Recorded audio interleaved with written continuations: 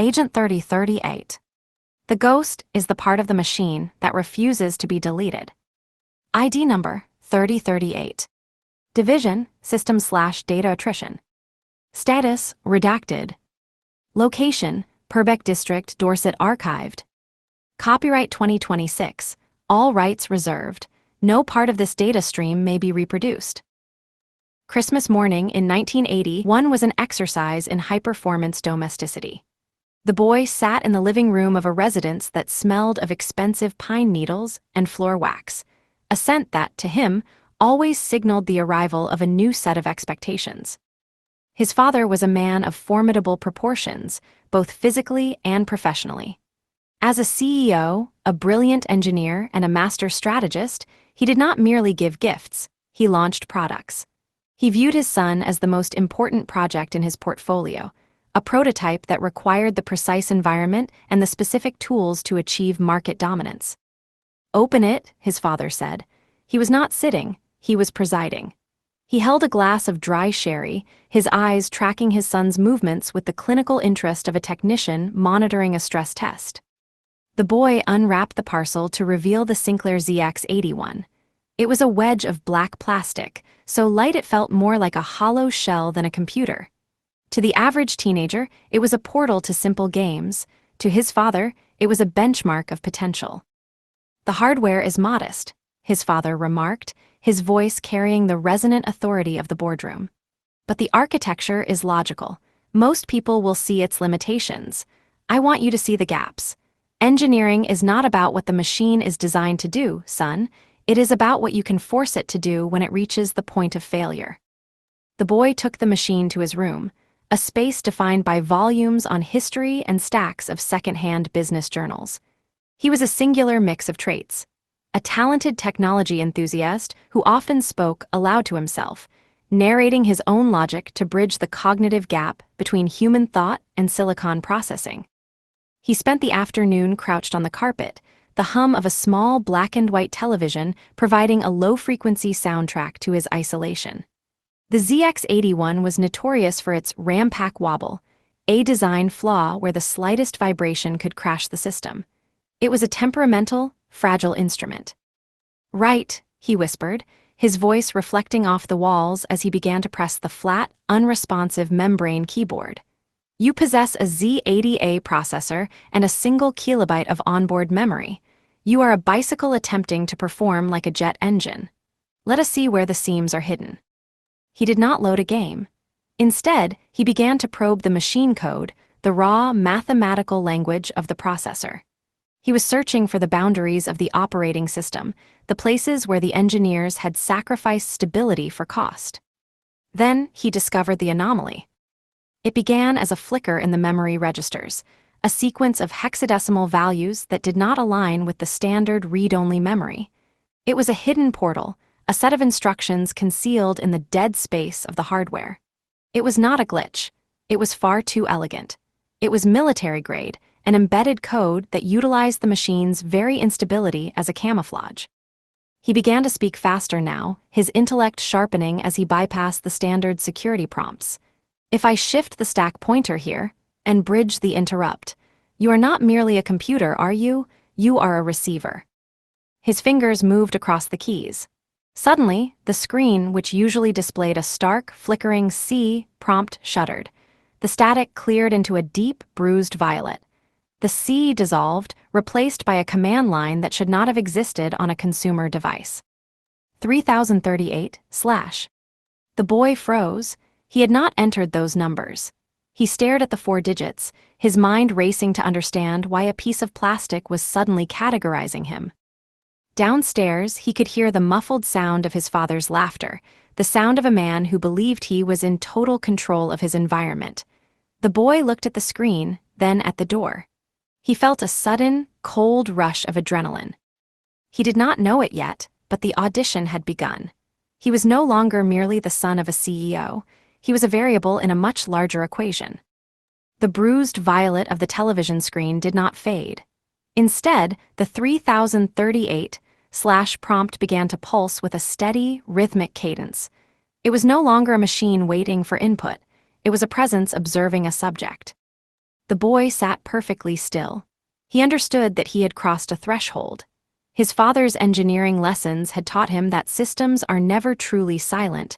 They are always communicating something, provided one knows how to listen. "You want to see how I think," he whispered, his voice steady despite the cold sweat prickling his palms. "Fine, let's play."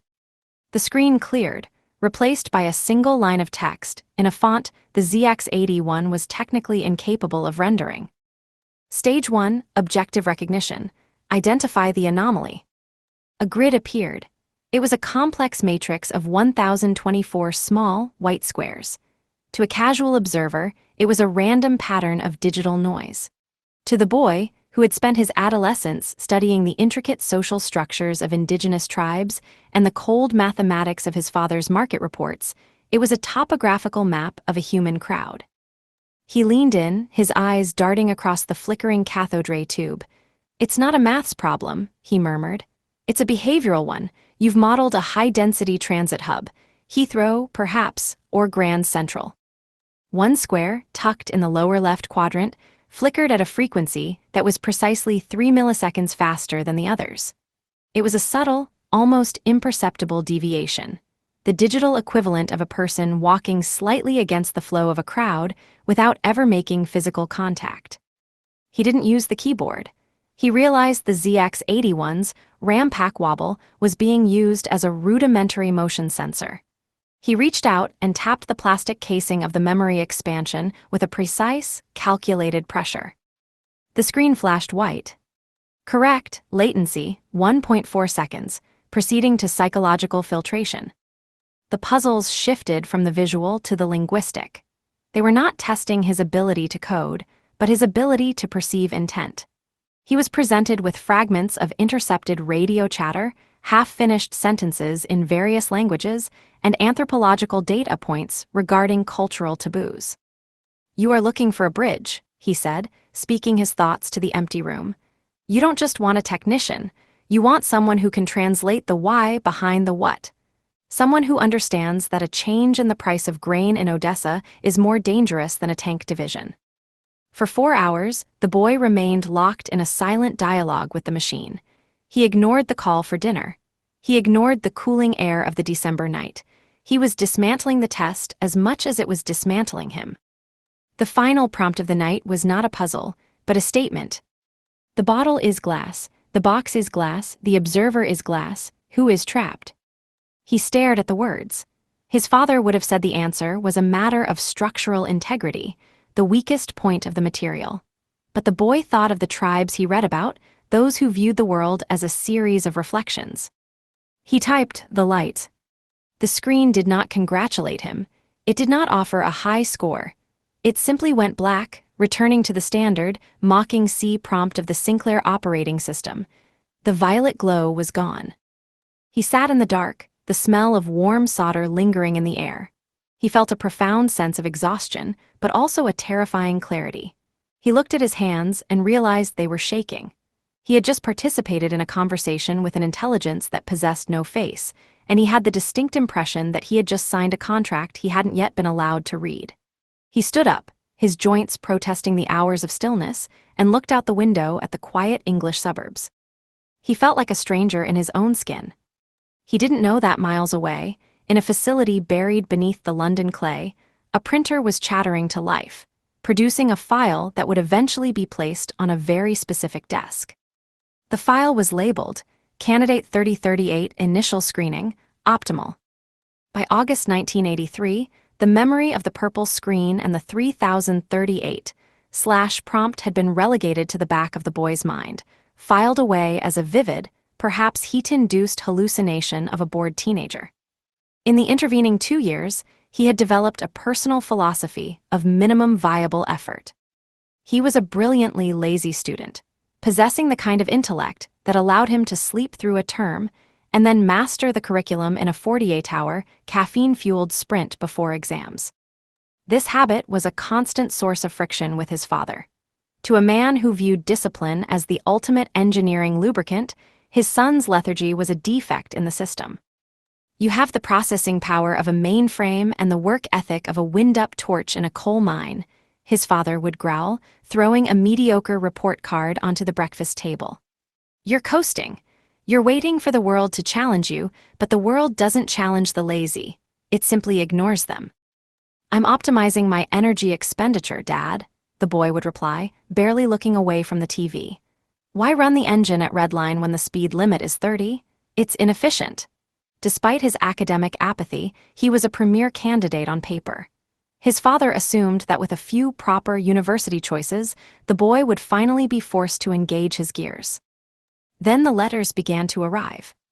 The first was from Imperial College London. It was a standard, high-grade rejection. Despite your qualifications, it read, we are unable to offer you a place. His father had stared at the paper, his knuckles whitening. Imperial, they've been courting my firm for research grants for 5 years. This is a clerical error. I'll call the dean. But the calls led nowhere. The dean was unavailable. The registrar was perplexed but firm. 3 days later, Bristol followed suit, then Manchester, then Edinburgh. Each rejection was a carbon copy of the last, polite, clinical, and utterly nonsensical. On paper, the boy was a top-tier candidate. In reality, he was being systematically blacklisted from every institution his father respected. It is a statistical impossibility, the boy said, feeling a rare spark of genuine interest. 4 top-tier universities rejecting a candidate with my profile, the probability is nearly 0. Someone is interfering, his father growled, the strategist in him sensing a competitor's hand. Someone is trying to devalue the asset. They want you sidelined. The final letter arrived on a Tuesday. It was not in a prestigious, heavy stock envelope. It was a thin, recycled sleeve from the University of Bradford. Offer of admission, BSc, Huns, Science and Technology. Bradford? His father spat. It's an industrial hub. It's practical, yes, but it's not elite. It's where you go to learn how to keep the machines running, not how to build empires. It is the only door left open, Dad, the boy replied. He felt a strange, cold sensation in his gut, the same chill he had felt in 1981. He realized that his father, for all his power and influence, was suddenly powerless. I don't like it, his father said, leaning over the table. An engineer looks for the hidden variable. Why Bradford? Why only Bradford?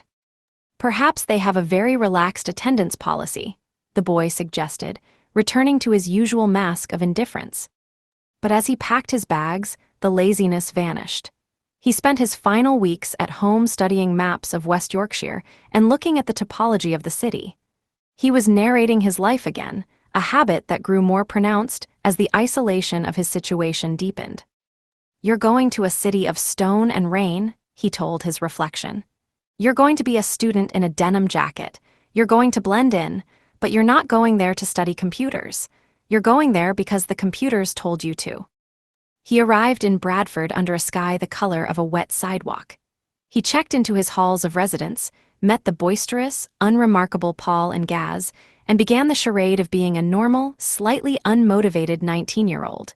He skipped the morning lectures, drank the lukewarm tea, and complained about the weather. He was entirely unaware that his optimized life was about to be forcibly upgraded. The transition from civilian to asset began in a basement bar that smelled of damp floorboards and desperation. The boy sat with Paul and Gaz, a half-empty pint of lukewarm beer in front of him.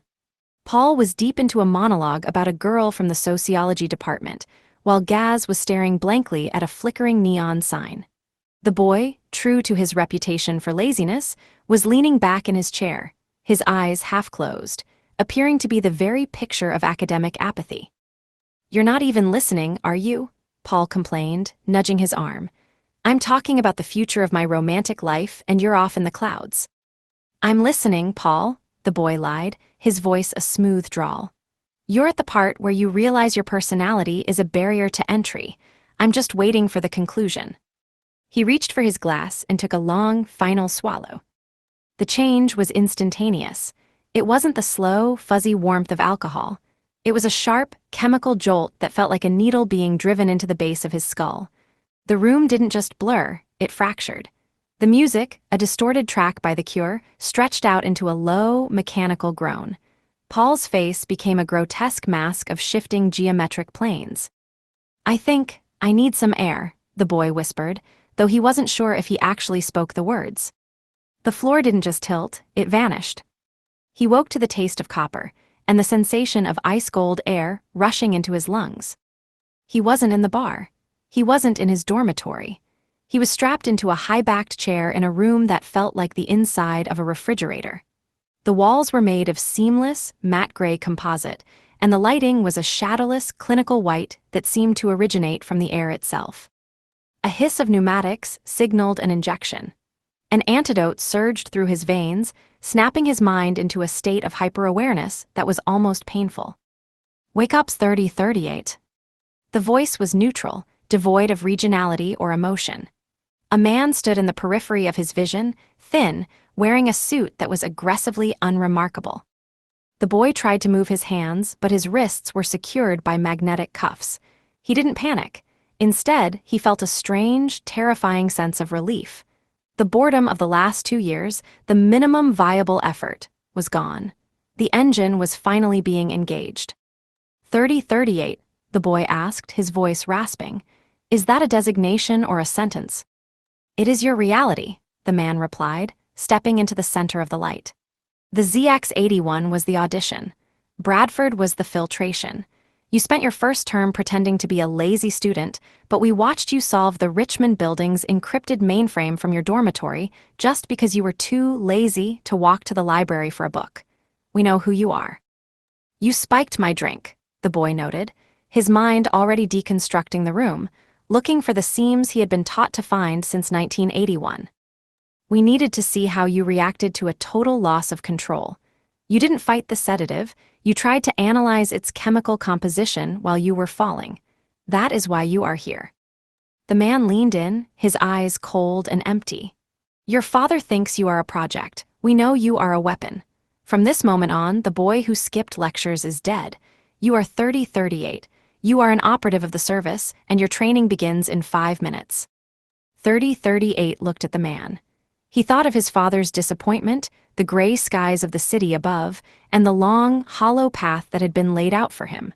Then he looked at the high-tech coldness of the facility. 5 minutes is a long time," 3038 said, a hint of his father's wit returning to his voice. "Why are we wasting the first 4? The man didn't smile, but he tapped a command into a tablet. The cuffs retracted. "Follow me, 3038. Let's see if that IQ can keep your heart beating in the gully." The lift did not descend so much as it surrendered to gravity. It was an industrial cage of reinforced steel that dropped 3038 deep into the sandstone foundations of West Yorkshire. As the floor numbers vanished, replaced by a series of glowing amber sigils, he felt the atmospheric pressure change, popping his ears with a sharp, clinical click. "The facility is colloquially known as the Gully," the man in the unremarkable suit stated, his eyes fixed on the sliding doors. "It is a pressurized, subterranean laboratory designed for the refinement of human variables. Up there, you are a student with a penchant for skipping seminars. Down here, you are a sequence of data points." The doors hissed open. 3038 stepped out into a corridor that stretched into a vanishing point of shadowless white light. The air smelled of ozone and recycled oxygen, a sterile contrast to the rain-soaked soot of the city above. "The first phase is cognitive attrition," the man said, gesturing toward a heavy, soundproofed door. "We have analyzed your optimized work ethic. You prefer to work only when challenged. We are going to ensure that the challenge never ends." Inside the room, 3038 was seated before a curved array of high-resolution monitors, hardware that was decades ahead of anything available in the university's public labs. On these screens, you will find 3 simultaneous streams. The instructor's voice crackled over a hidden intercom as the man exited. Stream 1, a real-time cryptographic feed from a Soviet listening post in East Berlin.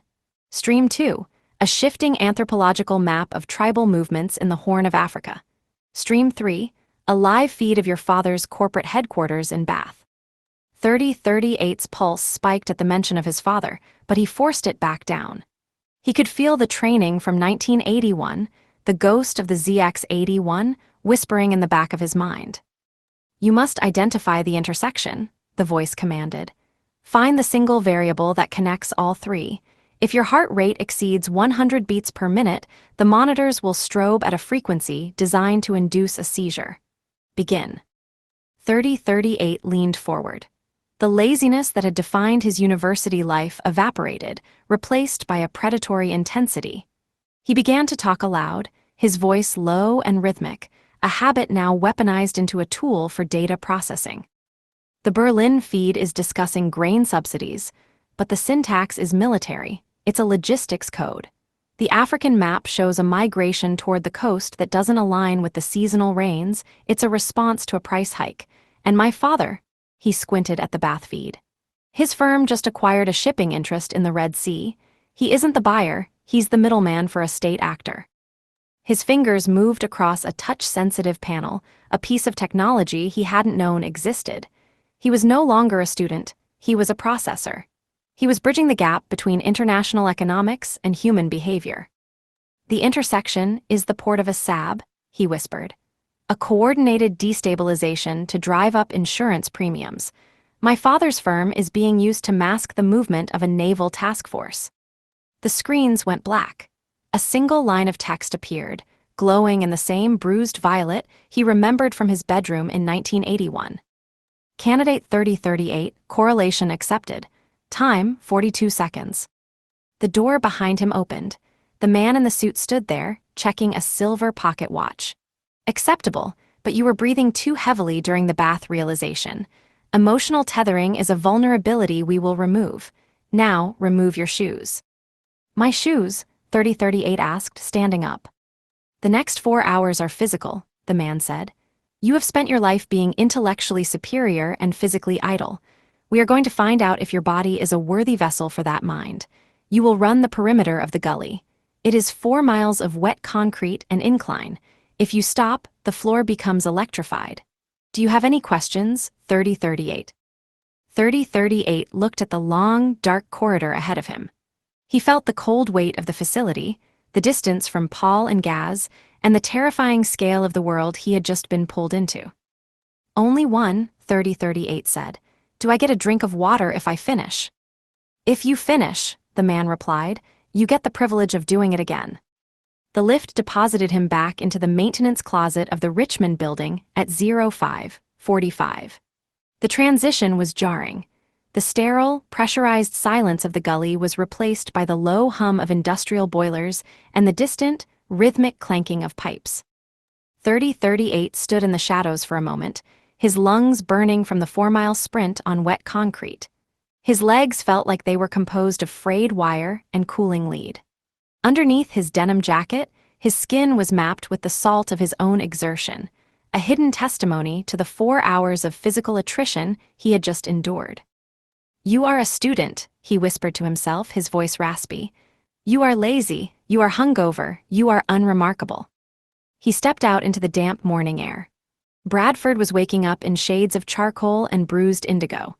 He walked toward the halls of residence, forcing his gait to loosen, fighting the rigid, tactical posture the instructors had beaten into him over the last several hours.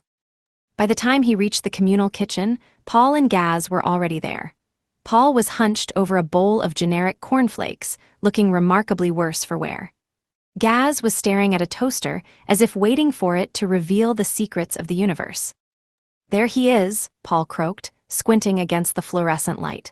The man, the myth, the legend. Where did you disappear to? I turned around to ask if you wanted another pint, and you'd vanished into the ether. I thought the bouncers had finally realized you were too stupid to be in there and deported you. 3038 moved to the kettle, his movements slow and deliberate, not because he was tired, but because a normal student would be. I told you, Paul, the curry, it staged an insurrection. I spent the night in a very intimate dialogue with a porcelain bowl. Weak, Gaz murmured, finally turning away from the toaster. Absolute amateur hour. You look like you've been dragged through a hedge backward, though. You're pale as a ghost. It was a very persuasive insurrection, 3038 replied. He sat down at the table, his mind involuntarily running a diagnostic on his friends. Paul's pupils were slightly dilated, residual alcohol. Gaz's hand had a slight tremor, lack of sleep. He could see the micro-expressions, the tells of their characters, with a clarity that was nauseating. He was no longer just their friend, he was a silent observer, a data collector. The social filtration was a different kind of test. The service didn't just want him to be a spy, they wanted him to be a ghost. He had to maintain the tether to his old life while the service slowly rewired his brain. Anyway, Paul said, spraying a few cornflakes as he spoke, we're heading to the library later. Gaz thinks he can find a shortcut for the Fortran assignment, and I'm just going to sleep behind a stack of law books. You coming? 3038 felt the weight of the day ahead. A 3-hour seminar on systems architecture, followed by a meeting with his personal tutor, and then, inevitably, the silent vibration in his mind that would signal his return to the gully. I'll be there, 3038 said, forcing a faint, tired smile. I wouldn't want Gaz to find a shortcut without me. He'd probably end up deleting the university's payroll by accident. True, Gaz agreed. I am a chaotic element.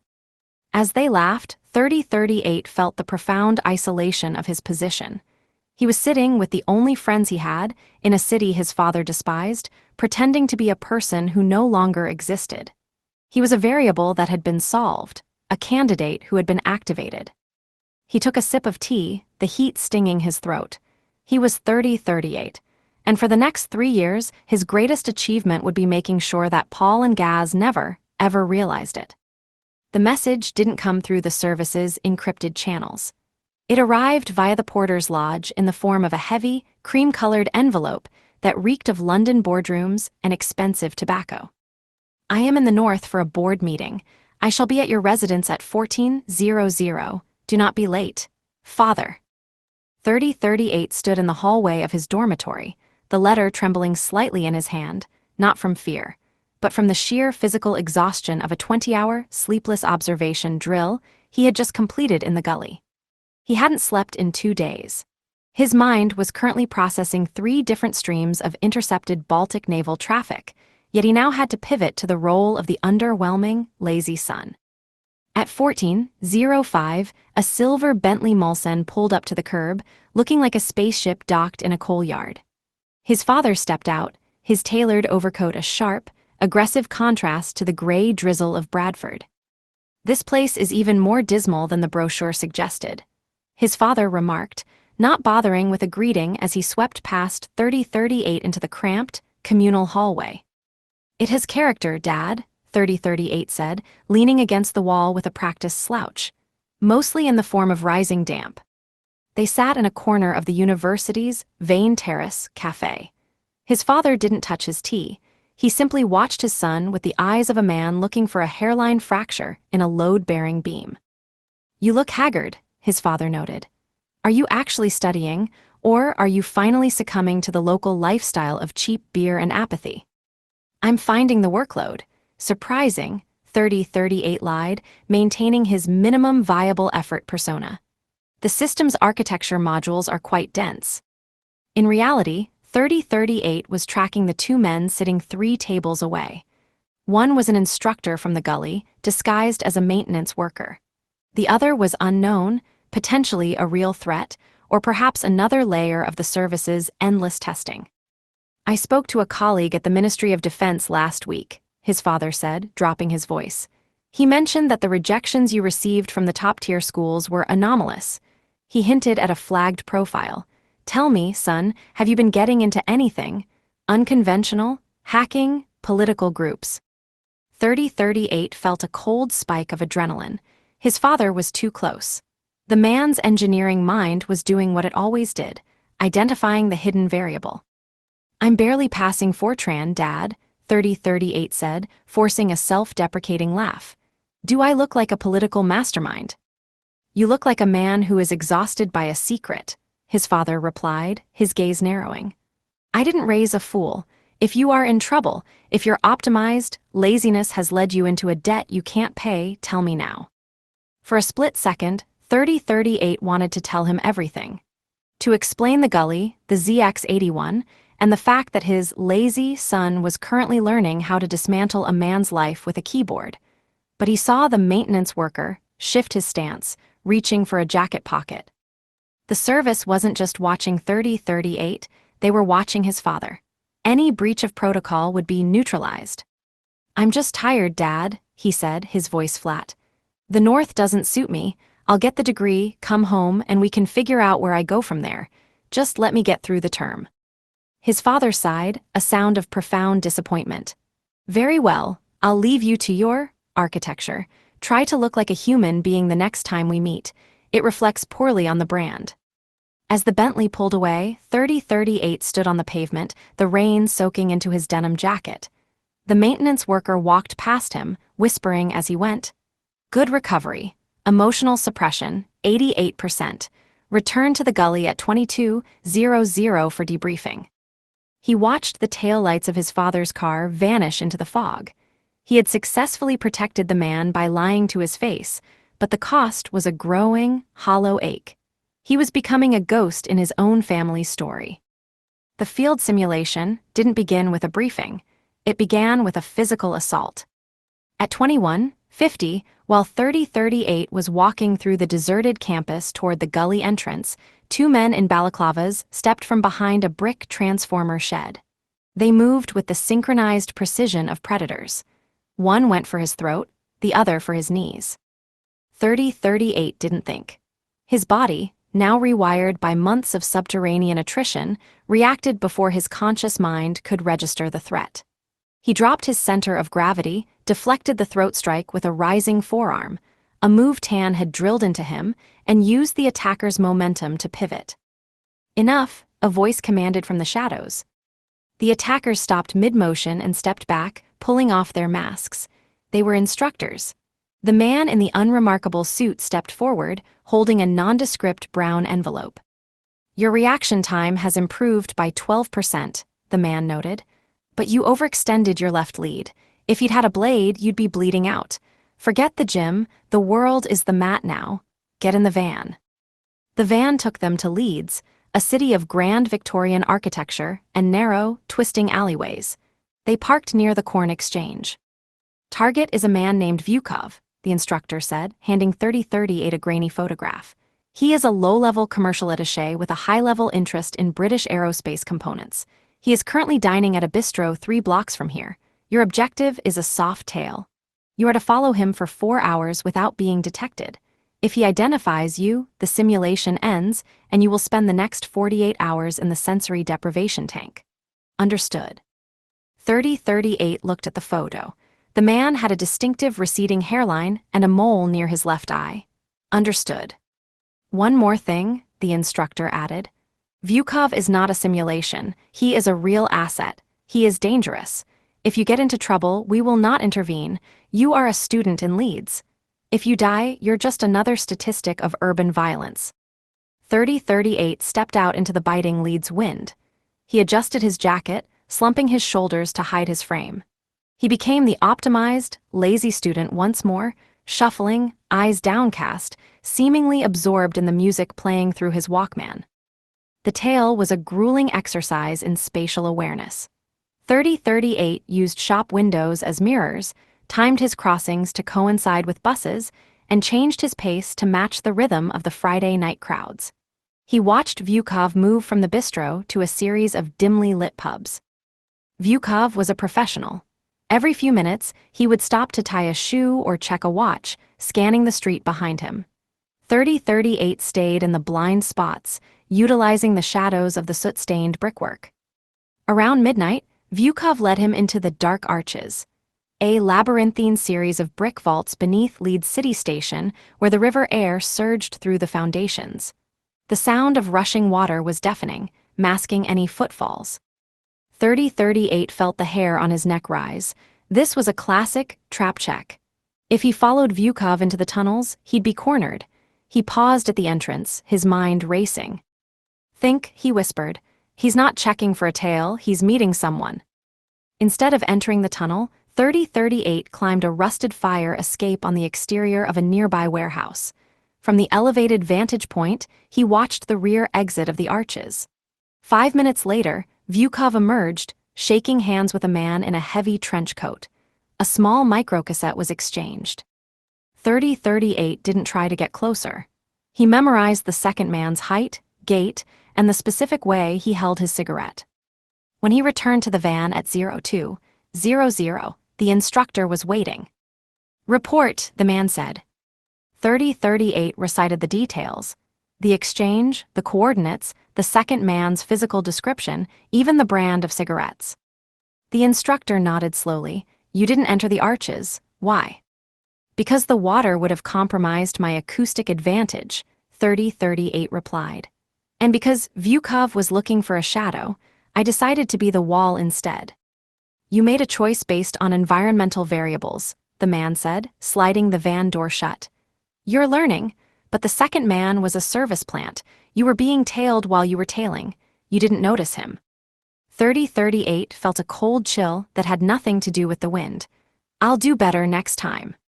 There is no next time in the service, 3038. There is only the time that matters. Get some sleep. You have a 9:00 a.m. lecture on discrete mathematics, and try not to look so alert. You're supposed to be a failure, remember. The final week of the first year was a study in duality. On the surface, the University of Bradford was a chaotic mess of end-of-term parties and students cramming for exams in the library. 3038 maintained his mask with effortless precision. He sat the exams for his computer science modules, finishing them in half the allotted time, then spent the remaining hour doodling tribal patterns in the margins of his script to maintain the illusion of a distracted, struggling student. "I think I failed the logic circuits paper," Gaz groaned as they walked out of the Richmond building for the last time that term. "I forgot the truth table for a NAND gate halfway through." "Don't worry," 3038 said, his voice light. "The world needs people to ask why instead of how. You're just overqualified for the binary world." "And you?" Paul asked, slapping him on the shoulder. "You looked like you were falling asleep during the assembly language exam." "I was," 3038 replied. "I've already accepted my fate as a mediocre middle manager in my dad's firm. Why fight the inevitable?" That night, the inevitable took the form of a black saloon car waiting in the shadows of a quiet side street. There was no lift to the gully this time. He was driven to a private airfield on the outskirts of Leeds. The man in the unremarkable suit was waiting inside a small, corrugated iron hangar. On a folding metal table sat a sleek, aluminum briefcase. "The audition phase is officially closed," the man said. His voice seemed to carry more weight now, as if the air itself had thickened. "You have maintained your cover, survived the gully, and demonstrated an acceptable level of environmental adaptability. You are no longer a candidate. You are an asset." He opened the briefcase. Inside, nestled in high-density foam, was his first set of field equipment. There were no gadgets from a spy novel, no fountain pen darts or exploding watches. This was the gear of a professional whose survival depended on the tactile and the invisible. "Kevlar-reinforced palms," the instructor explained, pointing to a pair of thin, supple black gloves. "They look like standard driving or cycling gloves, but they will stop a blade and allow you to slide down a fast rope without losing your skin. They are designed for deflection, the art of making a lethal strike skip off your body like a stone on water." 3038 pulled them on. They fit like a second skin, the material warming instantly to his body heat. He balled his fists, feeling the subtle resistance of the weave. "Your father has arranged a summer internship for you in Singapore," the man continued. "He believes it is a prestigious favor he pulled from an old business contact at an HVAC engineering firm. In reality, we chose the location. Singapore is a crossroads, a place where the West watches the East and the East hides in plain sight." "What is my objective?" 3038 asked. "Observation and acclimatization. You will work your day job at the firm. You will play the part of the bored expat son. But at night, you will report to a contact in Jailing. You will begin your training in BQ, incapacitation through pressure points, and you will begin to learn the language of the streets." The man handed him a new British passport. The name was his own, but the digital signature embedded in the back was a direct link to the service's mainframe. "You leave at 0600, the man said. "The student is on holiday, the asset is going to work. Remember, 3038, in Singapore the heat is your enemy, but the humidity is your friend. It masks the scent of a shadow." 3038 looked at his hands in the Kevlar gloves. He felt the cold, hard logic of his new life snapping into place. The university was behind him. The real world, the one his father only thought he understood, was waiting. Singapore, 3038 whispered, the word tasting of salt and ozone. I hear the food is excellent. Don't get used to the taste, the man replied. You're there to hunt, not to eat. The heat in Singapore was not a weather condition. It was a physical weight. As 3038 stepped out of Paya Lebar Airport, the humidity hit him like a wet wool blanket, thick with the scent of aviation fuel, sea salt, and blooming orchards. To his father, this was a masterstroke of parental networking, a 3-month internship at Jingshao Industrial HVAC, an engineering firm specializing in high-pressure ventilation systems for skyscrapers. To the service, it was the perfect laboratory to test how 3038 handled himself in a high-friction environment where every person was a potential informant. Welcome, Mr. 30. Welcome to Singapore, the driver said, catching himself as he held up a sign with 3038's civilian name. 3038 offered a weary, jet-lagged smile. Thank you, it's a bit warmer than West Yorkshire. He spent his days in a cramped office in the Tanjong Pagar district, hunched over a drafting table. He was surrounded by the scent of ammonia and blueprints. His task was to draw technical diagrams for industrial cooling ducts, work that was mind-numbingly simple for his intellect. He performed it with his signature, minimum viable effort, often finishing a day's work in 2 hours and spending the rest of the time staring out the window at the bustling harbor. You are very efficient or very lazy, his supervisor, Mr. Chen, remarked one afternoon, looking at a perfectly executed schematic. A bit of both, sir, 3038 replied, leaning back with a practiced yawn. Optimization is just laziness with a plan. As the sun dipped below the horizon, the student disappeared. His nights belonged to a dilapidated gym in a back alley of Jailing, a district of neon lights and durian stalls. The gym had no name, only a red door with a rusted latch. Inside, the air was stagnant and heavy with the smell of old sweat and liniment. This was where he worked with Tan. Tan was a wiry man whose skin looked like cured leather stretched over a frame of piano wire. He didn't speak English. He spoke in the language of kinetic energy. Again, Tan barked in a guttural dialect that 3038 was only beginning to decode. 3038 lunged, attempting a standard takedown. Tan didn't block. He simply wasn't there. He moved with a terrifying fluidity, his fingers finding a cluster of nerves just behind 3038 collarbone. A white-hot spike of agony shot through his torso, and his arm went completely dead. He hit the mats with a sickening thud. This is BQ, Tan whispered, standing over him. It is the art of the hidden gate. You do not fight the man's strength. You find the switch that turns him off. 3038 gasped, clutching his numb arm. Pressure points, you're overriding the nervous system. You think like a technician, Tan countered, his eyes as cold as the floorboards. Stop thinking, start feeling the flow of the energy. Your body is a circuit. If I break the circuit, the machine stops. The training was brutal.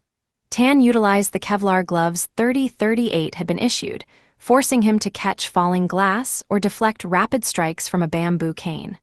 The goal was deflection, the ability to make a lethal force skip off his body without absorbing the impact. You are a ghost, Tan would hiss. A ghost does not fight the wind passes through the ghost. To maintain his cover as a privileged expat, the service had arranged a membership at the prestigious British club. It was here that he was introduced to squash. The first time he stepped onto the court, he realized it was the perfect kinetic counterpart to his training with Tan. The ball moved at a frantic, erratic pace, bouncing off the 4 walls with violent unpredictability. He didn't play with a partner. He played against himself. He stood in the center of the court, the tee, and forced himself to react to the ball with the same BQ principles Tan taught him. He wasn't hitting a ball, he was deflecting a projectile. He used the racket as an extension of his arm, practicing the micro-adjustments needed to redirect high-velocity energy. One evening, after a particularly grueling session, he sat in the club's bar, sipping a cold tonic water. A group of British businessmen were loudly discussing the local economy. 3038 watched them, his mind automatically filtering their conversation for keywords: shipping routes, currency fluctuations, political unrest. He looked at his hands. The calluses from the drafting pencil were being replaced by the hardened skin of a combatant. "Having a good summer, son?" a voice asked. 3038 looked up. It was a man he'd seen at the HVAC firm, a consultant named Miller. Miller gave him a look that was far too sharp for a casual acquaintance. "I'm learning a lot about ventilation," 3038 said, his voice flat and unremarkable. "Good," Miller replied, leaning in. "Because next week, we're going to see how you handle a real-world vacuum. There's a shipment coming into the Jurong port that isn't on the manifest. We need a ghost to go find it." 3038 felt a surge of adrenaline. The internship was over. The mission had begun. The Jurong port at 0300 was a landscape of iron and steam.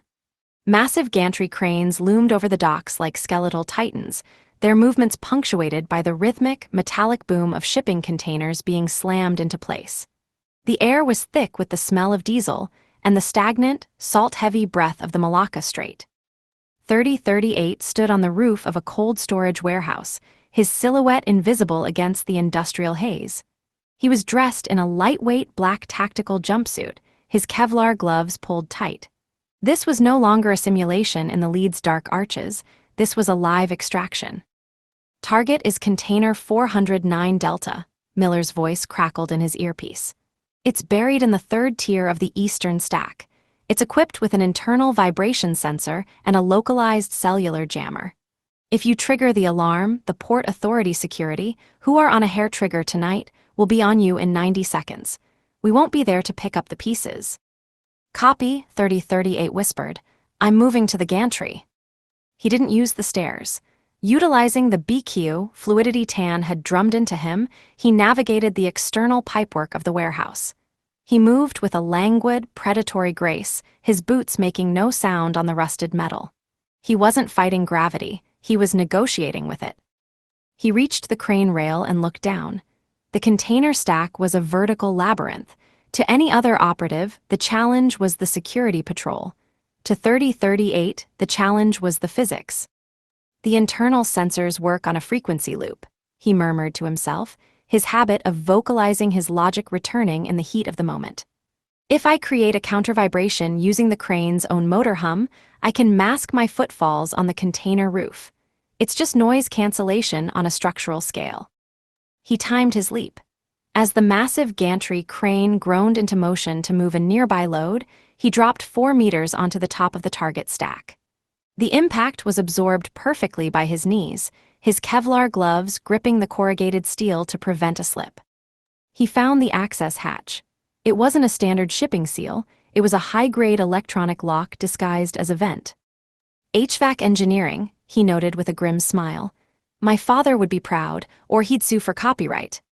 He used a specialized probe to bypass the thermal sensor. His fingers, steady despite the adrenaline, manipulated the internal circuitry. He wasn't just hacking. He was feeling the electronic pulse of the machine, finding the hidden gate, just as Tan had taught him to find the nerves in a human arm. With a soft click, the hatch released. Inside, the container was chilled to exactly 4 degrees C. In the center of the cramped space sat a single, silver briefcase bolted to the floor.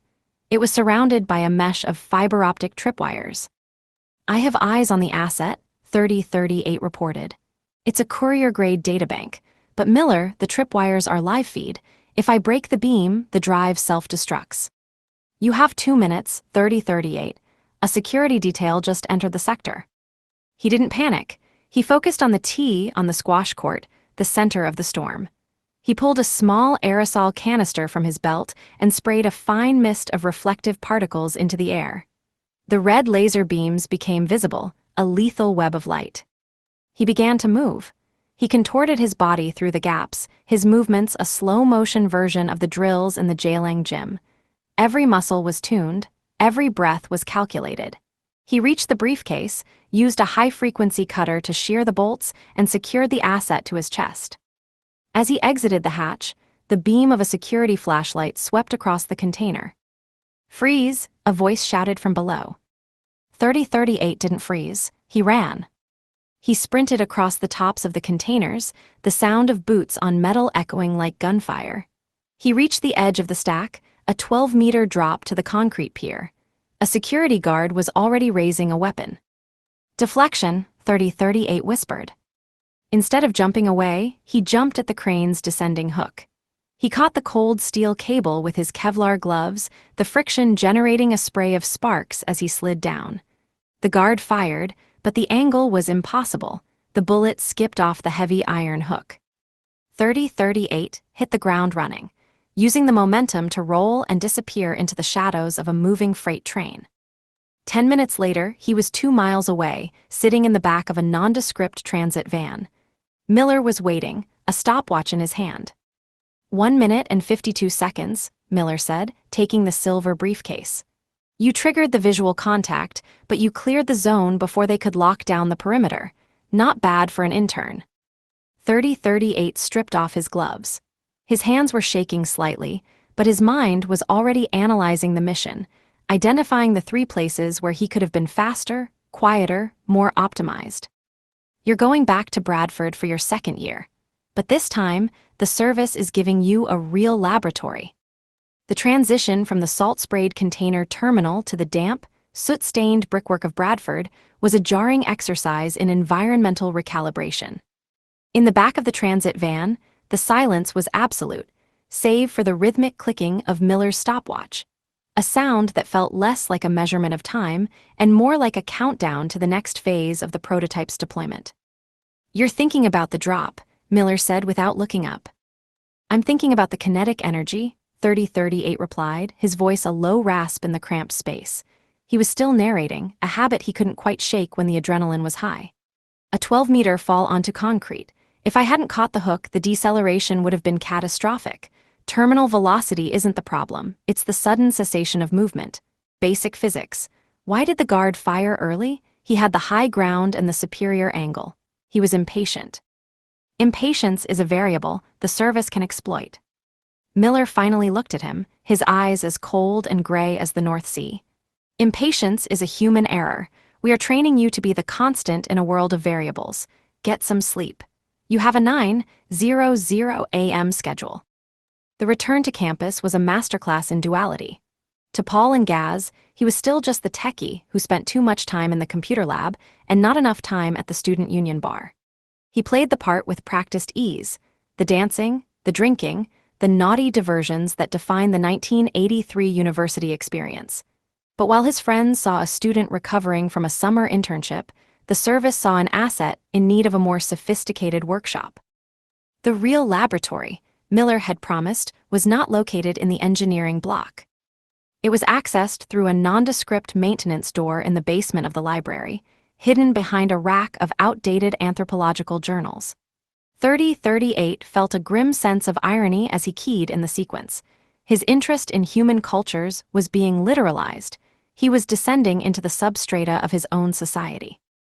The facility was a sterile contrast to the crumbling Victorian architecture above. The air here was filtered, chilled to exactly 18 degrees Celsius to preserve the delicate circuitry of the mainframe nodes. This was the secret underground vetting facility, the place where the 5,000 candidates were being winnowed down to a handful of ghosts. "Welcome back, 3038, a voice echoed through the intercom. It wasn't Miller. It was a voice that carried the same clinical weight as his father's, the sound of an engineer presiding over a stress test.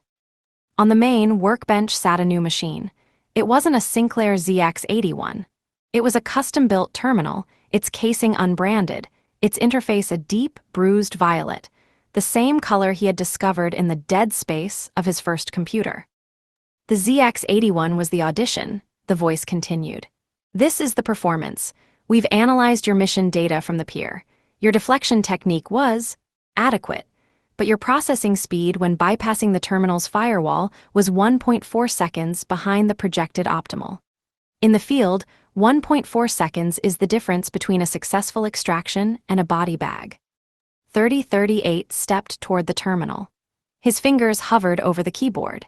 He could feel the familiar hum of the processor, the digital heartbeat of a machine designed to do things its manufacturers never intended. "Right," he whispered to the empty room, his logic beginning to bridge the gap between his physical exhaustion and the task at hand. A closed circuit interrupt with a secondary encryption layer. You aren't just a computer, you're a gatekeeper. Let's see how long it takes to pick the lock. Behind him, the heavy steel door hissed shut. Above, the students of Bradford were drinking and dancing, oblivious to the fact that one of their own was currently rewriting the code of a hidden war 3 stories beneath their feet. The gully didn't just lock out the world, it severed it. For the remainder of his time at Bradford, 3038 lived in a state of permanent architectural duality. Above ground, he was the ghost of the Richmond building, a student whose minimum viable effort philosophy was becoming a legend among his peers. To Paul and Gaz, he was a lazy techie with a penchant for skipped lectures and a suspicious ability to master complex logic circuits in a marathon caffeine sprint. Beneath the sandstone foundations, however, the lazy student was a sequence of data points being refined through cognitive attrition. His training sessions were brutal audits of human limits. He spent his nights bridged between real-time cryptographic feeds from Soviet posts and live surveillance of his own father's corporate headquarters in Bath. The service weaponized his habit of narrating his own logic, turning his voice into a tool for high-speed data processing. Graduation was not a release, but a redeployment. His internship at IBM served as the perfect sensory deprivation chamber for his transition into global operations. By the time he completed his first soft tale of a real asset in the dark arches of Leeds, the student who had unwrapped a Sinclair ZX81 on Christmas morning was gone. He had become a ghost, a weaponized intellect ready to be moved into the silent years and beyond. The IBM regional office was a cathedral of drab, smelled of Dettol, static-charged carpets, and the faint, burnt sugar scent of vending machine coffee. For 3038, it was a sensory deprivation chamber. He sat at a workstation that felt like a cage built of particle board. The ambient noise, the low-frequency hum of the air conditioning, and the synchronized clicking of 30 keyboards was a rhythmic drone he had to manually tune out. To the other analysts, he was a ghost in a short-sleeved shirt, a man whose presence was as indistinct as a smudge on a lens. The logic of the cubicle, he whispered, his voice barely a rasp against the hum. Defined borders, controlled environment. It's a simulation of life designed to harvest data while the soul remains in standby mode. His terminal, an IBM 3270, stared back at him with its flat, green eye. The work was an insult. He was processing inventory logistics for a national grocery chain, rows of canned peas and pallet weights, while his mind was still mapping the pressure points of the human neck he'd mastered in Singapore. The empathy that the service so valued was his greatest burden here. He could feel the quiet desperation of the office. He watched Dave, 2 rows over, obsessively straightening his paperclips, a man whose life was being slowly erased by the same spreadsheets 3038 was currently manipulating. He heard the forced cheer in the receptionist's voice and recognized it as a masking frequency. She was hiding a crumbling marriage, just as he was hiding a license to kill. To keep his kinetic edge from dulling, 3038 practiced BQ in the only way the cubicle allowed, through micro-gestures. He would pick up a standard HB pencil and balance it on the back of his hand, flicking it into the air and catching it between 2 fingers with a movement so fast it was invisible to a casual glance. He practiced the neuromuscular interrupt on his own forearm, pressing the median nerve until his fingers went cold, just to feel the off switch of the human machine. One Tuesday, the monotony was broken by a system crash. The office went silent as the mainframe stalled. In the sudden vacuum of sound, 3038 felt his pulse quicken. This was a point of failure, as his father would have called it. While the other analysts stared blankly at their dead screens, 3038's mind was already at the server room door, visualizing the cable architecture, the thermal bleed, and the digital bottleneck. He didn't fix it. That would have been a variable. Instead, he leaned back, put on his bumbling IT guy mask, and asked Dave if he knew where the any key was. The lie tasted like copper in his mouth. He was a weapon being kept in a velvet-lined box, and the box was starting to feel like a coffin. He needed a connection to the real world, not the service's world of shadows, and not IBM's world of vanilla. He needed the one person who knew the difference between the code and the man. He needed H. The relief from the sterile silence of IBM to H's garage was like moving from a vacuum into a riot. H was a childhood friend, the only person who had ever managed to keep pace with 3038's internal processing speed, though he did so through a filter of beautiful, chaotic improvisation. While 3038 was the scalpel, precise, cold, and refined by the service, H was the blowtorch. He lived in a world of haphazard DIY, where a state-of-the-art radio jammer might be housed in a rusted biscuit tin and powered by a series of leaking D-cell batteries. 3038 pulled up to the semi-detached house in Dorset, the smell of damp earth and coal smoke clinging to the evening air. He found H in the garage, hunched over a workbench illuminated by a single, flickering fluorescent tube. The floor was a graveyard of obsolete tech, Sinclair Spectrums, Commodore 64s, and half-dissected television sets. "You look like a tax inspector," H said, not turning around. He was holding a soldering iron with the casual grace of a cigarette. "The service has turned you into a piece of office furniture." "It's a mask, H, a very boring, very expensive mask," 3038 replied. He stepped over a pile of ribbon cables, his movements fluid and economical, a subconscious echo of his BQ training. He reached out and caught a heavy pliers that H had carelessly knocked off the bench, returning it to its place before H even realized it had fallen. "I'm here because the service needs a variable they can't control," 3038 continued, his voice dropping to that familiar analytical rasp. "They have labs in Cheltenham with budgets that could buy a small country, but they're too visible. They're predictable. I need a shadow unit. A place where the dead space from our old days is a permanent feature." H finally looked up, his eyes bright behind grease-smudged glasses. He recognized the look in 3038's eyes, the empathetic weight masked by a terrifying logic. "You want to build ghosts," H grinned. "You want hardware that doesn't exist on a manifest and code that writes itself in the margins." "I want evil to look for us in the light while we're operating in the static," 3038 said. They spent the night in that garage, the air thick with the smell of molten lead. It was a reunion of minds.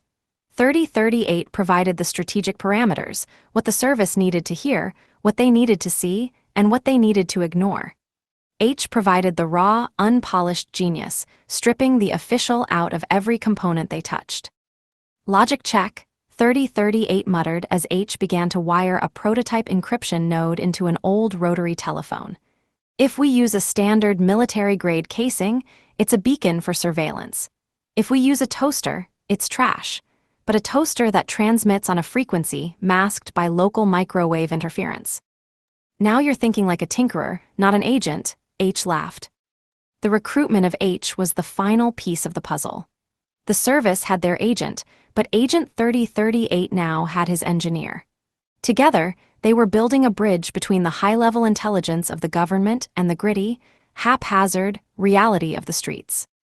The shadow unit was born, not in a secret bunker, but in a garage that smelled of oil and old dreams. The garage had become a monastery of haphazard DIY. It was a space where the service's rigid requirements met H's entropic brilliance.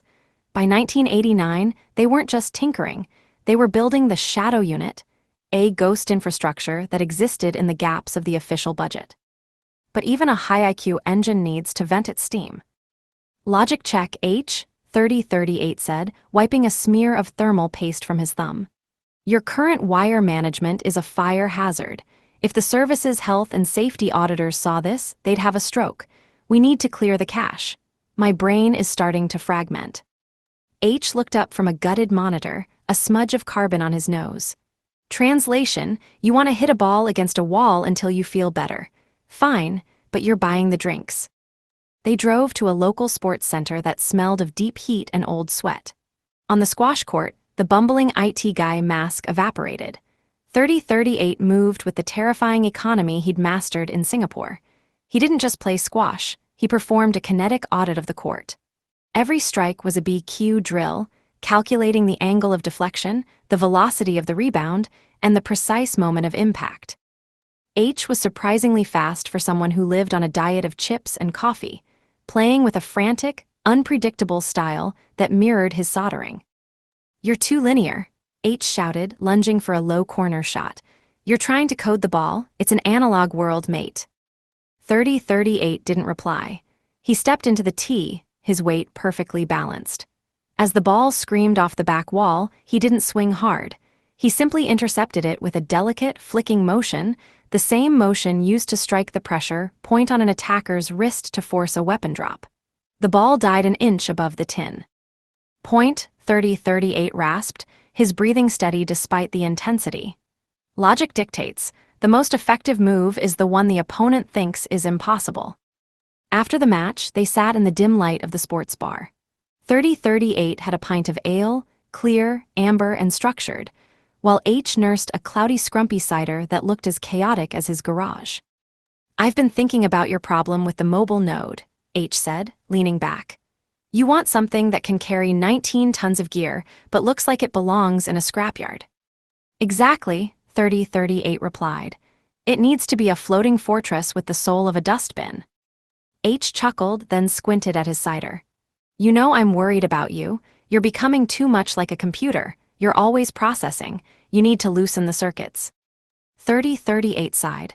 "Go on then, H, give me the variable." "Right," H said, grinning. "Why did the computer show up late for work?" 3038 stared at him, his analytical mind already scanning for the punchline. "I don't know, H, why?" "Because it had a hard drive." 3038 sat in silence for 5 seconds. He blinked once. The logic is flawed. A hard drive is a component, not a method of transport. Furthermore, the pun relies on a linguistic overlap between a physical journey and a storage device. "Oh, shut up and drink your beer," H laughed. "You're the only man I know who can kill a joke and perform an autopsy on it at the same time." 3038 took a sip of his beer, the cold liquid a sharp contrast to the heat of the game. For a brief moment, the weight of the silent years felt lighter. The shadow unit had its mission, and he had his partner. "A hard drive," 3038 muttered into his glass, a tiny smirk tugging at the corner of his mouth. "Actually, H, that's exactly what we're going to need." The air in Hythe was a thick, salty soup of Atlantic damp and low-tide decay. It was the kind of coastal town where people went to let things rot in peace, which made it the perfect procurement site for the service's most unconventional mobile asset. 3038 stood on the edge of the slipway, his breath pluming in the gray light. Before him sat the vessel that would become his floating sanctuary and his greatest engineering headache, a 48-foot, 19-ton Solent-class lifeboat. It had been retired from the RNLI after decades of service, and its hull bore the scars of 1,000 cold water rescues. "She's a beast," H said, his boots crunching on the shingle.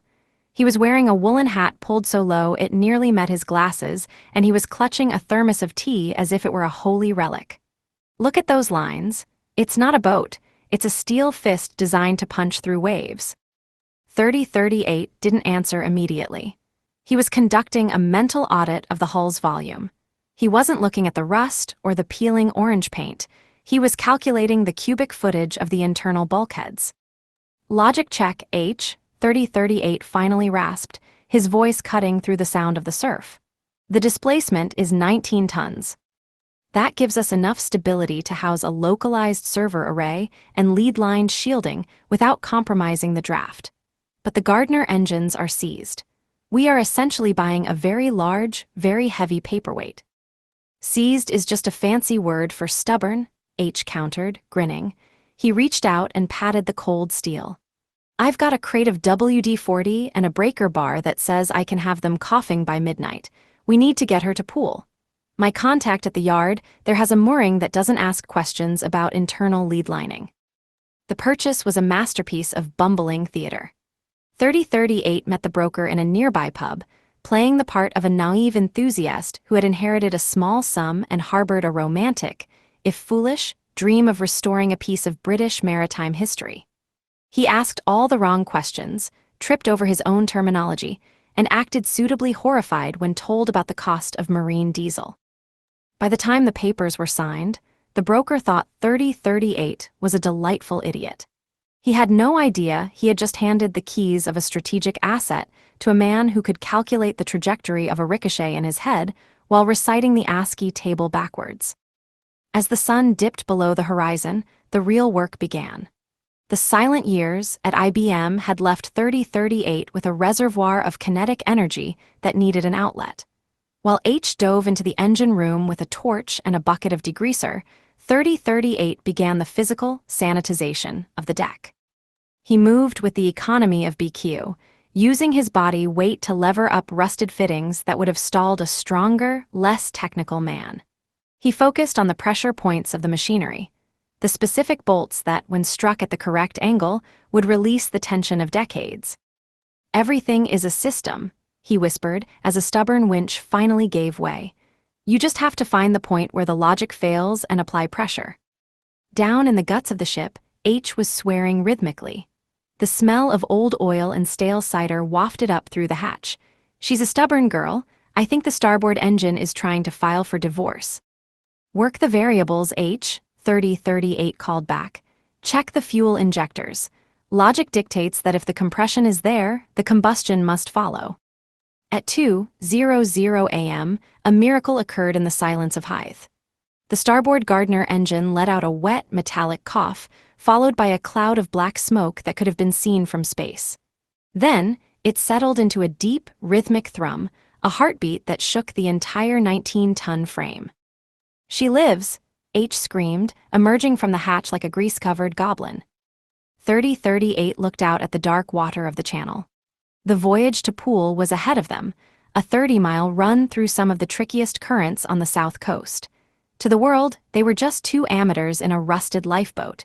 To 3038, this was the beginning of the Shadow Unit's true deployment. "We leave on the morning tide," 3038 said, his eyes scanning the horizon. "Logic check. We have no radar. The radio is a prototype H special that currently only picks up radio 4, and we're sitting on 19 tons of steel we don't quite know how to stop." "Perfect," H grinned, opening a bottle of cloudy cider. "It's a maiden voyage. What could possibly go wrong?" 3038 didn't answer. He was already visualizing the variables of the channel shipping lanes. He knew exactly what could go wrong. And in the dark, cold hours before dawn, he began to prepare his mind for the kinetic reality of the sea. The English Channel in late autumn is not a body of water. It is a moving mountain range of gray slate and white foam. As they cleared the shelter of Hythe, the 19-ton Solent-class lifeboat, now unofficially christened the Clunker, began to show why the RNLI trusted this hull with human lives. She didn't ride the waves, she shoulder-charged them. Agent 3038 stood at the wheel, his legs braced wide, his body subconsciously echoing the BQ stance of the rooted tree. Every time the bow slammed into a swell, sending a wall of freezing spray over the wheelhouse, he felt a surge of something he hadn't felt since Singapore: genuine, unadulterated fun. "Logic check, H," 3038 shouted over the roar of the wind and the mechanical scream of the starboard Gardner engine. "The Beaufort scale indicates a force 6, gusting 7. The structural integrity of the hull is holding, but our electrical bypass is currently submerged in 3 inches of bilge water. Probability of a total power failure, 65%. H was currently lashed to a handrail near the engine hatch, looking like a drowned rat in a high-visibility vest. He was holding a screwdriver in one hand and a half-eaten sandwich in the other. "Only 65? H yelled back, grinning like a maniac as the boat pitched 40 degrees to port. "I like those odds. If the sea wanted us to have power, it wouldn't have made water conductive." Despite the chaos, 3038 was in his element. The engine in his brain was finally being fed enough variables to satisfy it. He was calculating the drift, the engine RPM, the fuel-to-air ratio, and the frequency of the waves set simultaneously. It was a symphony of data, far removed from the sterile rows of the IBM spreadsheets. Then the fog rolled in. It wasn't a gradual mist. It was a cold, white wall that swallowed the world. Suddenly, they were blind. The Clunker had no radar, and their only navigational aid was a handheld compass that H had calibrated using a magnet from a broken speaker. "Shut down the chatter," 3038 rasped, his voice dropping into the cold, analytical tone of the service. "Sensory input check. Listen." In the sudden muffled silence of the fog, beneath the thrum of their own engine, there was a sound, a deep, rhythmic throb that felt like a heartbeat in the soles of their boots. Thump, thump, thump. That's a big displacement, H whispered, his grin finally faltering. That's a very big displacement. Container ship, 3038 said, his eyes scanning the white void. Moving at approximately 18 knots, heading 220 degrees. Based on the Doppler effect, it's closing on our starboard quarter. Logic dictates, we are in a collision corridor. 3038 didn't panic. Panic was a waste of glucose. Instead, he utilized the BQ principle of yielding to the force. He couldn't outrun a container ship, and he couldn't signal it. Their radio was currently emitting nothing but a low-frequency hum. H the flare, 3038 commanded. The what? Oh, the emergency kit from 1974. H scrambled toward the locker. The instructions are in German. Just fire it, high and to the right. The container ship loomed out of the fog like a skyscraper falling over. It was a wall of black steel, hundreds of feet high, pushing a bow wave that threatened to swamping the 19-ton lifeboat. H pulled the cord. The flare didn't soar. It hissed, sputtered, and then shot out horizontally, bouncing off the side of the container ship like a glowing red ping-pong ball before falling into the sea. Well, that was a 1 out of 10 for pyrotechnics, H muttered. But it was enough. 3038 saw the massive hull begin to pivot. The ship was turning. However, the displaced water from its wake was now a lethal variable. A massive, chaotic wave reared up, catching the clunker on the beam. The boat rolled. 3038 felt the world go sideways. The starboard engine choked on a gulp of air and died. The silence was absolute, save for the rushing water. Action, kinetic correction, 3038 narrated to himself. As the boat began to capsize, 3038 didn't fight the roll. He threw his weight toward the center of gravity, grabbing the manual fuel pump lever. He used the momentum of the roll to prime the line, his muscles screaming under the 19-ton strain of the shifting vessel. Cough, splutter, roar. The Gardner engine caught. 3038 slammed the throttle forward, the propeller biting into the churned-up wake of the container ship. The clunker righted itself with a violent shudder, shedding tons of seawater like a surfacing whale. They sat in the wake of the giant, bobbing in the turbulent water as the black wall vanished back into the fog. H crawled back into the wheelhouse, his glasses gone, his hair plastered to his forehead. He looked at 3038, who was still holding the wheel with a calm, steady grip, his heart rate already returning to its resting 60 BPM. You know, H panted, that was actually quite fun, in a nearly crushed by global commerce kind of way. 3038 looked at his friend. He felt a rare spark of genuine warmth. The logic was sound. We used the ship's own wake to provide the kinetic energy needed to prime the engine. Efficient.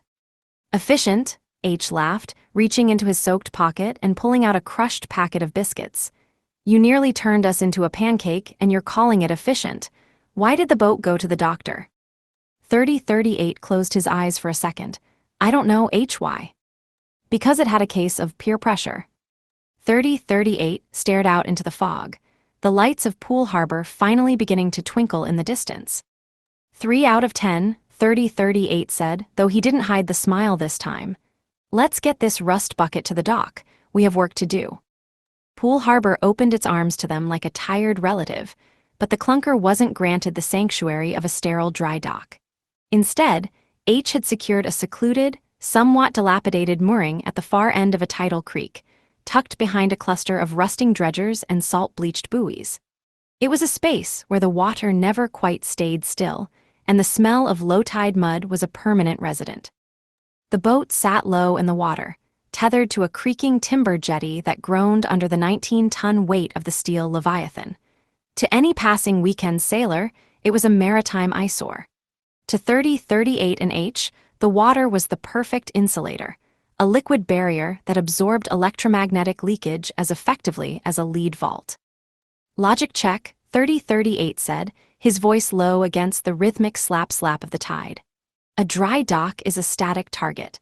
A mooring provides a variable environment. We're grounded by the very element we're floating in. But commuting from the mainland to work on a server array while the floor is pitching at a 5-degree angle is suboptimal. H was currently balanced precariously on a floating pontoon, trying to feed a thick umbilical of copper-shielded cabling through a hull fitting. He was wearing a life jacket over a grease-stained hoodie, looking like a very stressed orange marshmallow. "Suboptimal is my middle name," H shouted, narrowly avoiding a plunge into the murky depths as a passing tugboat's wake hit them. "The motion is good for the hardware. It keeps the electrons from getting lazy. Besides, no one expects a high-level SIGINT platform to have barnacles on its cooling intake. We do the work here, we sleep in a bed with 4 legs that don't move. Balance, mate."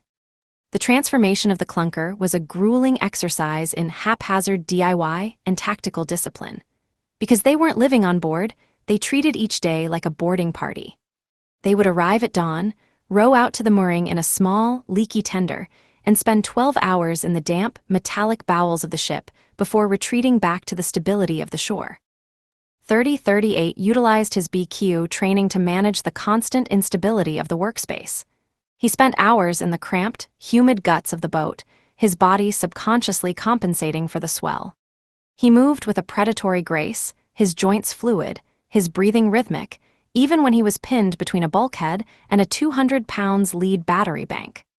He focused on the point of failure, in every bolt and bracket, ensuring that the heavy hardware would remain stationary even if the boat rolled 30 degrees. The forward cabin was stripped of its RNLI benches and filled with floor-to-ceiling server racks. H had mounted each one on custom-built gimbals salvaged from an old flight simulator. "The H factor," H explained, pointing to the swaying racks as a heavy swell passed. "The boat moves, the servers stay level. It's like a chicken's head, total stability in a chaotic system." 3038 worked on the linguistic masking protocols, setting up the foundation for what would become their secret communication network. His mind was a flurry of partitions, half of him calculating the tension on the mooring lines during a spring tide, the other half writing the polymorphic code that would hide their signals in the ambient noise of the harbor's VHF traffic. Their routine was as rhythmic as the tides, hard labor on the water followed by a retreat to the local pub. One evening, as a storm began to brew over Brownsea Island, they sat on the deck for a final check before rowing back to land. The Clunker was beginning to hum, a low-frequency vibration that wasn't the engine, but the sound of the preliminary processors coming to life. "H, 3038 said, targeting a pressure point on his own forearm to release the cramp from a day of precision soldering. "We have successfully turned a 19-ton rescue vessel into a 19-ton Faraday cage. We are invisible to the eye and silent to the ear. But the service is getting restless. My time at IBM is reaching its expiration date." H took a long, thoughtful pull of his cider. "They've already got your next slot lined up, and it's a beauty. You're going into deep cover in the most terrifying place imaginable." 3038 looked at the lights of pool reflecting in the rippling water. "Where?" "A textile factory," H grinned, the orange light of the cabin reflecting in his glasses. "Management, clipboards, production quotas, synthetic blends, it's the ultimate camouflage. No one looks for a ghost in a felt factory." The weight of the silent years was shifting into a new phase. The boat was ready to act as their secret hub, moored safely in the silt. "I have a joke for you, H," 3038 said, the wind catching his words as they climbed into the dinghy to head for shore. H sighed, bracing himself as he grabbed the oars. "Go on then, make it a maritime one." "Why did the computer go to the beach?" "I don't know." "To improve its network." H stopped rowing for a long beat, the sound of the rain the only reply. "That's a 0.5 out of 10. Truly, I think the salt air has rotted your logic circuits. You're definitely ready for middle management." "The joke is successful," 3038 replied, a rare, genuine spark of wit in his eyes. It elicited the exact response the data predicted. The metamorphosis was complete. The Clunker was moored in the shadows, silent and brooding. Agent 3038 was ready to disappear into the bland, textile-heavy reality of the 1990s. The lint-heavy air of the factory in Wilton was a sensory flatline, from the salt-sprayed deck of the Clunker. Nestled near Salisbury, in a pocket of Wiltshire where the landscape was dominated by the ancient stone of the cathedral and the rolling chalk downs, the factory sat in a quiet industrial loop. It didn't produce fashion or upholstery. It manufactured engineering felt, a dense, unglamorous material used for gaskets, industrial filters, and vibration dampening.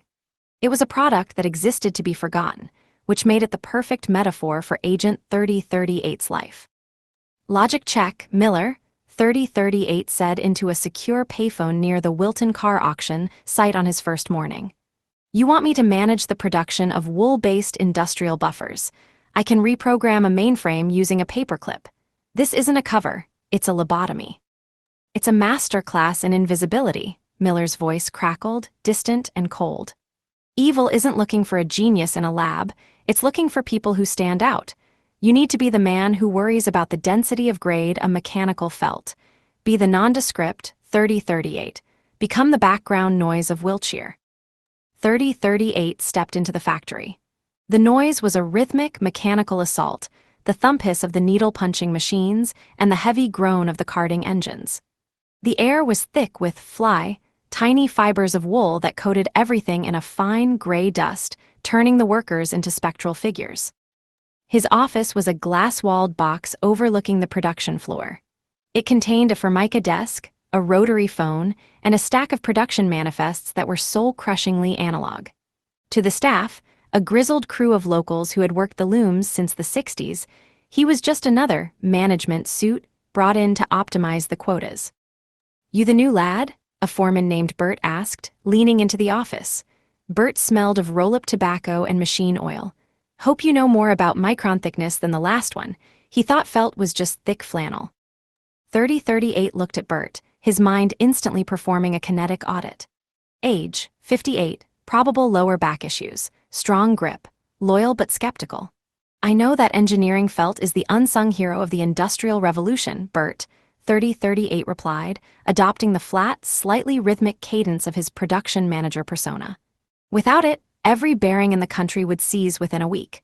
I'm here to make sure we don't run out of grease-retaining washers.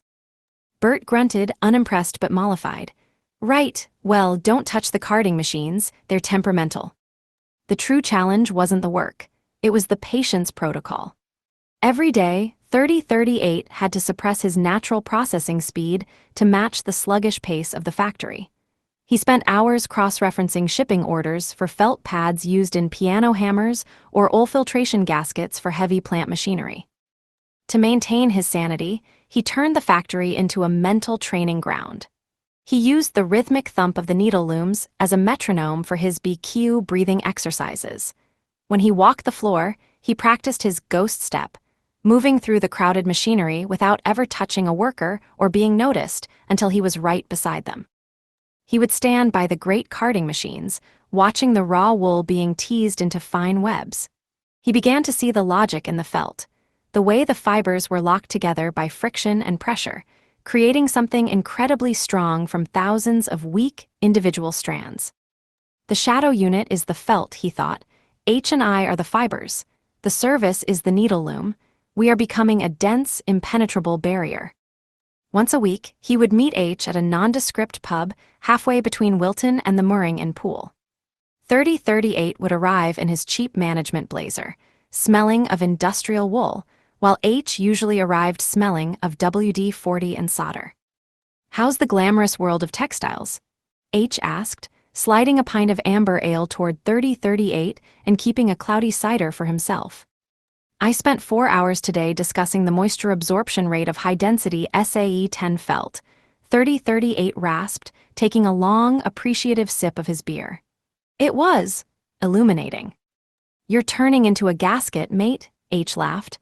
But the clunker is looking good. I've finished the vibration damping for the server racks. Guess what I used? 3038 looked at him. Engineering felt, grade F1. Spot on, H grinned. I liberated a few rolls from the factory skip last time I visited the area. It's perfect. The servers are now literally floating on your day job. 3038 felt a flicker of the quirky connection that kept him grounded. The irony is logically consistent. H the cover is literally supporting the mission. Exactly, now joke time, H said, leaning in. Why did the role of felt get promoted to manager? 3038 sighed, the familiar ritual acting as a pressure release valve for his brain. I don't know why. Because it was a smooth operator, but it always knew how to press its luck. 3038 stared at the condensation on his glass. Felt is produced by mechanical interlocking and heat, not smoothing, and the pun on pressing is only applicable to the manufacturing process, not management strategy. 1 out of 10. You're getting harder to please, chuckled. Must be the lint on the brain. As 1991 turned into 1992, the Felt manager became a fixture of Wilton. He was the man who never made a mistake on a manifest, who never lost his temper, and who seemed to blend into the gray walls of the factory. But beneath the office suit, Agent 3038 was sharper than ever. He was a 19-ton engine idling in a quiet bay, waiting for the moment when the silent years would end and the ghost would finally have to speak. Life in Wilton was measured in GSM, grams per square meter. As the production manager, 3038 spent his days auditing the density of wool sheets. To the workers, he was a man obsessed with the minute details of felt compression. In reality, he was practicing the ultimate form of BQ, maintaining a state of absolute stillness within a rigid, repetitive system. The breach didn't happen with a cinematic explosion or a midnight paratrooper. It happened at 2:15 p.m. on a drizzly Tuesday during the shift change. 3038 was in his glass office, cross-referencing a shipping manifest for grade F3 vibration pads, when his internal logic alarm triggered. He didn't look up, but his peripheral vision caught a silhouette near the back-loading bay. It was a man in a high-vis jacket, but the gait was wrong. He wasn't walking like a man who spent 10 hours a day on a concrete floor. He was walking like a man who was counting steps. Bert, 3038 said calmly into his intercom. The pallet for the Salisbury contract, is it ready for inspection? I just wrapping it now, Bert's voice crackled back. I'll be down. I noticed a discrepancy in the weight distribution. 3038 stepped out of his office. He didn't rush. He moved with the ghost step, blending into the rhythmic thump-hiss of the carding machines. He moved through the clouds of wool fly like a shadow through fog. The intruder was near the secure storage locker, where the factory kept its high-density acoustic felt, a material recently earmarked for a hush-hush Ministry of Defense contract. The man was holding a small, palm-sized device, a thermal scanner. He was mapping the density of the felt, likely looking for hidden tracking filaments or high-spec acoustic properties. 3038 approached from the dead space, the intruder's blind spot. He was now just 6 feet away, hidden by a stack of raw wool bales. The intruder sensed something and turned, reaching for a concealed weapon in his waistband. 3038 didn't give him the chance to escalate. He didn't punch, he interfaced. He stepped into the man's circle, his movement a fluid extension of the factory's mechanical rhythm. Using his index and middle fingers, 3038 struck the Schausenli pressure point on the intruder's forearm. It was a precise, high-velocity data entry into the man's nervous system. The intruder's arm went instantly flaccid. The scanner clattered onto a pile of soft felt, making no sound. The moisture content in this section is currently at 12%, 3038 said in his most boring, administrative voice, his face a mask of managerial concern. If you're from the Health and Safety Board, you really should have checked in at the front desk. The lint can be quite hazardous to the lungs. The intruder gasped, clutching his paralyzed arm. He looked at 3038, really looked at him, and saw nothing but a beige manager in a cheap tie. The cognitive dissonance was total. 3038's bumbling manager persona was so complete that the intruder couldn't compute the source of the strike. I got turned around, the man stammered, his training collapsing under the absurdity of the situation. Happens all the time, 3038 replied, stepping back and maintaining a non-threatening posture. Bert, we have a visitor who lost his tour group. Could you escort him back to the gate? And make sure he signs the visitor's log this time. Compliance is mandatory. Bert appeared from behind a loom, wiping his hands on a rag. Right you are, boss. Come on, sunshine. You don't want to get caught in the carding teeth. As Bert led the stunned intruder away, 3038 picked up the scanner. He didn't dismantle it. He simply wiped the memory using a small neodymium magnet he kept in his pocket for paperclip management.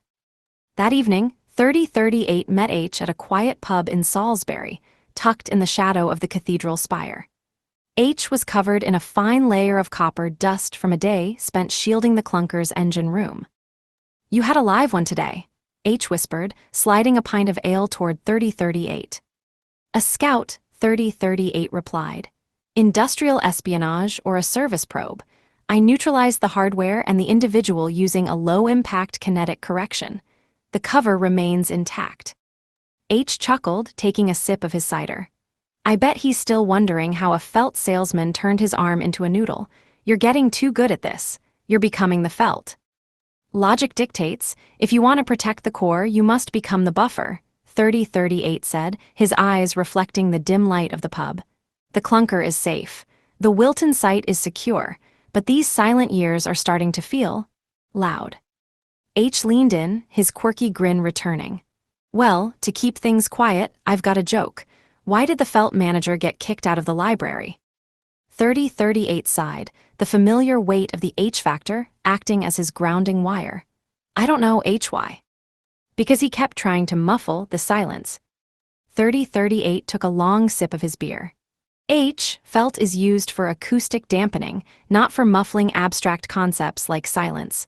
Furthermore, a library is already a low-decibel environment. The joke is a logical redundancy. 2 out of 10. "Better than the beach one," H laughed, clapping him on the shoulder. They sat in the quiet of the Wiltshire night, two ghosts in the making. One managing the wool that dampened the world's noise, the other building the ship that would eventually sail through it.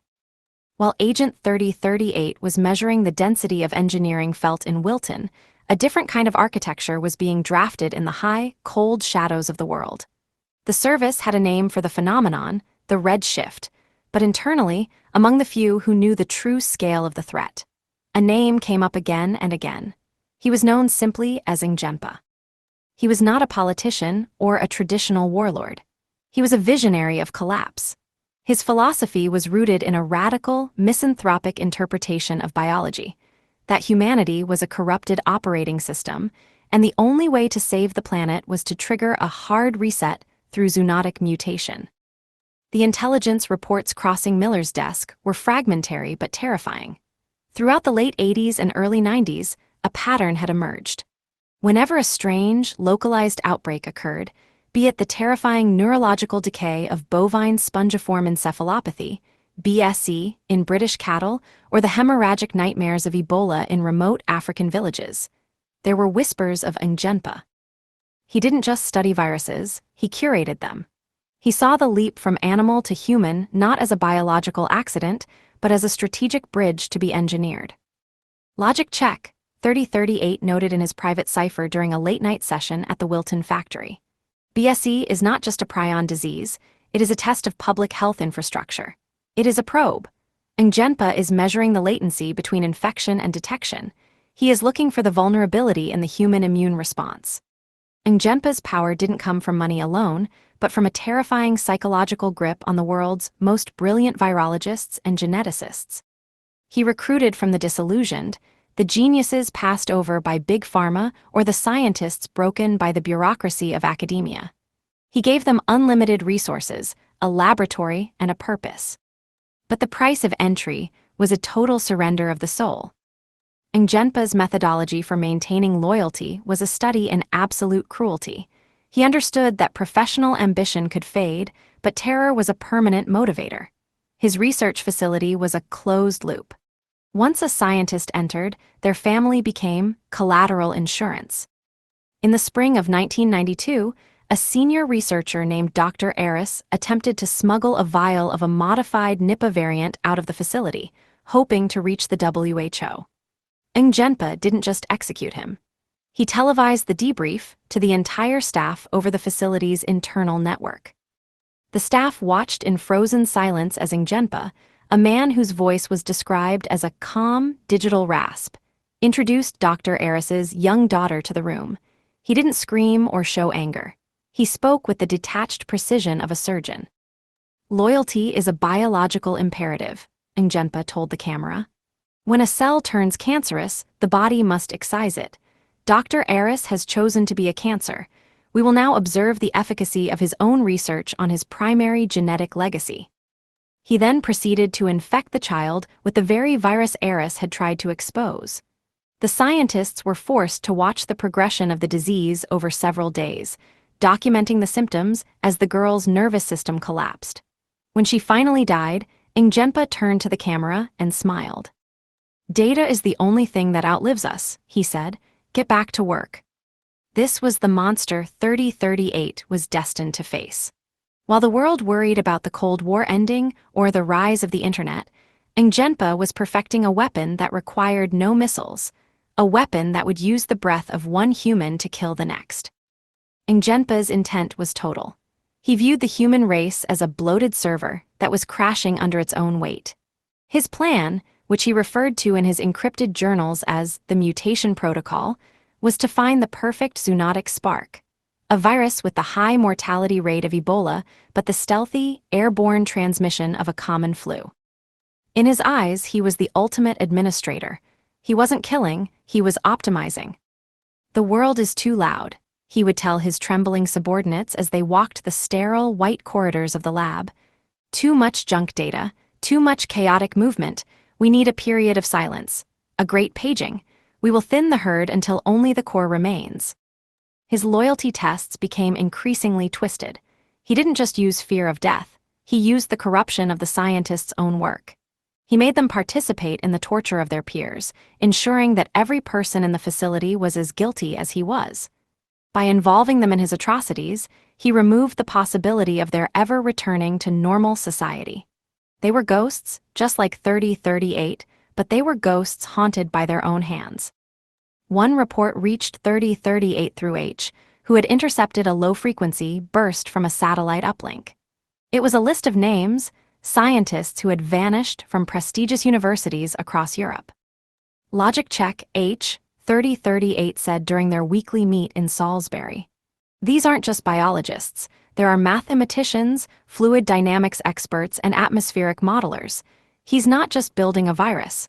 He's building a delivery system. He's calculating the wind patterns of the planet." H looked uncharacteristically somber, his usual cider-fueled wit dampened by the data on the screen. "He's mapping the world's lungs. He wants to know exactly how a sneeze in London reaches a village in the Andes.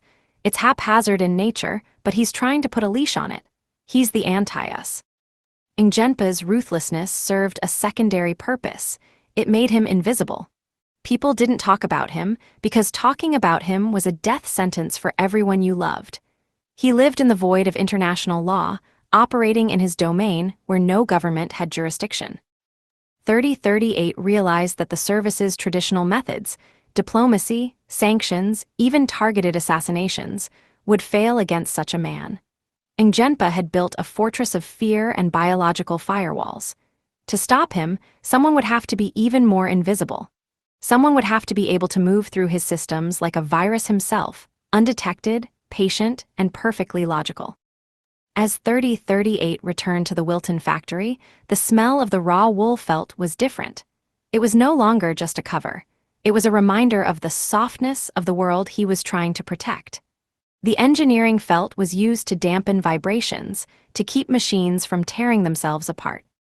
"I am the felt," 3038 thought, his fingers tracing the SI6 pressure point on his wrist. "The world is the machine, and Ngjenpa is the friction that wants to burn it all down." The years of hiding were coming to an end. The variables were aligning. Ngjenpa was accelerating his research, emboldened by the success of his BSE and Ebola probes. He was ready to move from animal testing to a global trial. "Miller," 3038 said into the secure line that Friday, "the patient's test is over. I need a direct link to the signal. It's time to start the hunt." "The hunt has already started," 3038, Miller replied. "Ngjenpa just doesn't know you're the one holding the leash yet." The moon over Pool Harbor was a cold, silver sliver, casting long, skeletal shadows across the tidal creek. The air was thick with the scent of brine and decaying kelp, a heavy silence hanging over the water that felt less like peace and more like a bated breath. Agent 3038 stood on the rotting timber jetty, his gaze fixed on the Clunker. The 19-ton Solent-class lifeboat, once a vibrant orange symbol of salvation, was now a dark, silent shadow against the gray water. Within its steel ribs lay years of their lives, miles of hand-soldered copper shielding, the gimbal-mounted server racks that H had painstakingly calibrated, and the very first iterations of the dead space code. "Logic check, H," 3038 whispered, though there was no one around to hear but the lapping tide. The integrity of the mooring was breached. Miller's intel confirms a high-altitude thermal sweep targeted this specific coordinate. The red shift has our signature. To keep the boat is to provide a beacon to Ingjenpa. The only logical outcome is total sanitation. H stood beside him, looking uncharacteristically small. He wasn't wearing his usual manic grin. He was holding a heavy industrial wrench, his knuckles white. "I know the logic. I wrote half the damn equations myself. But she's the only thing in this world that actually makes sense. We built a cathedral in a scrapyard." He reached out, his hand trembling slightly as he patted the cold, salt-crusted hull. "She's a good girl. She deserved to see the open sea one last time." The order from Miller had been absolute. No trace, no wreckage, no digital echoes. The clunker had to be erased from the physical plane.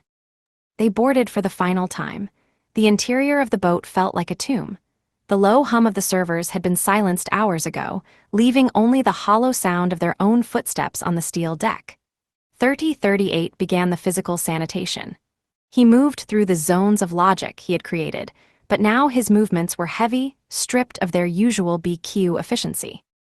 He wasn't just clearing a workspace, he was performing an autopsy. He pulled the lead-lined server cores, his fingers tracing the welds H had made during those long, cider-fueled nights. He remembered the exact moment they had achieved signal silence, the look of pure, childlike joy on H's face. Now, he was smashing those same boards with a sledgehammer, the components shattering into useless grit. "Kinetic correction," 3038 muttered, the words catching in his throat. Each strike of the hammer felt like a blow to his own ribs. He was a man of logic, a man designed to discard the unnecessary, but as he looked at the ruined remains of their sanctuary, he felt a crushing, leaden weight in his chest. It wasn't a variable he knew how to solve. H was in the engine room, weeping silently as he poured a bucket of corrosive acid over the twin Gardner engines. The smell was acrid, the scent of burning metal and dying dreams. These engines had pulled them through a force 7 gale in the channel. They had breathed life into their mission. Now, they were being dissolved into a toxic slush. "It's done," H croaked, climbing back onto the deck. His face was smeared with soot and tears. "The brain is gone, the heart is melted, all that's left is the skin." They rowed the small, leaky tender out into the deeper channel, towing the clunker behind them one last time. The harbor was a graveyard of fog. 3038 handled the oars, his rhythmic strokes the only sound in the gloom. When they reached the deep, silt-heavy trench where the currents would bury anything that touched the bottom, 3038 stopped. He stood up in the tender, reaching over to pull the manual scuttle valves they had installed months ago, just in case. The clunker didn't go down easy. She groaned, the air escaping her ballast tanks in a long, low whistle that sounded like a final sigh. The water began to reclaim her, swirling into the vents they had so carefully sealed against the spray. "She's fighting it," H whispered, his hand over his mouth. "Look at her, she doesn't want to go." As the bow tilted upward, pointing toward the cold Salisbury stars, 3038 felt a surge of genuine, unadulterated grief. This boat was the only place where he wasn't a production manager or an IBM intern. It was the only place where his intellect was a gift rather than a burden. The water reached the wheelhouse. The glass that had protected them from the channel's fury shattered under the pressure. With a final, violent gurgle, the clunker slipped beneath the surface. A few bubbles of trapped air broke the water, and then, nothing, just the flat, dark expanse of the creek, reflecting the uncaring moon. "Logic check," 3038 said, his voice cracking. "The asset is sanitized. The threat of compromise is neutralized. We are alone again." H didn't answer. He just sat in the stern of the tender, staring at the spot where their pride and joy had vanished. The H factor was gone. The silent years had just become significantly quieter. 3038 picked up the oars. His joints felt stiff, the fluid grace of his BQ training replaced by a heavy, mechanical lethargy. He looked toward the shore, toward the lights of Pool and the dull reality that awaited him. "We have to move, H," 3038 said, though his own heart wasn't in it. "The service expects me at the factory by 0800. We have production quotas to meet." H looked at him, his eyes red-rimmed and hollow. "You know, for a man who's supposed to be made of data, you look like you just lost your soul." "Data doesn't have a soul, H," 3038 replied, turning the dinghy back toward the jetty. "But it has a memory, and I will remember every weld, every packet, every wave." They rowed back in silence, the mist swallowing the space where the Clunker once lived. The 19-ton lifeboat was gone, buried in the mud of Pool Harbor, leaving only 2 ghosts behind to finish a war they hadn't even truly started yet.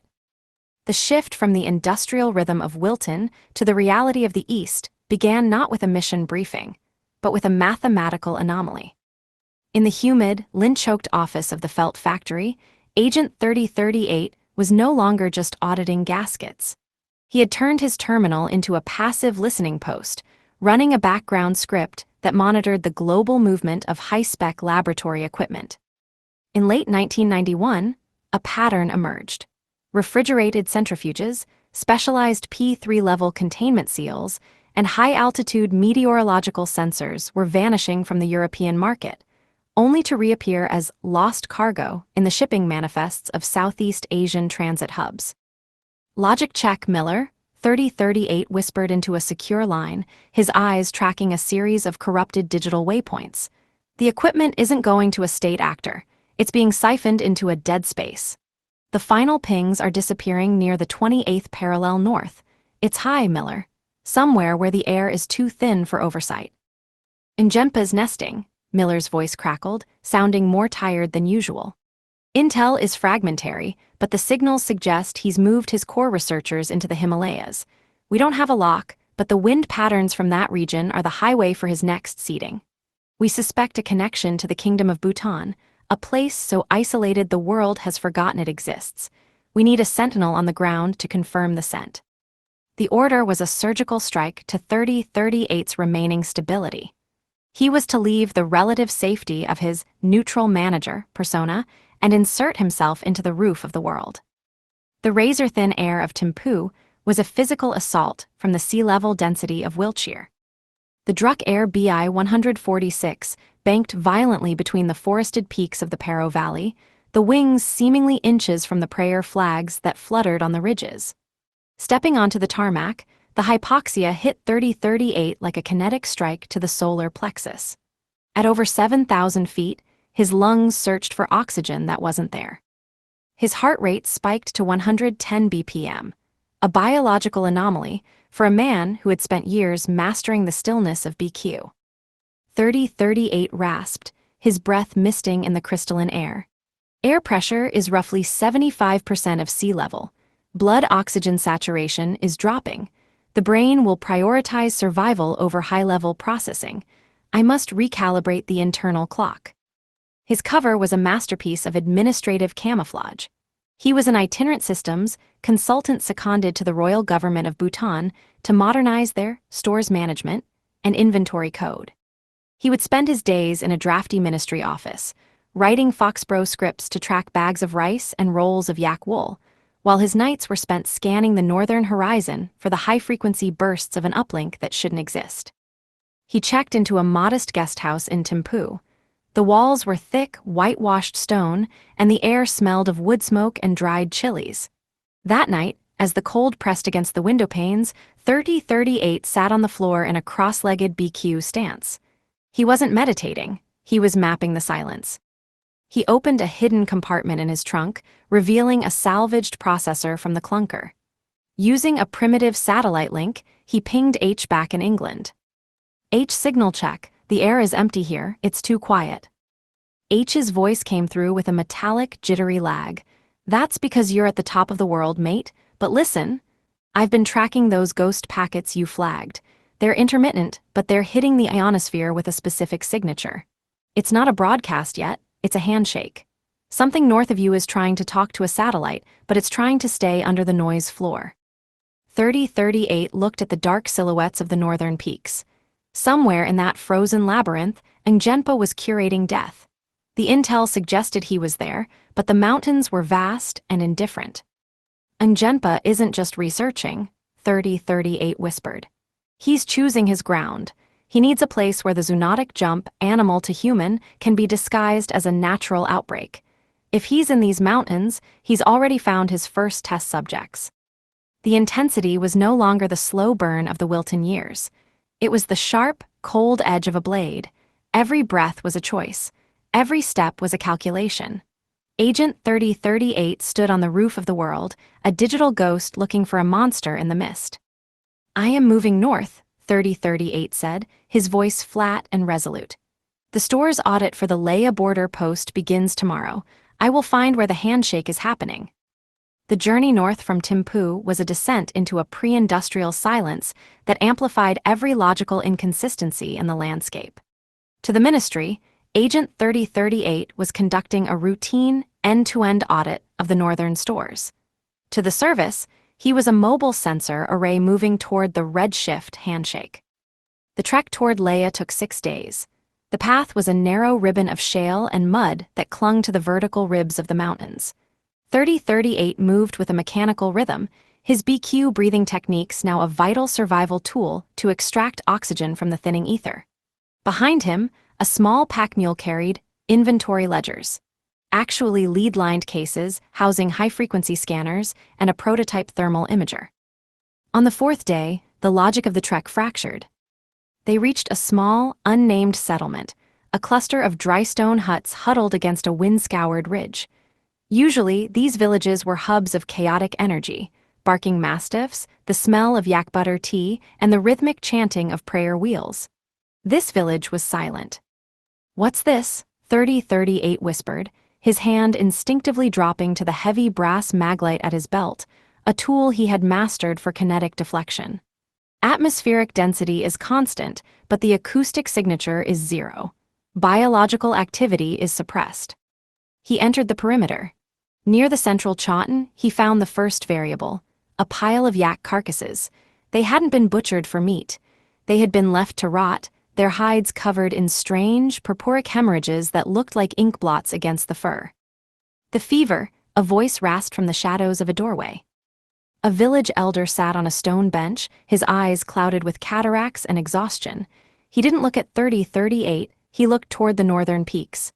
"It came from the high clouds 3 weeks ago. First the yaks stopped eating, then they bled from the eyes. Now the children have the heat sickness." 3038 knelt by one of the animals, pulling a pair of latex gloves from his navy jacket. Using a small lancet, he took a blood sample. The blood was dark, almost black, and failed to clot, a signature of viral hemorrhagic interference. "Miller," 3038 said into the satellite burst transmitter that night, his voice echoing in the stone hut he had been assigned. "The handshake isn't just digital. It's biological. I found a beta test site. He isn't just observing natural jumps, he's seeding the high-altitude grazing lands to test the dispersal rates of a modified filovirus." Status of the population. Miller's voice was a cold, distant crackle.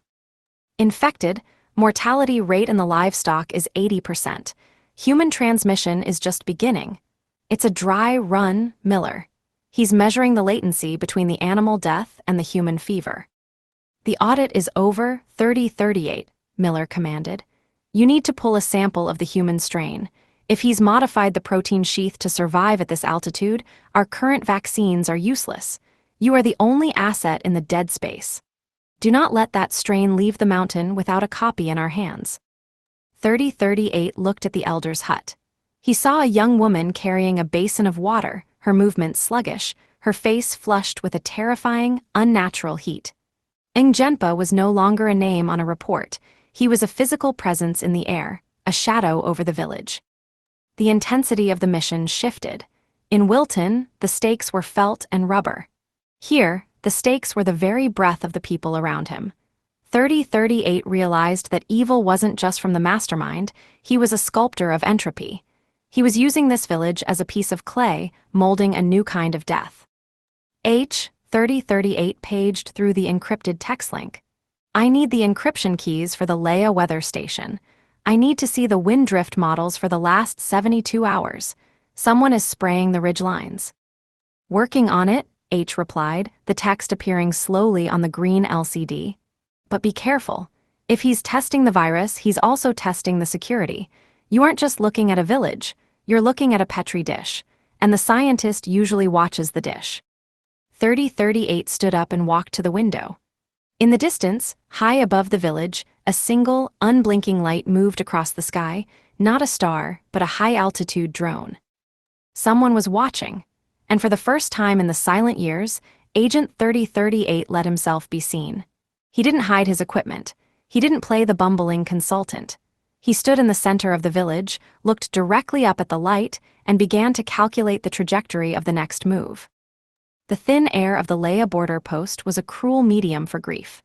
At 12,000 feet, the atmosphere already felt like it was rejecting his presence, but the news of his mother's serious illness turned the oxygen into lead. Agent 3038 sat in his small, wood stove-heated quarters, the letterhead on his desk, mocked by the reality of the signal he had just received from Miller. For him, everything was a calculation. Every move since the ZX-81 audition in 1981 had been a step away from the named world, the world where he was a son, a friend, a person with a history. He had practiced the ghost protocol until his original identity felt like a garment he had outgrown. But as he stared at the flickering kerosene lamp, the logic failed. The tether hadn't just frayed, it had snapped. He was no longer an agent on a mission. He was a 20-something man who may have missed the final chapter of the only person who truly knew the boy before the machine. The extraction was a desperate, sawtooth tear through the silence of the mountains. He didn't wait for the official transport. He moved with a kinetic fury that bypassed protocol, descending the steep, treacherous passes of Bhutan in a blur of mud and freezing rain. Every delay was a physical blow, the hours spent haggling for a seat on a supply truck, the agonizing wait for a weather window in Paro, the terminal silence of international airports where he sat as a ghost among the living. He pushed his system to the point of failure, his mind repeating a single, irrational loop that overrode his mind. She's still there. The signal was a test. The service is checking my resolve. He arrived at Heathrow with the sweat of the Himalayas still cold on his skin, his eyes bloodshot from 2 days of sleepless transit, moving through the arrival's gate with the frantic energy of a man who believed he could outrun time itself. But the logic of the world reasserted itself at the barrier. He saw his father, a man of boardroom authority and clinical composure, standing like a ruined monument in the terminal. His father wasn't presiding, he was collapsing. When their eyes met, the CEO, the master strategist, the man who had launched his son like a product, broke. The sight of his father crying, a soundless, racking grief that stripped away 40 years of professional armor, was the final confirmation. There was no engineering the outcome here. 3038 stood in the heart of London and realized he had arrived in a country that felt smaller, gray, and alien. He had been trained to anticipate every variable, yet he hadn't prepared for the variable of a permanent absence.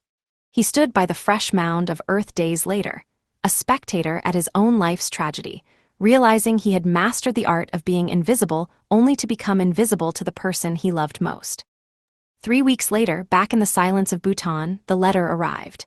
It had followed him across continents, its corners curled and stained with the travel-weary dust of the Silk Road. It was a physical manifestation of his failure, a letter from his mother, written in the weeks before her heart gave out. In the flickering light of his Himalayan outpost, the handwriting, familiar, elegant, and looping, hit him harder than any BQ strike. She spoke of her pride and of a premonition that he was doing something important for the world. It was a message from a heaven she still believed in, sent to a man who now only believed in data and shadows. This is where the removal from logic became dangerous. 3038's mind, starved of sleep and oxygen, began to cannibalize its own analytical power. The guilt was a corrosive agent. He began to convince himself that his mother's death was a surgical strike designed to destabilize him, seeing Ngjenpa's shadow in the timing. He reread the letter for hidden codes, for signs of duress, his hypervigilance spiraling into a fever of paranoia. He burned the letter after the 10th reading, a ritual of retiring the name. As the paper turned to ash in the small stove, Agent 3038 felt the last of the boy from 1981 vanish. He was no longer a son. He was a weapon, sharpened by grief and waiting for the monster in the mist to make his first mistake. The high-altitude vacuum of Leia was no longer just a physical challenge. It was an emotional furnace where the remains of 3038's civilian identity were being scorched away. He moved through the settlement like a ghost haunted by its own living shadow, a gaunt, skeletal figure whose clothes hung loosely on a frame that had shed its mass. His mind, once a precision instrument of cold logic, had morphed into a torture device. It was an engine running at a red line, perpetually looping the imagery of the named world he had lost. The smell of the floor wax in his childhood home, the sound of his father's uncharacteristic, racking sobs at Heathrow, and the searing weight of the letter from his mother that had arrived like a transmission from a dead star. He was a machine with a fractured gear, vibrating at a tactical frequency that threatened to shake the whole mechanism into scrap metal. He needed a bridge back to the shore of the living, but he was terrified of what would cross it. That bridge arrived in the form of Maya. She was a Bhutanese translator assigned to the store's audit, officially a linguistic tool to help him navigate the dialects of the border tribes.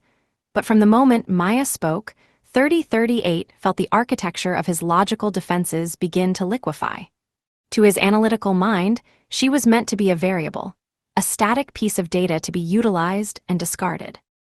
But as they trekked through the rhododendron forests, where the air was thick with the scent of damp earth and ancient stone, the clinical distance he had spent a decade perfecting didn't just erode, it collapsed into the ravine.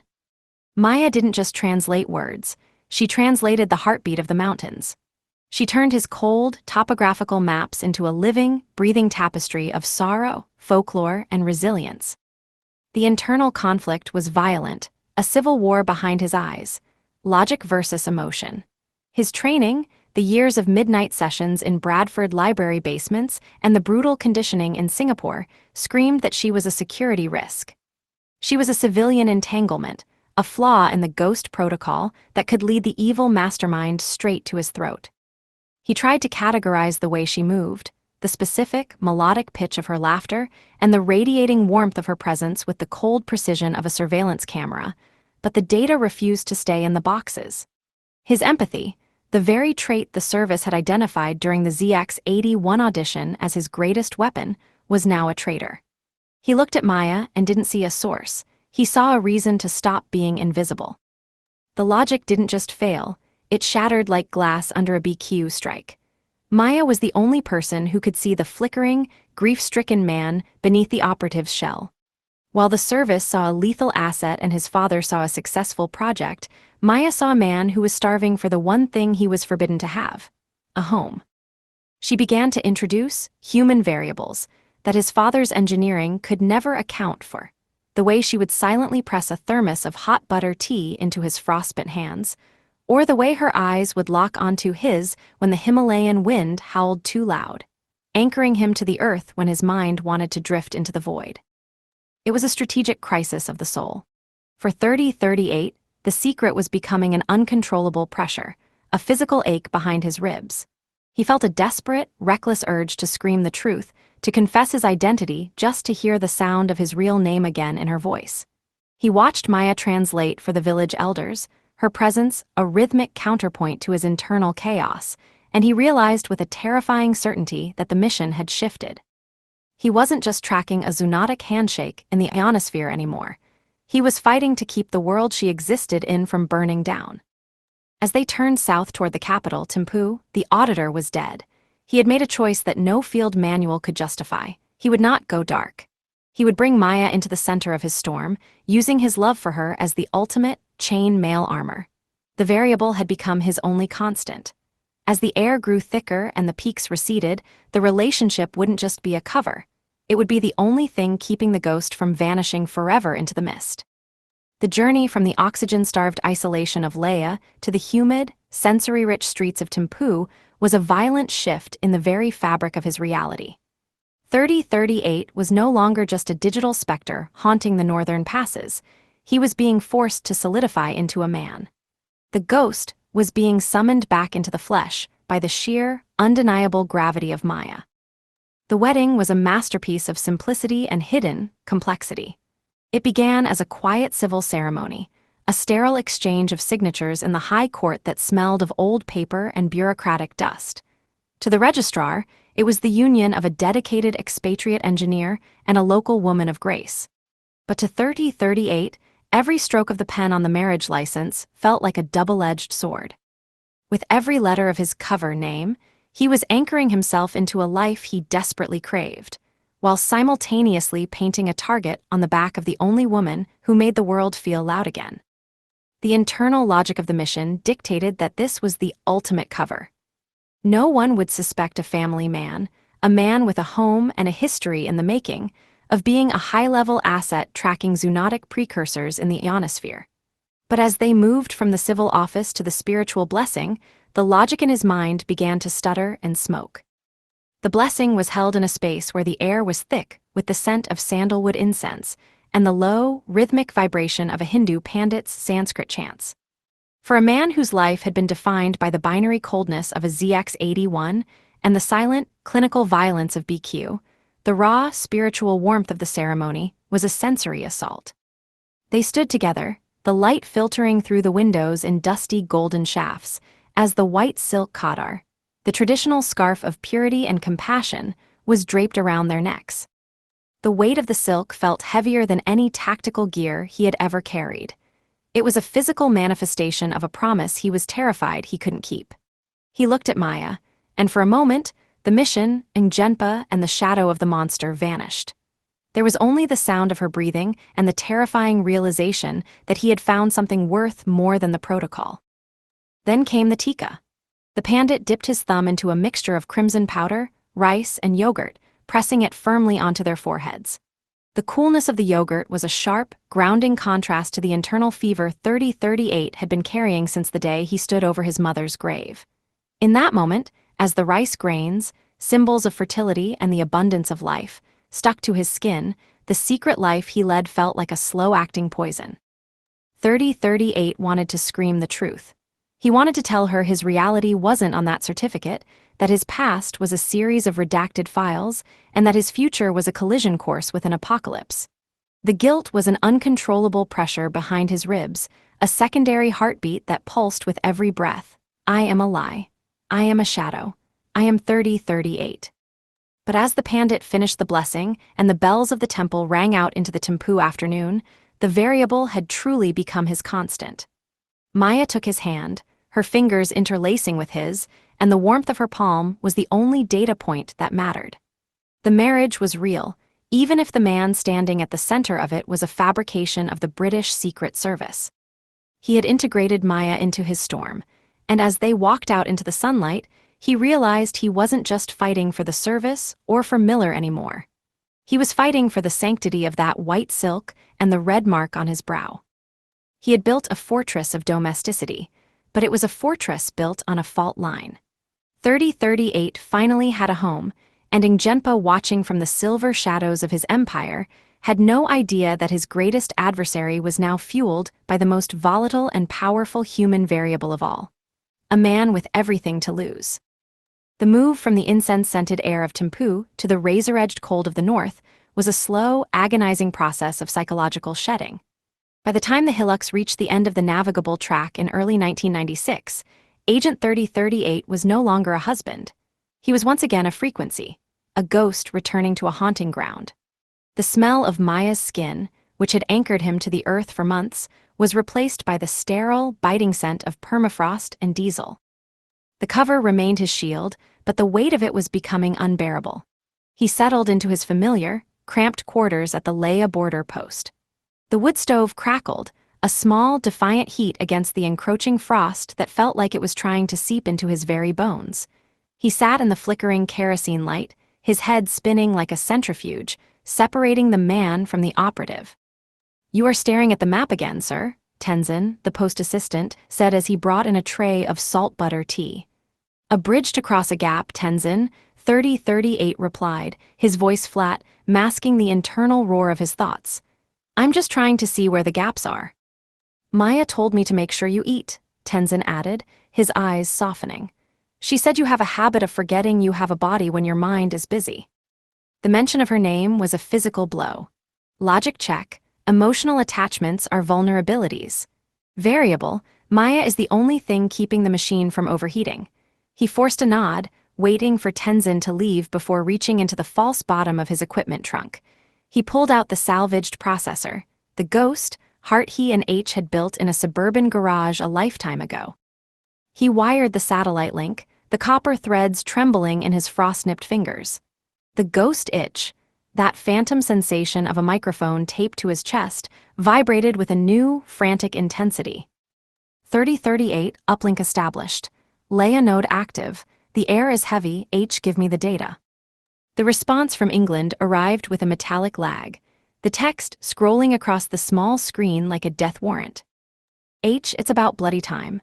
I've been staring at a flat line for 3 days. Listen to me, 3038, the handshake is changing. It's no longer just a ping. Ngjenpa's facility is broadcasting high-gain encrypted bursts. I've run the headers through the ZX logic protocols. It's not just data, it's biological sequencing. Avian origin markers. He's mapping the jump. He's not just researching a virus, he's designing the delivery system. 3038 stared at the screen, the blue light reflecting in his hollowed eyes. He's choosing the host, he whispered. H, get closer, mate. We need the specific frequency of those bursts. If we can map the uplink, we can find the physical entrance to the lab. But 3038, stay off the radar. If Ngjenpa realizes someone is sniffing the air, he won't just move the lab. He'll burn everything to hide the trail. The following morning, 3038 pushed his body to the point of failure. He spent the day performing the bumbling auditor role, counting grain sacks and fuel drums, but as soon as the sun dipped behind the black silhouettes of the peaks, he moved.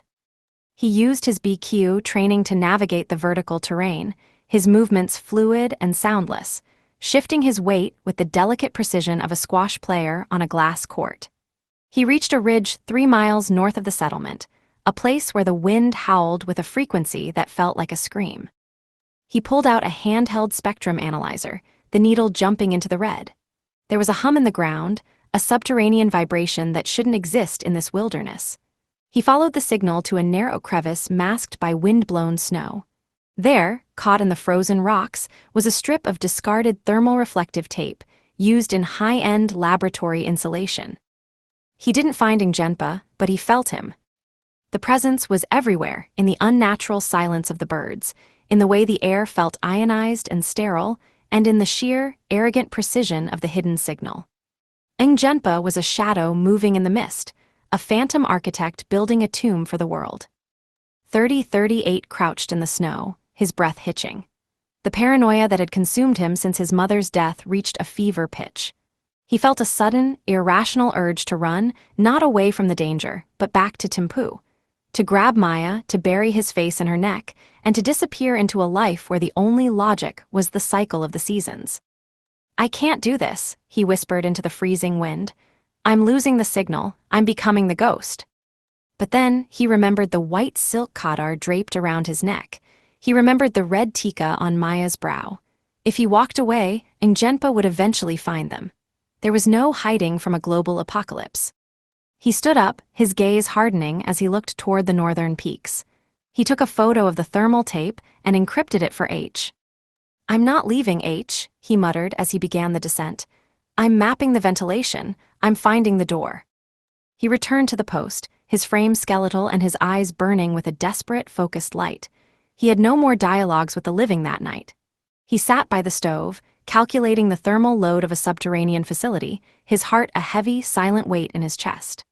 The marriage was a sanctuary, but the mission was his cage.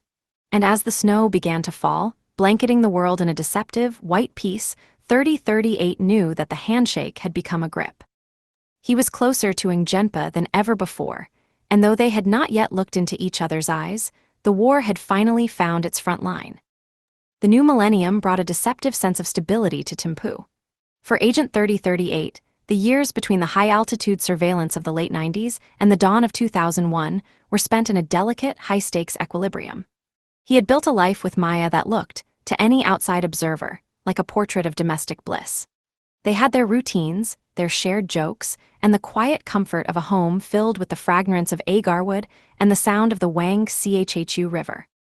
But beneath the surface, the ghost itch never subsided. He was a man living in a house of glass, waiting for the first stone to be thrown. The first stone arrived not from the mountains of Bhutan, but from the concrete canyons of New York. It was a Tuesday morning in early September when the secure burst hit his drafting pen. It wasn't the usual dataset from H, it was a black-bordered notification from the service. 9/11, a man 3038 had trained within the damp basements of Bradford, a man who had successfully transitioned into a deep-cover role in U.S. intelligence, was dead. He and his wife had been gunned down in an apparent mugging in Central Park. 3038 sat at his kitchen table, the screen of the pen glowing a cold, clinical blue. The report was sanitized, but he saw the gaps instantly. The precision of the shots, the lack of stolen valuables, the deliberate timing, it wasn't a mugging, it was a liquidation. "You're doing it again," Maya's voice drifted from the doorway, thick with sleep but sharp with intuition. "The wall, you're staring right through it." 3038 closed his hand over the pen, feeling the heat of the device against his palm. "Just a friend in New York, Maya, a colleague. He passed away, a tragic accident." "You don't look like a man mourning an accident," she said, walking over and resting her hands on his shoulders. "You look like a man watching a fuse burn." He couldn't tell her that 9/11 had been his primary contact for tracking Ngjenpa's offshore financing. He couldn't tell her that the accident was a message. He just leaned back into her touch, closing his eyes, trying to drown out the logical deduction that the world was about to tilt on its axis. On September 11th, the tilt became a freefall. The television in their small living room was a flickering portal to an impossibility. 3038 stood paralyzed as the grainy footage of the first tower blossomed into a plume of orange fire and black debris. Then the second. The world watched in a collective, suffocating horror as the landmarks of the named world crumbled into dust. Maya stood beside him, her hand over her mouth, tears tracking through the light dust on her cheeks. "My God," she whispered, "who could do this? Why?" 3038 didn't answer. His mind was no longer in the room. He was back on that Himalayan ridge, feeling the ionized air and the arrogant, subterranean vibration of Ngjenpa's reach. This wasn't just a terrorist act. To him, it was a twisted, subtle admission. It was Ngjenpa whispering across the globe, "This is what happens when you try to stop my plans. This is the scale on which I operate. Your agents, your towers, your sense of safety, all of it is data I can delete." The irony was a blunt blade in his gut. The world was looking at the Middle East, at geopolitics, at fundamentalism. But 3038 saw the signature of a different monster. He saw the distraction. While the giants of the West turned their gaze toward the desert, Ngjenpa would be left in the silence of the high peaks to perfect his zoonotic handshake.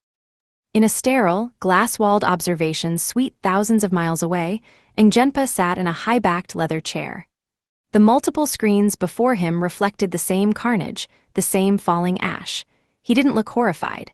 He didn't look angry. He watched the collapses with the slight, appreciative smile of a conductor watching a difficult crescendo finally resolve. To him, the thousands of lives lost were merely a stress test for the global psyche, a preparation for the much quieter, much more permanent apocalypse he was brewing in the ice. "The herd is distracted," Ngjenpa murmured to the empty room, his silver hair shimmering in the blue light of the monitors. "Now, we begin the real work." Back in Thimphu, 3038 turned away from the television. The domestic deception had just become infinitely more dangerous. The world had changed, but the mission remained the same, buried under layers of ash and lies. "I have to go to the office, Maya," he said, his voice sounding like it was coming from the bottom of a well. "Today, the world is ending, and you're going to check stock levels." "Especially today," 3038 replied, grabbing his coat. "When everything is falling down, someone has to make sure the foundations are still there." He walked out into the bright, indifferent Thimphu sunlight, his heart a cold stone. He needed to reach H, he needed to find the link between the death of 9/11 and the towers. And most of all, he needed to find a way to keep the shadow of Ngjenpa from falling over the woman who still believed he was just an engineer.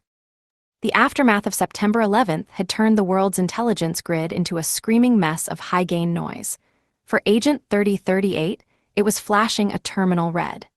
The assassination of Agent 911 wasn't just a loss, it was a breach. Ngjempa's reach was no longer a theoretical threat in the Himalayan mist, it was a global scythe, and 3038 was standing directly in its path. The decision to leave Bhutan was not a choice. It was a tactical retreat disguised as a career move. 3038 sat Maya down in their sun-drenched living room, the same space where they had celebrated their wedding blessing, and delivered the first of many profound lies. "The project is winding down, Maya," he said, his voice a practiced blend of professional frustration and husbandly concern. "But there's an offer from an international NGO, Sustainable Agriculture. They need a head of it to manage their data center in the Netherlands. It's a stable European salary, a safe city. No more 6-month stints in the freezing north." Maya looked at him for a long time, her eyes searching the dead space in his expression. "You're running from something," she whispered. "I can see it itching at your skin again." "I'm running toward a future for us," he countered, leaning in to take her hands. "The world is changing, Maya. It's not safe to be an isolated expatriate in a border zone anymore. The Hague is the center of international law. It's neutral ground." The extraction was swift. By November 2001, the vibrant silks and spicy aromas of Thimphu were replaced by the gray cobblestones and rain-slicked canals of The Hague. His new cover was perfect in its mundanity. IT manager for AgriFuture International, an NGO dedicated to optimizing crop yields in developing nations.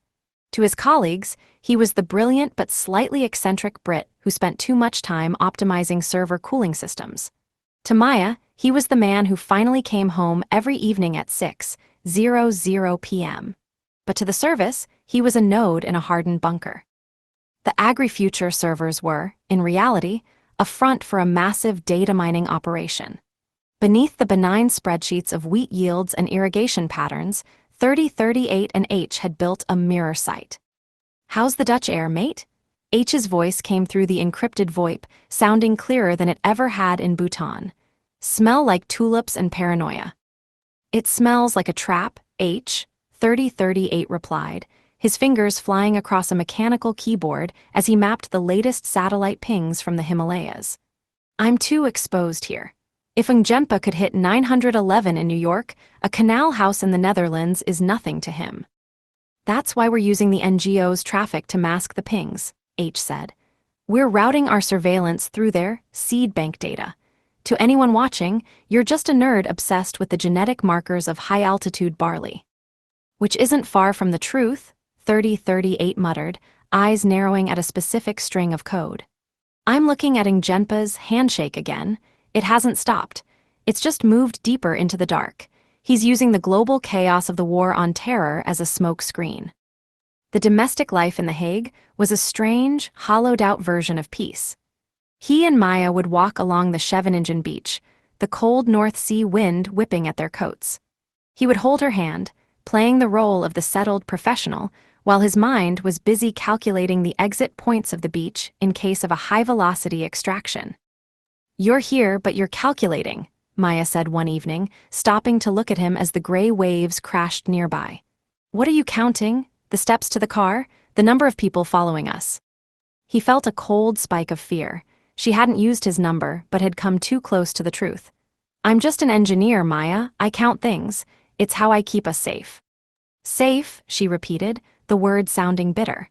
"We're in the safest country in the world, and you're looking at the shadows like they're armed." The ghost was becoming uncontrollable. The move to the Netherlands was supposed to provide safety, but it had only intensified the isolation. In Bhutan, the threat was a physical mountain he could climb. Here, the threat was digital, global, and invisible. He was a sentinel in a glass tower, watching for a monster that lived in the code. As he logged back into the AgriFuture server that night, 3038 realized Njempa hadn't just attacked the towers. He had attacked the concept of peace. The transition to the Netherlands wasn't a retreat, it was the beginning of the long, cold watch. The mission was no longer about a single lab, it was about holding the line while the rest of the world looked the other way. The Netherlands had provided a tactical fog, but the ghost itch was now a constant, agonizing thrum beneath the skin. By 2003, the rain-slicked streets of The Hague had become a gilded cage. To the world, he was the tireless IT manager for AgriFuture International. To Maya, he was a man slowly returning to himself. But beneath the benign data of drought-resistant wheat lay the reality of the mission. The handshake from the Himalayas had been traced to a financial shadow node in Marbella, a laundry for Ngjenpa's biological hardware. A holiday, Maya, just the two of us. And the son, 3038 said, leaning against the kitchen counter in their Hague apartment. The lie was polished, buffed to a high shine by years of practice. We haven't seen the sun in 18 months. Spain will be the reset we need. Maya looked up from her book, her eyes reflecting a cautious hope that cut through him like a blade. No laptops, no midnight server emergencies. Only the Mediterranean, he promised, though already mapping the extraction points from the Malaga airport. The Costa del Sol was a blinding assault of whitewashed walls and azure water, a stark contrast to the gray North Sea. But for 3038, the beauty was merely a backdrop for a high-velocity extraction. While Maya slept in the late afternoon heat of their hotel in Estepona, 3038 slipped out into the humid Spanish evening. He wasn't alone. Waiting in a nondescript seat Ibiza was Maria. She was a Spanish intelligence asset, as sharp as a glass shard and twice as dangerous. Her petite, pretty exterior was a tactical weapon, a refined camouflage that allowed her to navigate the high-end marinas of Marbella without drawing a second glance. "You look tired, 3038, Maria said, her English flavored with the clipped cadence of Madrid. The Dutch rain doesn't suit a man of your talents." "The rain is predictable, Maria," 3038 replied, checking the weight of his suppressed sidearm. "Predictable is safe. What do we have on the lead?" "He is a broker for medical supplies," she said, pulling into the shadows of a warehouse district near the docks. "He facilitates the shipments of high-altitude centrifuges to the port of Chittagong. He has the manifests we need to see if Ngjenpa's facility is expanding." The target was a man named Ortiz, a fix-it man with the constitution of a bull and a penchant for expensive clubs. They found him in a private backroom of a derelict marina office. 3038 didn't lead with questions, he led with BQ. The encounter was a masterclass in controlled violence. When Ortiz's two bodyguards lunged, 3038 moved with the delicate shift of the squash courts. He didn't block, he redirected. Using the BQ principle of using an opponent's momentum against them, he sent the first man through a drywall partition with a sickening crunch of plaster and bone. The second man swung a heavy industrial flashlight, but 3038 flowed around the strike, his hand flashing out in a single-point pressure, strike to the man's carotid sinus. The bodyguard collapsed like a puppet with its strings cut. 3038 turned to Ortiz, his breath barely disturbed, his eyes cold and analytical.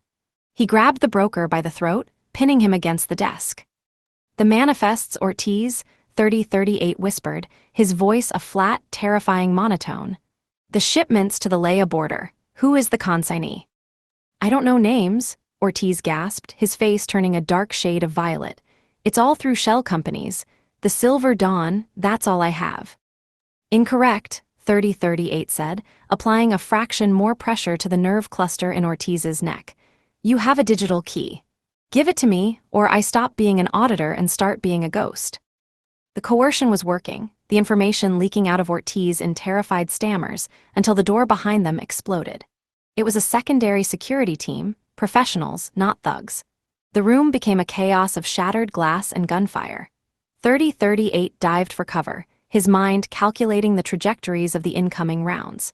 He took down one shooter with a precision shot to the shoulder, but as he pivoted to engage the second, he felt the heavy impact of a boot against his ribs. He was pinned, the world spinning as a tall, shadowed figure leveled a silenced pistol at his head. 3038 looked up into the barrel, failing to find an exit. He was a fraction of a second from becoming a dead space entry in a file. Cracked. The shooter's head snapped back as a round from Maria's weapon tore through his temple. She moved into the room like a predatory cat, clearing the corners with lethal efficiency. "Get up," she hissed, grabbing 3038 by the collar and dragging him toward the exit. "We have the data. Move." They tore through the streets of Marbella, the adrenaline slowly subsiding into a dull, throbbing ache. 3038 sat in the passenger seat, his ribs screaming where a glass shard had grazed him. "You were slow," Maria said, her hands steady on the wheel. "You've been in the Netherlands too long. You're starting to think like a civilian." "I have a family, Maria," he rasped, clutching his side. "It changes the maths." "The maths of this mission doesn't allow for families," she replied coldly. "Go back to your hotel, clean yourself up. If Ngenpa's people see you like this, the holiday is over." He returned to the hotel at 3:00 a.m., moving through the lobby like a shadow. He looked in the bathroom mirror. The named world's version of him was battered, bruised, and bleeding. He saw the purple blooms forming on his torso. He heard Maya stir in the bedroom. "Is that you?" He quickly grabbed a damp towel, wiping away the blood, and pulled on a thick, long-sleeved sweatshirt despite the Spanish heat. He stepped into the bedroom, keeping his face in the shadows. "Just went for a walk, Maya," he said, his voice straining to remain steady. "The sea air, it helps me think." "In the middle of the night?" she asked, her voice thick with sleep. She reached out a hand, touching his arm. He winced almost imperceptibly as she brushed against a bruised rib. "You're shaking. Are you cold?" "Just a chill," he lied, the weight of the secret feeling like lead in his chest. "Go back to sleep. I'm right here." He lay down beside her, staring at the ceiling as the sun began to rise over the Mediterranean. He hadn't got the data he was hoping for, but escaped alive. He felt the warmth of his wife next to him. The ghost felt a new kind of terror. He had missed the bullet in Spain, but he knew the shadow of Ngenpa was lengthening. He was no longer just an operative. He was a husband who had been saved by a breeze in the shadow, living a life that was one logic check away from total collapse. The burst from the Marbella docks was too close to victory for the service, but for those left behind in the wake of the ghost, the cost was an unimaginable descent into darkness. While Agent 3038 was washing Spanish blood from his hands in a hotel bathroom, the man he had nearly broken, Ortiz, was being transported. He wasn't taken to a police station or a hospital. He was flown in a windowless Gulfstream to a private, sterilized estate on the edge of the Pyrenees, a satellite facility of Ngenpa's empire. The room was a masterpiece of clinical horror: white tile, brushed steel, and the hum of a high-efficiency particulate air (HEPA) filter. Ortiz was strapped to a surgical chair, his breath coming in ragged, terrified gasps. In the corner, huddled behind a reinforced plexiglass barrier, were his wife and 12-year-old daughter. Their screams were muffled by the acoustic dampening of the walls. Ngenpa entered the room. He wasn't wearing a lab coat. He wore a bespoke charcoal suit, his silver hair gleaming under the fluorescent lights like a crown of industrial needles. He held a small, handheld tablet, scrolling through the logs of the Marbella breach with the casual air of a man checking his stocks. "He's a very persuasive man, isn't he, Ortiz?" Ngenpa's voice was a soft, cultured purr that made the hair on Ortiz's neck stand up. He stepped closer, the scent of expensive cologne trailing behind him. "He targets the nerves. He makes the body betray the mind." I told him nothing," Ortiz sobbed, his eyes darting toward his family. "Please, let them go, I'll vanish." Ngenpa stopped and looked at the man. He didn't look angry, he looked disappointed, the way a scientist might look at a contaminated slide. "What did you give him, Ortiz?" Ngenpa asked, his voice dropping to a whisper. "Did you give him the Silver Dawn protocols, the port manifests for Chittagong?" "Nothing, I swear." Ngenpa sighed, tapping a command on his tablet. The plexiglass barrier hissed, and a faint, sweet-smelling mist began to circulate in the chamber where Ortiz's family cowered. "Lying is a biological inefficiency," Ngenpa murmured. "It creates stress. It ruins the chemistry of the host. I don't need your words anymore, Ortiz. I have your data logs. I just need your participation." "What are you doing?" Ortiz screamed, straining against the leather straps until his wrists bled. "No, not them." "This is version 4.2, Ngenpa said, ignoring the plea as he watched the monitors behind the glass. "A zoonotic bridge. It targets the pulmonary lining with surgical precision. It's a masterpiece of viral engineering. It greets the immune system, and then it shakes the life out of it." Through the glass, the effects were instantaneous. Ortiz's wife began to cough, a wet, racking sound that sprayed dark arterial blood against the transparent wall. His daughter fell to her knees, her hands clutching her throat as her eyes turned a horrific, milky white. The virus wasn't just killing them, it was rewriting them, liquefying the tissue from the inside out. Ngjenpa stepped up to the glass, his face inches away from the dying child. A small, genuine smile touched his lips, a look of profound, aesthetic pleasure. "Look at the cellular uptake, Ortiz," Ngjenpa whispered, his eyes wide with a dark, messianic light. "The way it ignores the T cells. It's beautiful. It's the ultimate deletion code for the human variable."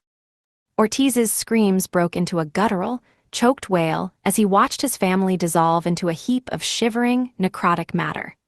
The mist then began to vent into the main room, swirling around Ortiz's chair. Ngjenpa turned back to him, his expression cold and serene. "They think they are saving the world with his little digital pings, but are merely trying to fight a god. You, Ortiz, are lucky. You get to witness the future before it consumes everyone else." Ngjenpa walked out of the room, the automatic doors sealing with a pressurized hiss. Behind him, the sound of Ortiz's agonizing final breaths joined the humming silence of the lab. The move to Bangkok in 2005 was a tactical re-entry into the furnace. The Hague had been a logic check that lasted 4 years too long, a period of rain-slicked safety that had nearly lulled the ghost into a terminal sleep. But the data siphoned from the Spanish Silver Dawn manifests had provided a heat map of Ngjenpa's logistical arteries, and they all pulsed through the humid, neon-lit heart of Southeast Asia. To stop the handshake, 3038 needed to be at the crossroads of the black market. The humidity hit 3038 like a physical blow as he stepped out of Suvarnabhumi Airport. It was a thick, organic soup of jet fuel, sweet spices, and rot, a stark contrast to the sterile, clinical air of the Netherlands. He felt the ghost itch flare up immediately, a phantom vibration along his ribs. Here, in the sprawling, unregulated chaos of Thailand, anonymity was both a shield and a shroud. His new role was another masterpiece of benign humanitarianism. He was the communications manager for Green Canopy Initiatives, an NGO focused on community-based forest management. To his Thai colleagues in the office, a converted teak house in the leafy, low-rise corners of Ari, he was a dedicated, slightly pedantic professional preoccupied with digital outreach and the intricacies of satellite-based data management. "The resolution on these forest cover overlays is still 3 meters off," 3038 said, leaning over a workstation while a slow-moving ceiling fan stirred the heavy air. He was speaking to Sunny, a young Thai geese specialist. "If we're going to prove the encroachment in the northern corridors, we need to optimize our outreach materials to include live tracking. I've started drafting a new protocol for our field rangers to upload data directly to our central hub." Sunny smiled, though she looked exhausted. "You work so hard on the technical side. Do you ever just look at the trees instead of the pixels?" "The pixels tell the truth, Sunny," 3038 replied, his voice a practiced, flat monotone. "The trees are just the victims." Beneath the data hub, 3038 was building something far more lethal. He was using his role to justify the installation of high-gain antennas and encrypted relays across the NGO's northern field offices. He wasn't just tracking deforestation. He was sniffing the air for the specific, high-altitude data bursts that characterized Ngjenpa's hidden communication network. He was mapping the dead space where supplies, centrifuges, specialized reagents, and the host animals vanished into the Himalayan mist. The domestic reality in their Sukhumvit apartment was a different kind of war. Maya had adapted to Bangkok with a resilience that both amazed and terrified him. She had turned their balcony into a miniature jungle of orchids and ferns, a small sanctuary against the roar of the SkyTrain. "You're late again," Maya said one evening, stepping out into the thick twilight as he returned. He was the man who had promised her a life of peace after the cold heights of Bhutan. The outreach campaign, or is the data management becoming a 24-hour job? "The server nodes in the north were acting up," he lied, generating a plausible technical failure in seconds. "I had to remote in and reroute the traffic. I'm sorry, Maya. The heat makes the hardware temperamental." She walked over to him, her fingers tracing the line of his jaw. She noticed the way his eyes never stayed still, constantly scanning the rooftops. "Sometimes I think the heat makes you temperamental too," she whispered. "When does your mind finally stop turning?" He pulled her close, the smell of her lavender-scented soap a temporary firewall. "Soon," he promised, the word feeling like a betrayal. His nights were spent in the murky streets of the Bangkok underworld. To bridge the gap between his forest data and Ngjenpa's logistics, he was forced to interface with two of the most idiosyncratic assets Miller had ever flagged. They met in a dimly lit, high-ceilinged apartment near the Kao Freya River. To 3038, the introduction was a categorical error. His mind, wired for precision, immediately stalled on their aliases. "Fish and chips," 3038 stated, his voice flat.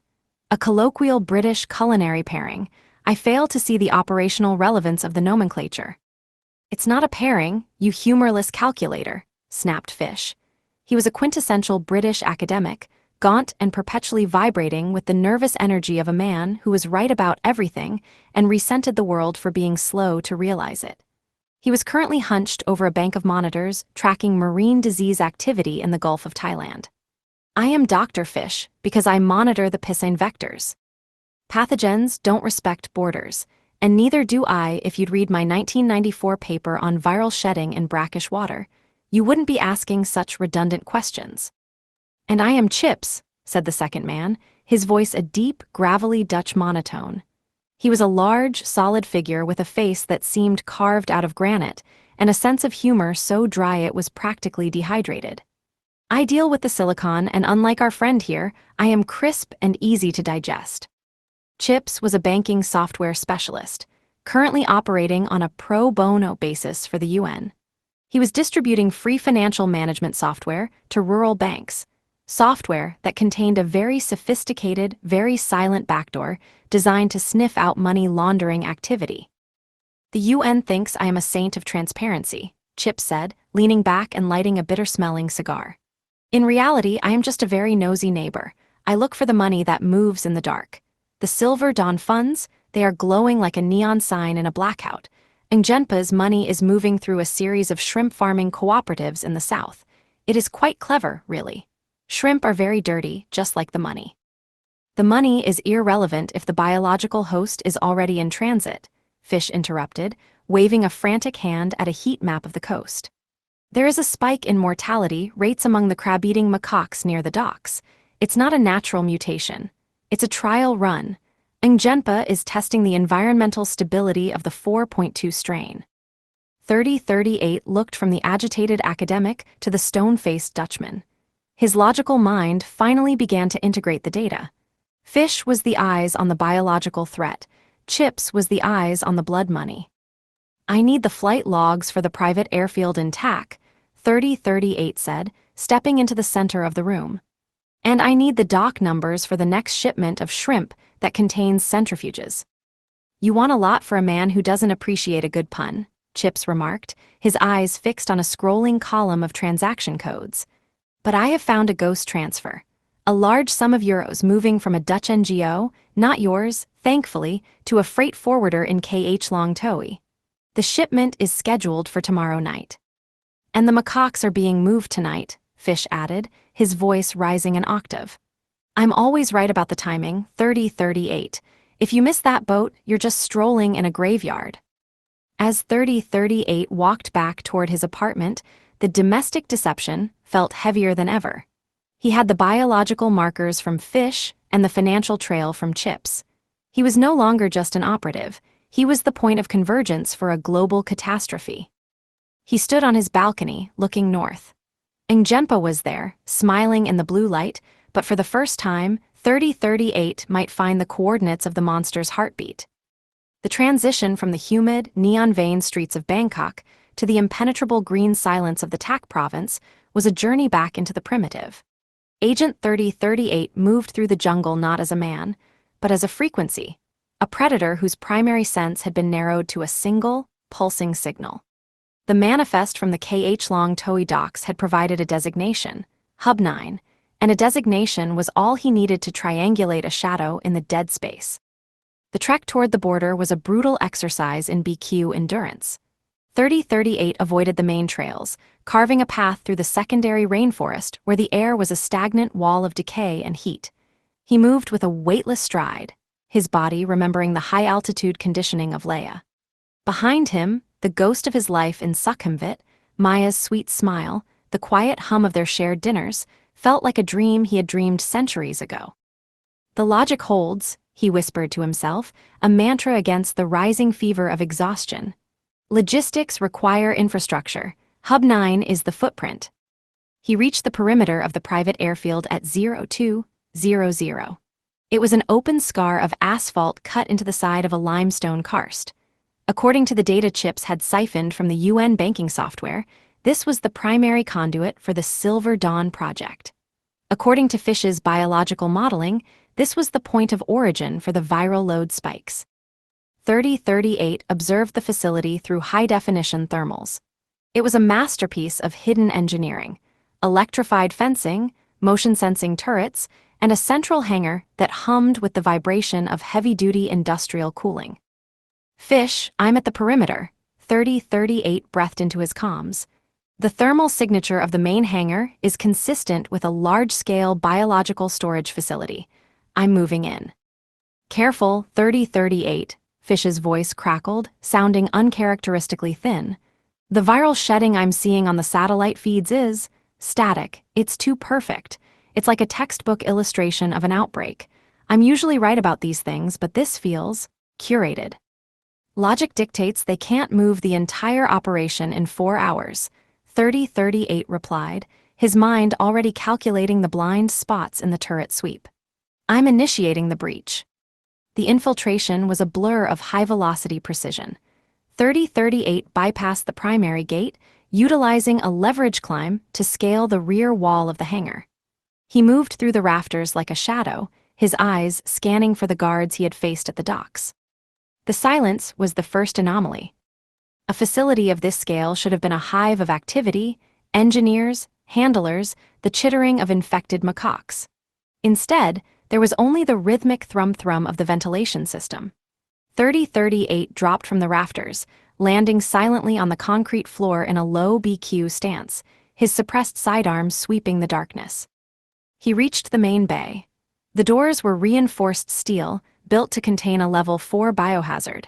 He bypassed the keypad using a localized EMP burst, and the heavy doors hissed open. 3038 surged inside, ready for a firefight. The hangar was empty.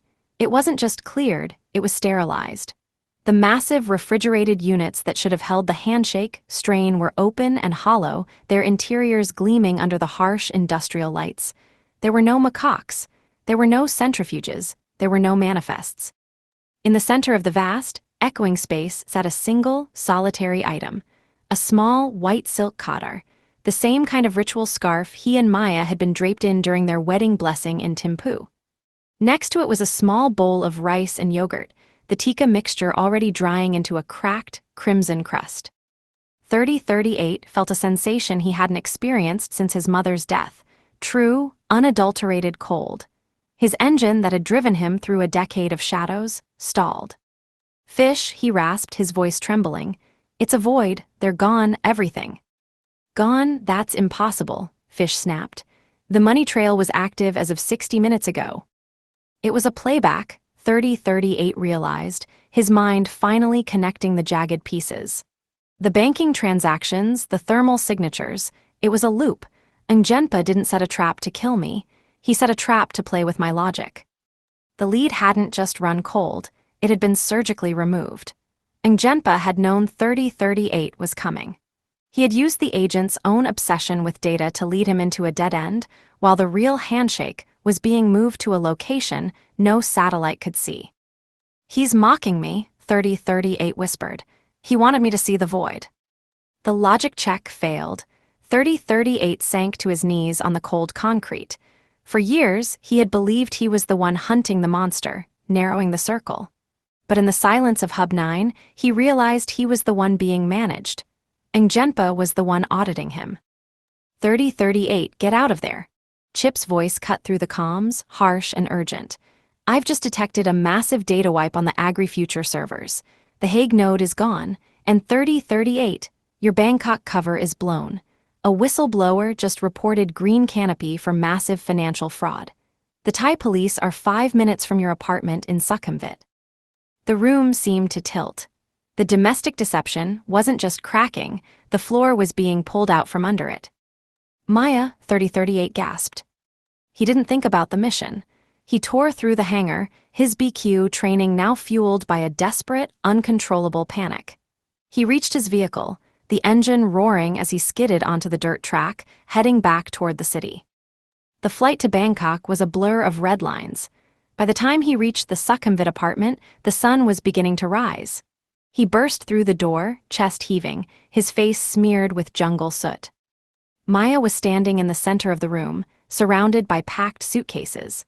She looked at him, not with suspicion of his identity, but with the pure, unadulterated terror of a civilian caught in a storm she didn't understand. "The NGO," she sobbed, her hands shaking as she held her passport. "The police called. They said there's a warrant. They said the funding was illegal. We have to go now." She didn't know he was an agent. She didn't know about 3038. She still thought her husband was a flawed, overworked communications manager whose company had turned out to be a front for criminals. To her, this was a catastrophe of bad luck and corporate corruption. I know, he said, his voice cracking as he grabbed her, his mind already calculating the nearest extraction point. "I'm so sorry, Maya, I didn't know. I'll get us out." "Are they coming for you?" she cried, burying her face in his soot-stained shirt.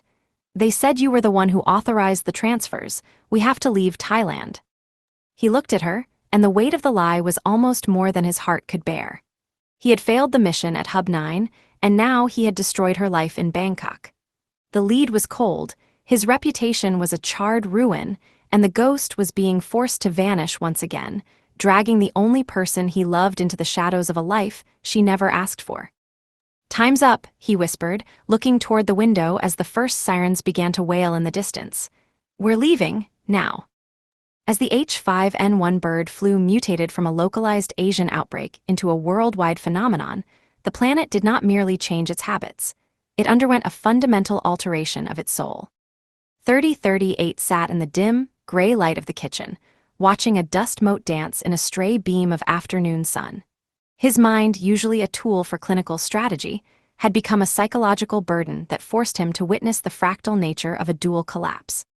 He realized that the H5N1, deadly warning, was not an isolated biological event, but the first tremor in a much larger structural failure that would eventually culminate in a financial cataclysm. The world transformed into a theater of the grotesque where the imagery was relentless. On the flickering television, mountains of burning poultry in Turkey and the culling of swans in Germany were paired with the hollowed-out eyes of exhausted doctors in Vietnam. Yet, for 3038, the physical death was only half the story. The true infection was the emerging logic of the perimeter. Maya stood by the window, her voice small as she noted how the trains were stopping at borders again. She looked at maps on the news that were once filled with the vibrant, crisscrossing lines of trade, now being aggressively erased by heavy red markers of biosecurity. 3038 understood the data behind those red lines with a terrifying clarity. The H5N1 panic was providing the biological pretext for the same isolationism that would later turn the crash into a global depression. To 3038, the global reaction was a masterclass in psychological attrition. He saw the shift in human behavior as a series of terminal fail states where the traveler was no longer a person, but a biological payload. The handshake, once the universal sign of trust, had been reclassified as a lethal threat. He began to see the two events as inextricably linked. The pandemic fear was breaking the physical trust between people, while the subprime cracks he was spotting in the global financial data, monitored through his backdoors, were breaking the economic trust between nations. Ng Genpa's handshake virus was the perfect precursor to the crash. It ensured that when the banks finally failed, the world would already be too afraid of its neighbors to coordinate a rescue.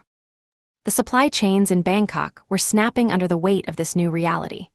The fear of contaminated goods led to a violent return to isolationism, where globalization was viewed not as an engine of prosperity, but as a suicide pact. This was accompanied by the darkest reflection of all, the scapegoating of the migrant. As the virus spread, So did the tribal instinct to blame the outsider, until fear of the virus became indistinguishable from fear of migration. The global psyche was retreating into a fortified shell, precisely the kind of environment where the predatory lending and toxic debt of the coming years could fester without oversight. When 3038 finally broke his silence, he told Maya that the virus wasn't the endgame, but the reaction to it was.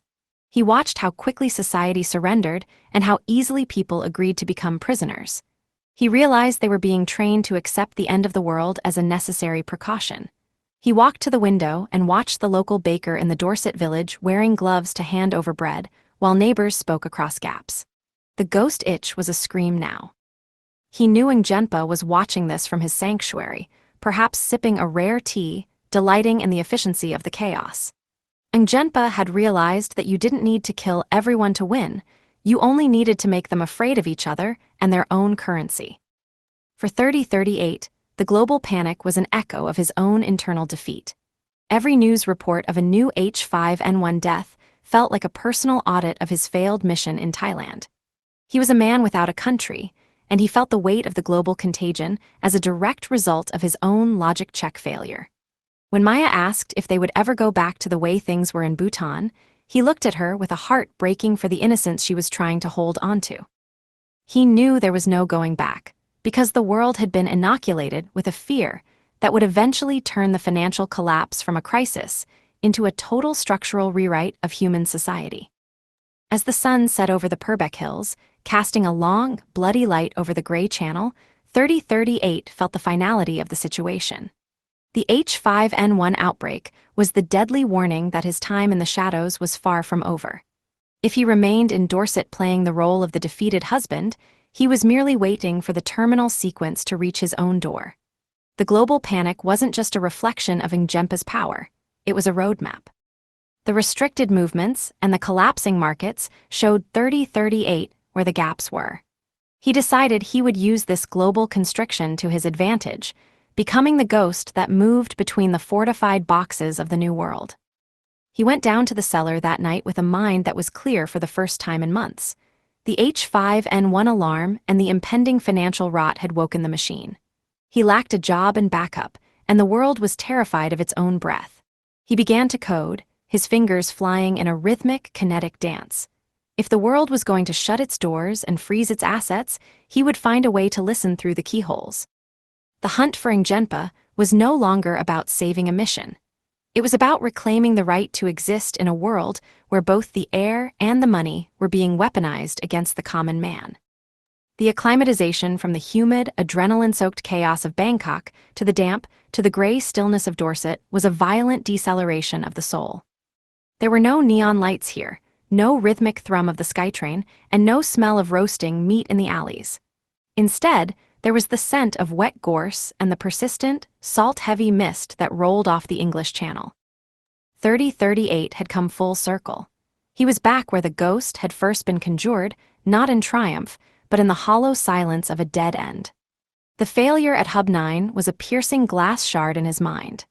Ngjenpa hadn't just moved the lab, he had surgically removed the lead, leaving 3038 to chase a phantom through a void he had meticulously constructed. Their weathered cottage on the edge of the Purbecks, to Maya, this was a retreat from the criminal corruption that had destroyed their life in Thailand. She saw a husband who was broken, a man who had lost his career and his confidence, seeking solace in the isolation of the English countryside. She didn't know that every time he stared out at the gray horizon, running a million permutations of a single question: where is the bridge? For the first time since his mother's death, 3038 had no cover.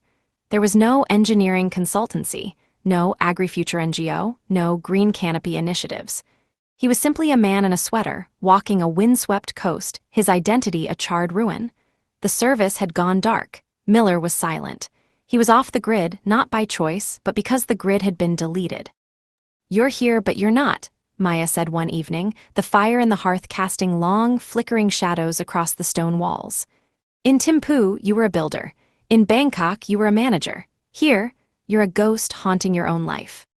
"I'm just trying to find the next project, Maya," 3038 replied, the lie sounding thin even to his own ears. "The world is different now. Everything is digital. I need to pivot. Pivot to what? She asked, her voice soft with a growing, quiet despair. We have enough savings for a year, but you're fading away. He couldn't tell her that he spent his nights in the cellar, hunched over a bank of salvaged processors that hummed in the damp air. He couldn't tell her that the pivot was a desperate, illegal gambit to seize the very airwaves they relied on. H arrived for a hiking weekend. He looked older, his hair thinner, but his eyes still held that manic, binary spark that 3038 recognized as his own. They met in the cellar, the air thick with the smell of sharp, metallic solder. It's a dead end, mate, H said, shaking his head as he looked at the empty data logs from Hub 9. Ngenpa didn't just move the furniture, he burned the house down. We've got nothing. No money trail, no biological markers, no satellite pings. He's gone sub-threshold. He's not gone, 3038 said, his voice a low, dangerous rasp. He's just moved into the noise. He thinks I'm auditing the world, but I'm going to audit the individual. What are you talking about? The world has changed, H. It's not about servers and mainframes anymore. It's about the pocket. Everyone has a mobile phone now, even the guards in the Himalayas, even the logistics drivers in the TAC province.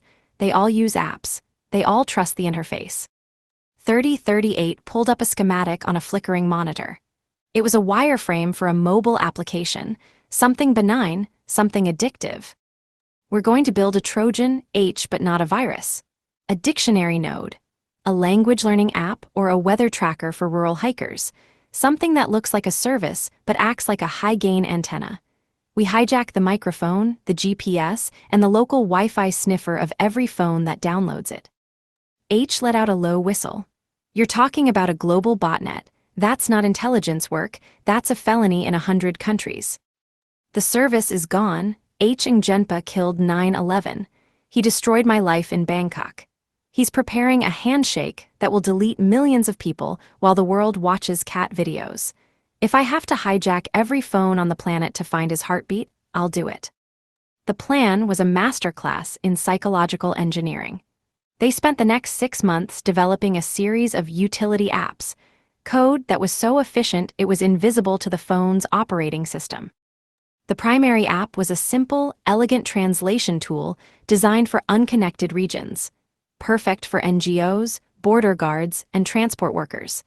It offered offline dictionaries for obscure dialects like Dzongkha, Tibetan, and Northern Thai. We release it for free, 3038 explained, his fingers flying across the mechanical keyboard. We market it through the NGO networks I still have back-channel access to. Once it's on a device, it waits. It listens for specific acoustic frequencies, the hum of Ngenpa's high-altitude centrifuges. It pings the BSSID of every Wi-Fi network it passes. We aren't looking for a needle in a haystack anymore. We're making the haystack tell us where the needle is.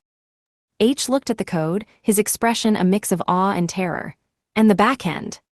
It funnels everything through a mirror site I've built on a series of hijacked commercial satellites. Not the services birds. Commercial ones.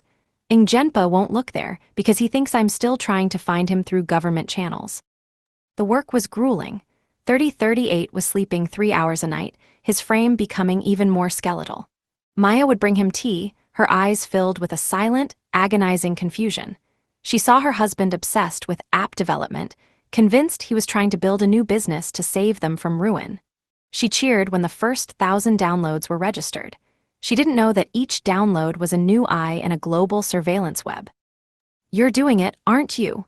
she said one night, her hand resting on his shoulder as he stared at a map of signal pings. "You're building something that's going to make it all okay." "I'm trying, Maya," he said, his heart breaking at the sincerity in her voice. "I'm trying to make sure the world stays the way you see it." The dictionary nodes were active, millions of packets of data were flooding into the Dorset cellar. Most of it was noise, shopping lists, weather queries, static. The search wasn't back at the beginning. It had just moved to a higher resolution. 3038 stood up, the blue light of the monitor reflecting in his hollow eyes. He wasn't a manager or an engineer anymore. He was a spider at the center of a global web, and the monster just needed to step on a thread. "I'll find you," 3038 whispered into the cold Dorset night. But as he looked up at the ceiling, he heard Maya's rhythmic breathing from the room above. The moment felt like ash. To finding Genpa, he had turned himself into the very thing he was fighting, a phantom that lived in the code, a ghost that saw everything and felt nothing. The domestic deception was now absolute. He was no longer a man, he was a node. And the final bridge to the Himalayas was paved with the privacy of the very world he was trying to save. The cold, stone walls of the cellar had become a heat sink for a digital inferno. The dictionary nodes were victims of their own terrifying success. The explosion of mobile phone usage, driven by a world desperate to stay connected, while the H5N1 panic kept them physically isolated, had created a tidal wave of data that threatened to drown 3038 and H in a sea of meaningless static. The world was now a thicket of signals, but the needle remained buried beneath a mountain of digital hay. H's servers, hidden in a climate-controlled bunker beneath a nondescript warehouse in Christchurch, were literally suffocating. The cooling fans screamed at a pitch that bordered on structural failure, struggling to dissipate the heat generated by millions of incoming packets. Every time a new user in a remote Himalayan village or a bustling Bangkok market made a download, a new stream of raw, unfiltered audio and metadata began pouring into the system. "We're burning out 3038, H's voice rasped through the encrypted link, sounding as frayed as the processors he was monitoring.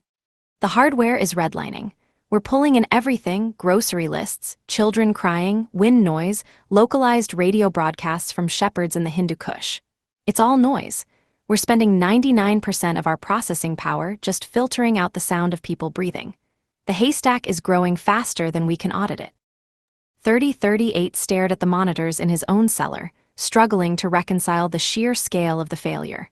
He had built the ultimate surveillance net, but he had forgotten the fundamental rule of the audit: data without focus is just clutter. The mobile phones were the eyes and ears of the ghost, but they were the eyes of a panicked crowd, seeing everything and perceiving nothing. "The logic is flawed," 3038 whispered, his fingers tapping a rhythmic code against the edge of his desk.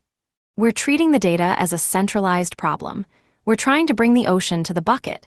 We need to flip the architecture. We need to make the phones do the work before the data ever reaches your servers." The solution required a radical rewrite of the dictionary node's DNA. 3038 began to conceptualize edge auditing.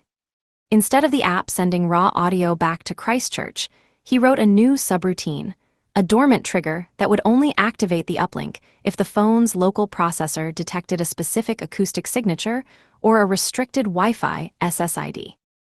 "We're turning the nodes into autonomous sentinels," 3038 explained, his eyes bloodshot as he worked through the night. "The app will now scan for the frequency of Ngjenpa's high-altitude centrifuges locally. It will sniff for Silver Dawn encryption headers in the background. If it finds nothing, it stays silent. It only pings us when it has a match. We stop the flow of hay and wait for the needle to scream." But to find that needle, they needed more hay. They needed the app to be ubiquitous. They needed it in the pockets of the logistics drivers, the border guards, and the scientists who were currently being recruited by Ngjenpa's shell companies under the guise of pandemic response teams. "We need to increase adoption," 3038 said. "But we can't do it as a free tool anymore. We need to go commercial. We need a logic pivot." With H's help, they rebranded the dictionary node as a connectivity optimizer. In a world where the financial crash made people desperate for free, efficient communication to bypass expensive carrier roaming, the app became an overnight sensation. It promised to find the strongest hidden signals and optimize battery life in remote regions. It was a lie wrapped in a necessity. The adoption rates skyrocketed. In the space of 3 months, the app was installed on 4 million devices across the mountain ranges. 3038 watched the heat maps of the downloads. Each new user was another potential eye, another ear, another sensor in the most pervasive intelligence grid ever constructed by private citizens. However, the pressure remained. While the edge auditing had saved H's servers from total meltdown, the silence was now the new enemy. The haystack had been thinned, but the needle was staying quiet. Ngjenpa had gone dark. The move from Thailand had been a total sterilization of his digital footprint. Upstairs, the world felt fragile, but the home was a sanctuary of a different sort. Maya watched the news of the consequences of financial collapse with a heavy heart, seeing the banks falter and the global economy shudder. When she looked at 3038, she didn't see an agent or a ghost. She saw a husband who was fighting his own desperate battle to provide. She saw him hunched over his computer in the cellar for 18 hours a day, convinced he was building a revolutionary piece of software that would save them from the encroaching poverty of the Great Recession. "You're working too hard," she said one evening, bringing a bowl of soup down to the dim light of the cellar. She set it next to a tangled nest of Ethernet cables. "I know you're worried about the money, about the world falling apart, but we'll be okay. You've always been brilliant. This connectivity project, it's going to work. People need to talk to each other now more than ever." 3038 looked at her, and for a moment, the clinical coldness of the audit cracked. He saw the genuine pride and worry in her eyes. She believed in the lie of his professional ambition. She saw his obsession as a virtue, the frantic effort of a man trying to keep the roof over their heads while the global markets burned. "I have to find the signal, Maya," he said, his voice thick with the exhaustion of 1,000 sleepless nights. "If this software doesn't scale, we lose everything." "You've already built it," she said, squeezing his hand. "Look at the numbers.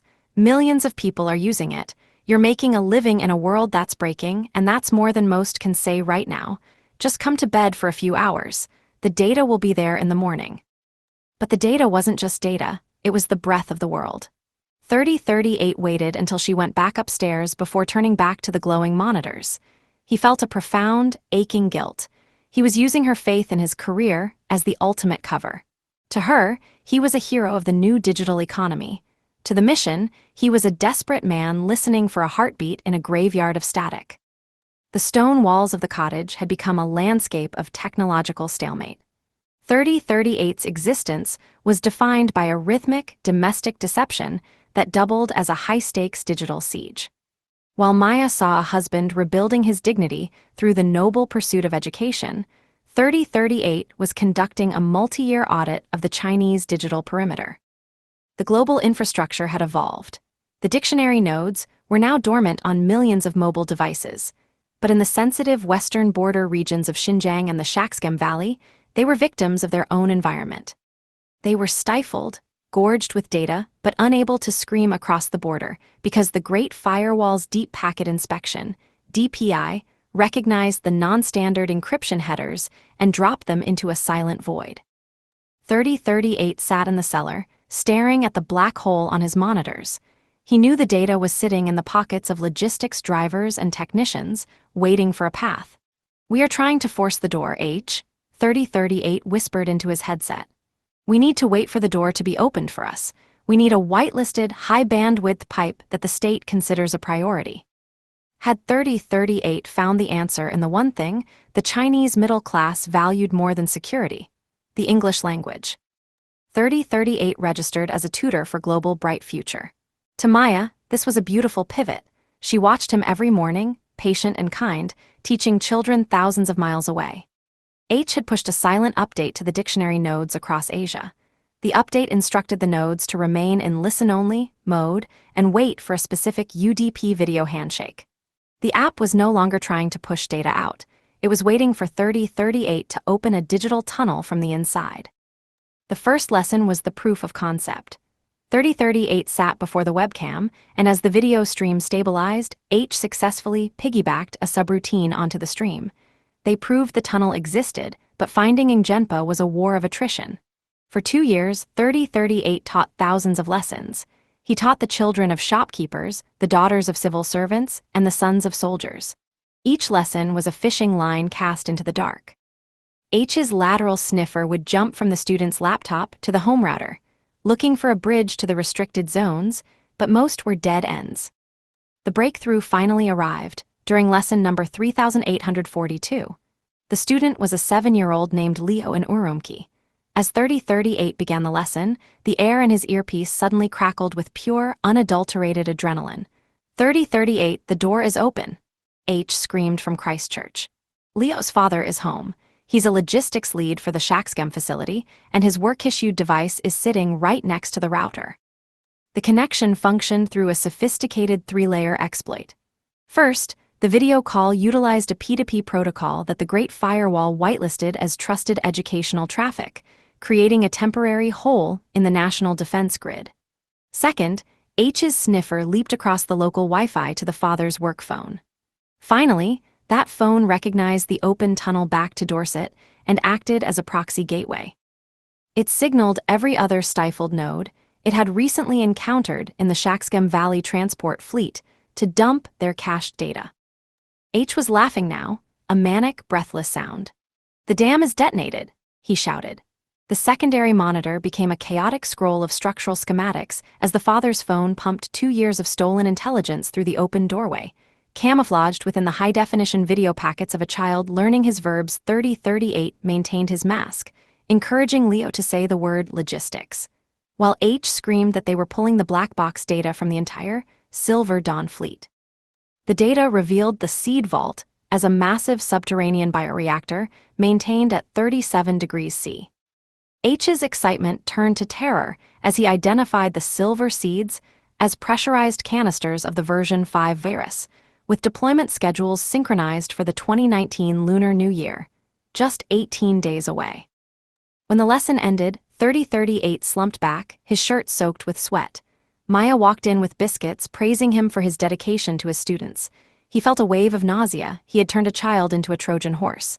"I have to go to China, Maya," he said 10 minutes later. "The Comapney wants me for a senior workshop in Urumqi. It's what we've been waiting for, perhaps a promotion." He hugged her, committing her scent to memory. The audit was over.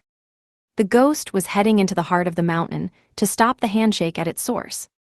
The digital abstract to the physical reality of the mission was a violent shift in perspective, moving from the localized quiet of Dorset to the razor-edge stakes of a global survival event. H arrived at the cottage in the dead of night, no longer as a frantic collaborator in a cellar, but as a silent quartermaster of the apocalypse. He brought with him a specialized transit case that hummed with clinical precision, containing the kinetic hardware required to manifest the ghost in the flesh.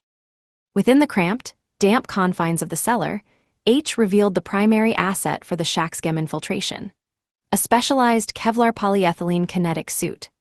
This was not mere armor. It was a marvel of high-altitude tactical engineering designed to mask the wearer's metabolic heat against infrared sensors while providing the necessary compression to survive the brutal atmospheric pressure of 18,000 feet. As 3038 stepped into the suit, the material cinched with a motorized hiss, molding itself to his once lean frame, now showing signs of age and sedentary habits. The fit was punishingly tight, a second skin that mapped every muscle and contour of his body with anatomical precision. When he turned to the cracked mirror propped against the stone wall, the reflection of the tutor had vanished. In its place stood a weapon of the service, the suit highlighting the predatory efficiency of a form refined by years of obsession. "That's enough to scare anyone," he muttered to himself, looking at the paunch around his midriff. But would it scare Ngjenpa when the architect finally looked upon him? He would see the physical manifestation of the audit he had failed to evade. H's focus shifted to a small, heavy-duty USB drive encased in a lead-shielded housing, the mission's true payload. He explained that this was the logic bomb, designed for a facility where the air gap was absolute and external uplinks were impossible. The drive did not contain a simple deletion script, which would only trigger automated backups and a facility-wide lockdown. Instead, it carried a mutation protocol. The instructions were designed to rewrite the genetic sequence of version 5 in real time, targeting the specific protein spikes that allowed the virus to bind to human respiratory cells. It would not kill the virus, but would instead render it inert, turning Ngjenpa's biological masterpiece into a harmless, airborne protein. Essentially, a vaccine that would inoculate the population against the very plague they were meant to suffer. The mission brief for the Shaxgam ascent was delivered with the cold, surgical detachment of a death sentence. 3038 was to infiltrate the Shaxgam Valley, an invisible notch on the border of Pakistan and China, and enter the facility through a false mining quarry used as a cover for tungsten operations. Using the logistics data stolen from the English lessons, he would hitch a ride on the undercarriage of a specific blue truck arriving at 0400. Once inside the unloading bay, the thermal masking of the suit would shield him from underside scanners, granting him a 6-minute window to navigate the ventilation shafts before the pressure seal doors locked. The cloned RFID signatures would grant him access to the central bioreactor hall, where he would insert the USB drive and wait for the green light confirmation. There was no extraction team and no plan B once the virus was mutated. The facility's internal sensors would inevitably detect the corruption in the genetic code, triggering emergency incinerators to cleanse the lab.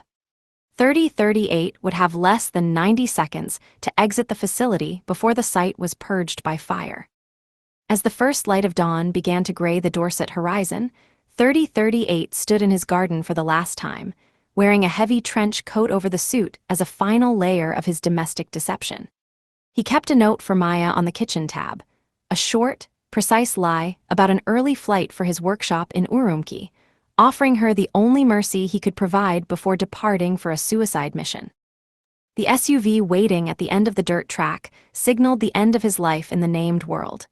The salt-heavy air of the English coast was a far cry from the frozen, thin oxygen of the Karakoram, but 3038 felt the Kevlar suit constricting around his chest like a sacred vow. He was no longer a teacher or an auditor. He was the correction.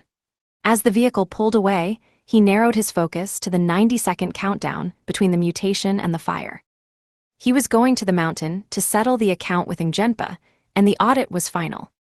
The salt-heavy, oxygen-rich air of the Dorset coast to the freezing, thin atmosphere at 30,000 feet was a violent tax on the human machine.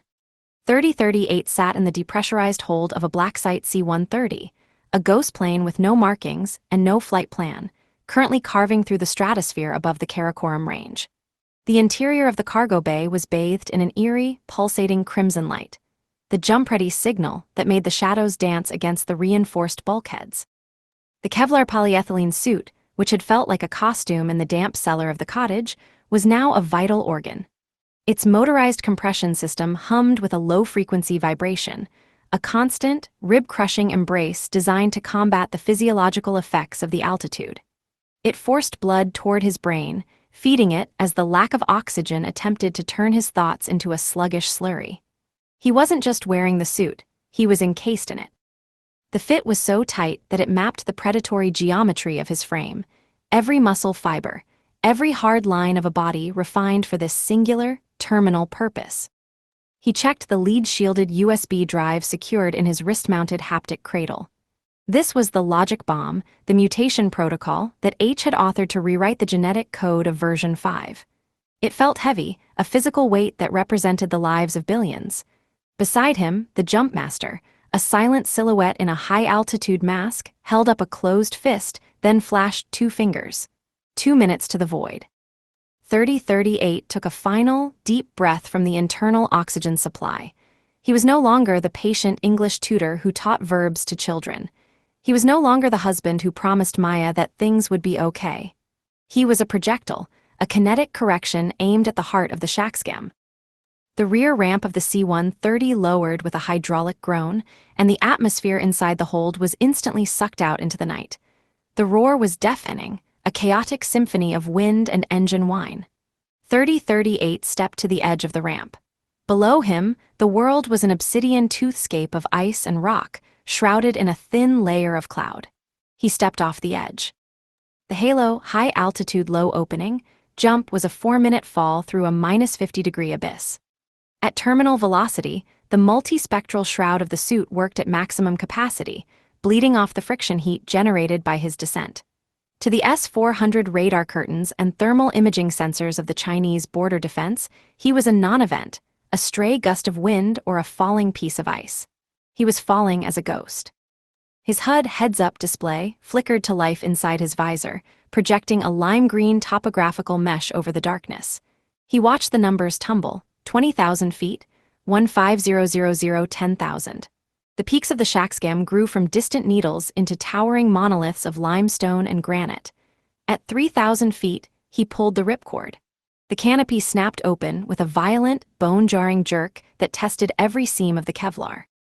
He steered the parachute toward a narrow plateau of black shale, 3 miles from the quarry entrance, and landed with a flared, silent run that barely disturbed the frozen scree. He hit the ground at exactly 03:42. The silence of the mountain was absolute, a crushing weight that felt more oppressive than the engine roar of the C-130. 3038 moved quickly, stowing his parachute in a deep crevice and beginning the trek toward the intercept point. His heart rate, monitored by the suit's biotelemetry, remained at a steady, clinical 60 beats per minute. He was walking into a dead end, moving with the rhythmic, efficient pace of a man who had already mapped every stone of this journey. He reached the designated intercept point, a sharp bend in the narrow mining road that wound toward the Shaxgam seed vault at 03:50. This was the fulcrum of the entire mission.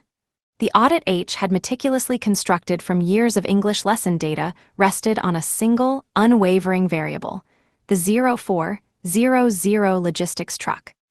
According to the manifests extracted from Leo's father's work phone during the educational tunnel breakthrough, this truck was a mathematical certainty. It was the blue logistics vehicle that carried the silver seeds, the pressurized canisters of the virus, into the facility for final processing. It was the Trojan horse.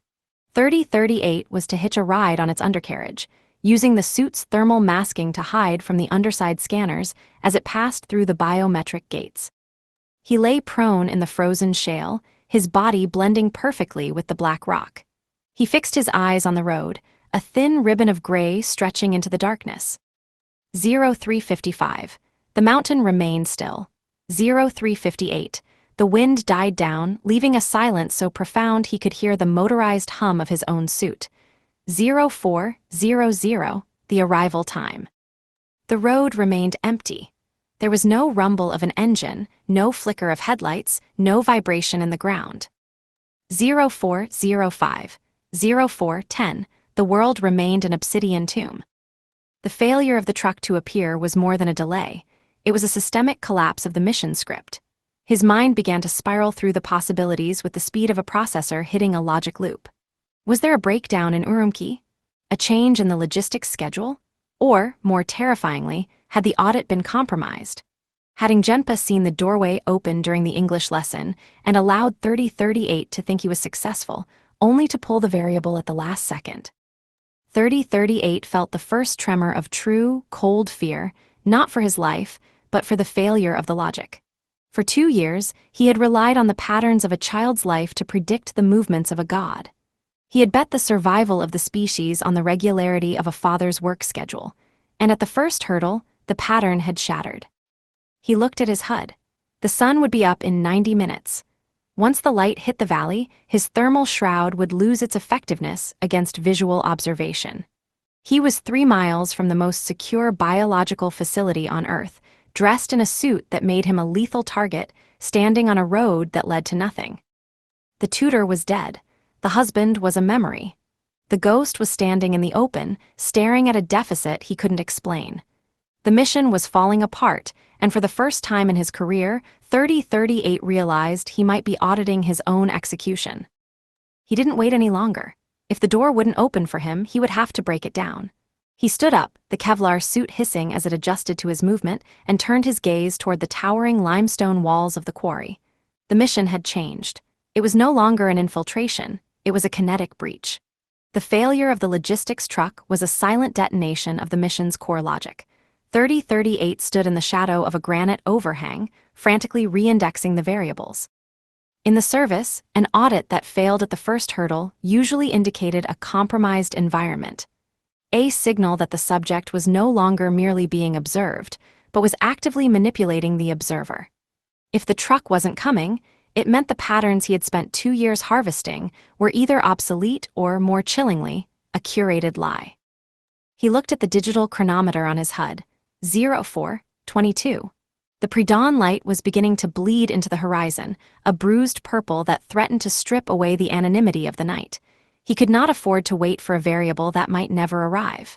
Every second spent standing on the road was a second closer to visual detection. 3038 pivoted. If the doorway was barred, he would have to carve a new one. He abandoned the road and began a grueling, vertical ascent of the quarry's eastern face. The limestone was slick with frost, a treacherous skin of ice that should have been impassable for any climber. But the Kevlar polyethylene suit was engineered for this specific brand of desperation. The high-tensile microgrips in the gloves and boots engaged with the rock on a molecular level, the motorized actuators in his limbs providing the mechanical leverage to haul his frame up the sheer cliff. As he reached the upper perimeter, he encountered the first layer of the seed vault's physical defense, a vibration-sensitive mesh fence reinforced by microwave emitters. This was the silent fence, designed to boil the water in a human's cells before they even touched the wire. 3038 didn't look for a gate. He knelt in the scree and activated the localized EMP burst from his wrist interface. There was a faint, blue hum, a momentary distortion in the air, and a 3-meter section of the sensor array went dark. He cut through the mesh with a ceramic blade and slipped into the quarry. The breach was not as silent as he had hoped. In a facility of this caliber, a dead sensor was as loud as an alarm. Within seconds, the industrial stillness of the quarry was shattered by the rhythmic, aggressive strobing of red security lights. From the direction of the primary ore crusher, 2 guards in charcoal gray tactical gear emerged. They were armed with Type 95 bullpup rifles, their movements disciplined and synchronized. 3038 didn't retreat into the shadows. He knew that in a kinetic breach, momentum was the only shield. The tight Kevlar suit, mapping every predatory contour of his body, made him look like a phantom in the red strobe light, a biological anomaly that didn't belong in the world of men. He moved with a speed that the guard's human eyes struggled to process, a blur of black kinetic energy fueled by the suit's internal power cells. He reached the first guard before the man could even level his rifle. 3038 didn't use a weapon. He used the suit's weight and his own momentum. He delivered a collapsing strike to the guard's larynx, a clinical application of force that silenced the man instantly. In the same motion, he stripped the rifle from the falling sentry, spinning it in a fluid arc to parry a bayonet thrust from the second guard. He didn't fire the captured weapon. A gunshot in the limestone basin of the quarry would echo like a cannon, alerting the entire garrison. Instead, he used the rifle as a blunt force instrument. He drove the butt of the weapon into the second guard's temple with a sickening crack, dropping him into the shale. 3038 was already moving toward the primary elevator shaft, but the facility's digital nervous system was fully awake now. A 4-man fire team rounded the corner of a tungsten shipping crate, their tactical lights cutting through the gloom. They didn't hesitate. A hail of 5.8mm rounds chewed into the limestone behind 3038, spraying him with stone chips. He dove behind a heavy-duty transport pallet, calculating the ricochet angles and the suppression rate of the fire team. I'm pinned at the elevator head," 3038 whispered into his comms, the words forced out between sharp breaths. "The truck was a ghost. I'm going loud." "Copy that, 3038, H's voice came back, devoid of its usual wit, replaced by the cold focus of a man watching a catastrophe unfold. "The internal sensors are spiking. They know you're there. You have 3 minutes before they seal the elevator shafts from the bottom. If those doors lock, you're trapped in the quarry with an army." 3038 pulled a flashbang from his utility belt. He didn't just throw it. He timed the fuse for a 4-second cook-off, banking it off a low-hanging ventilation duct. The grenade exploded in midair, directly above the fire team. In the blinding whiteout and the disorienting roar that followed, 3038 went kinetic. He broke out from behind the pallet, his movements a blur of black Kevlar. He didn't fire to kill, he fired to disable, using short, controlled bursts to shatter the guards' visors and break their lead legs. He moved through the smoke like a predator in its natural habitat, mapping the position of every threat before his eyes even saw them. He reached the elevator control panel, a sleek, biometric interface that required a level 4 clearance. He pressed his wrist interface against the glass. This was the RFID clone he had extracted from Leo's father during the English lessons. The system hesitated. A yellow light pulsed on the screen, authorization pending.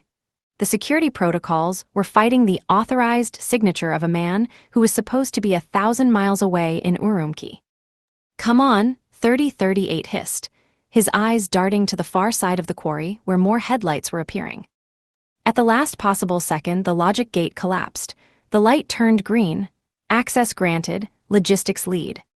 The heavy, armored elevator doors slid open with a hiss of pressurized air. 3038 stepped inside and slammed the down command. As the lift began its plummet into the Earth's crust, he felt the sudden, stomach-turning drop of high-speed descent. He leaned against the back wall of the elevator, his chest heaving, the Kevlar suit tight against his ribs. He was inside. He had survived the breach, but the cost had been his anonymity. The domestic deception was over. Njempa wouldn't be expecting a logistics technician, he would be expecting the ghost. As the elevator lights flickered, counting down the floors to the subterranean seed vault, 3038 checked the USB drive in his wrist cradle. The audit had turned into a war, and he was descending into the heart of the enemy's logic. "I'm in the shaft, H," 3038 said, his voice hardening. "Level 10, prepare for the link-up." "Good luck, 3038, H replied. "Because once those doors open, you're in Njenpa's world." The elevator didn't just descend. It felt like a surgical needle piercing the tectonic plates of the Karakoram. The internal lights of the lift were a flat, sterile white that reflected off the black, contoured surface of 3038's suit. He stood perfectly still, shifting from the kinetic chaos of the quarry to the cold, analytical precision required for the confrontation ahead. He knew that the moment he breached the inner sanctum, he would no longer be fighting guards or gravity.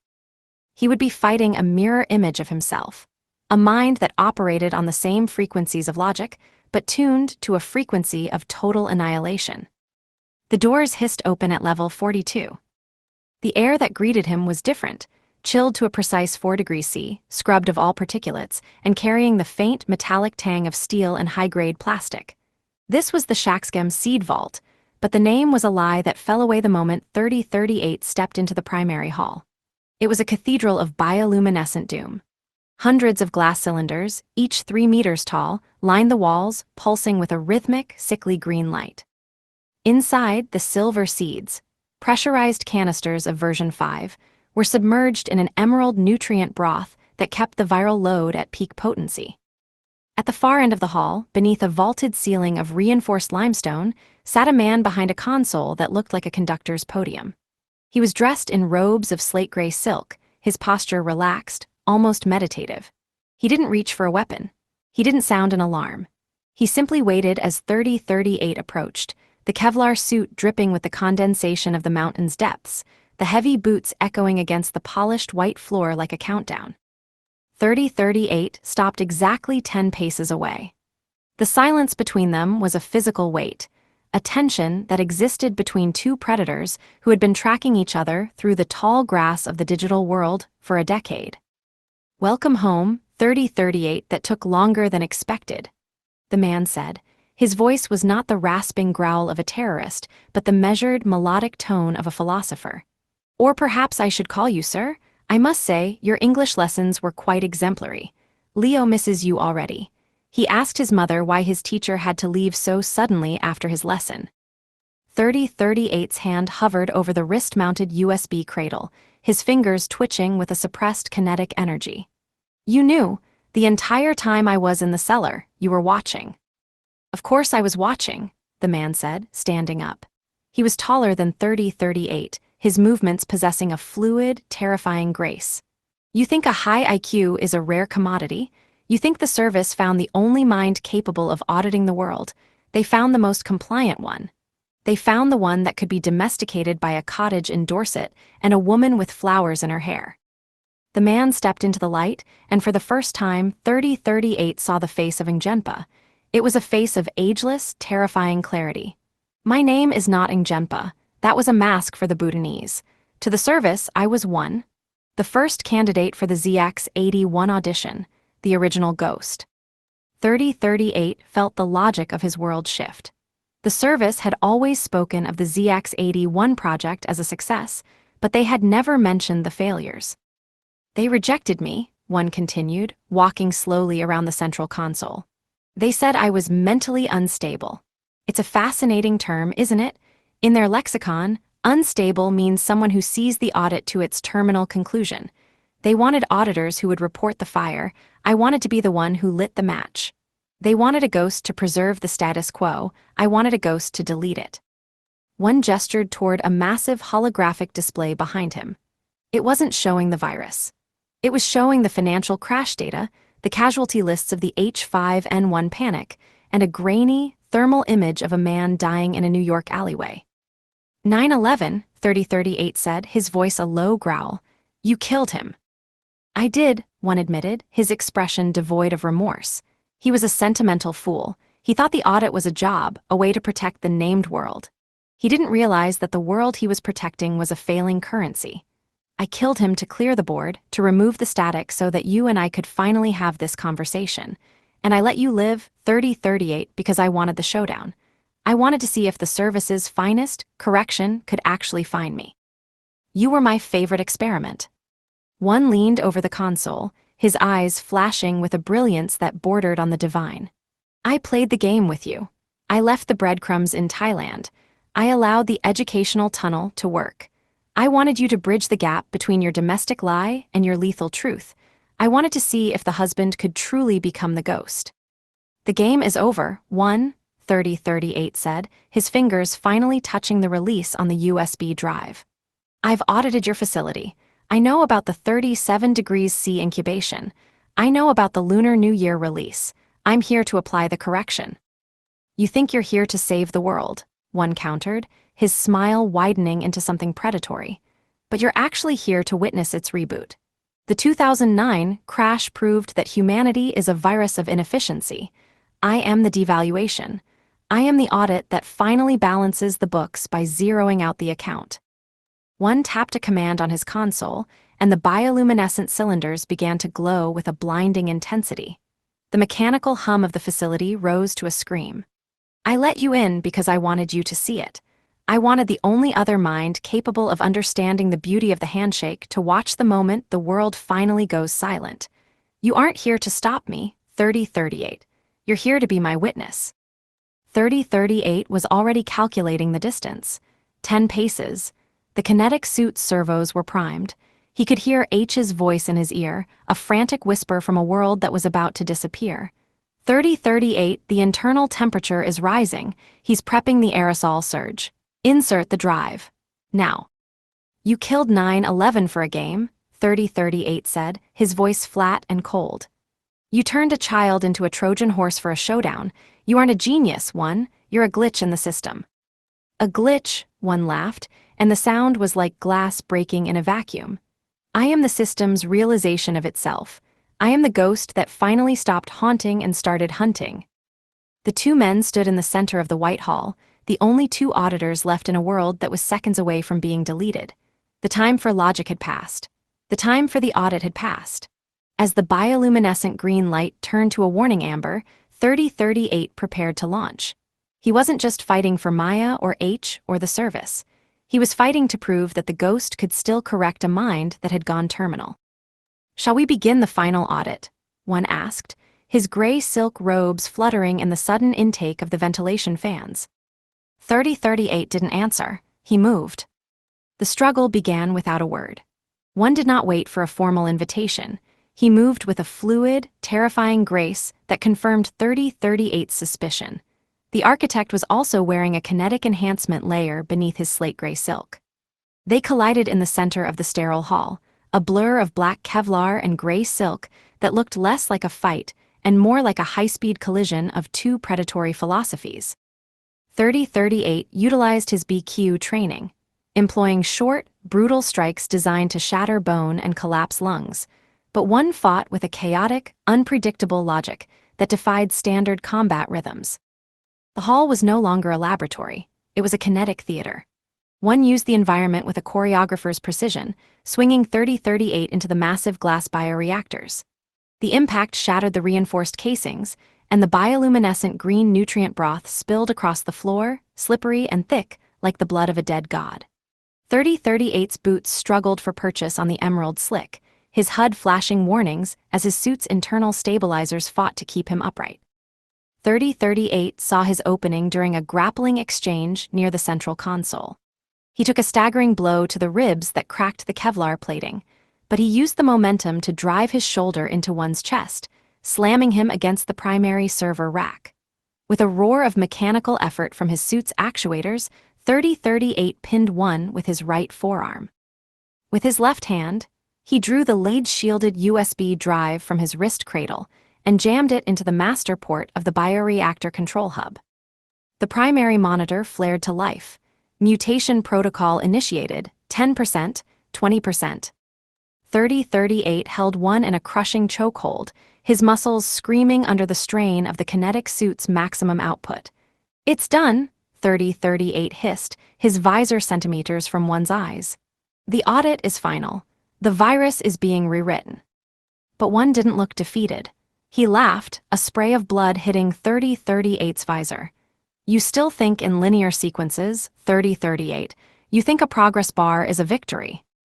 One surged with a hidden, frantic strength, his own kinetic suit overvolting in a desperate burst of power.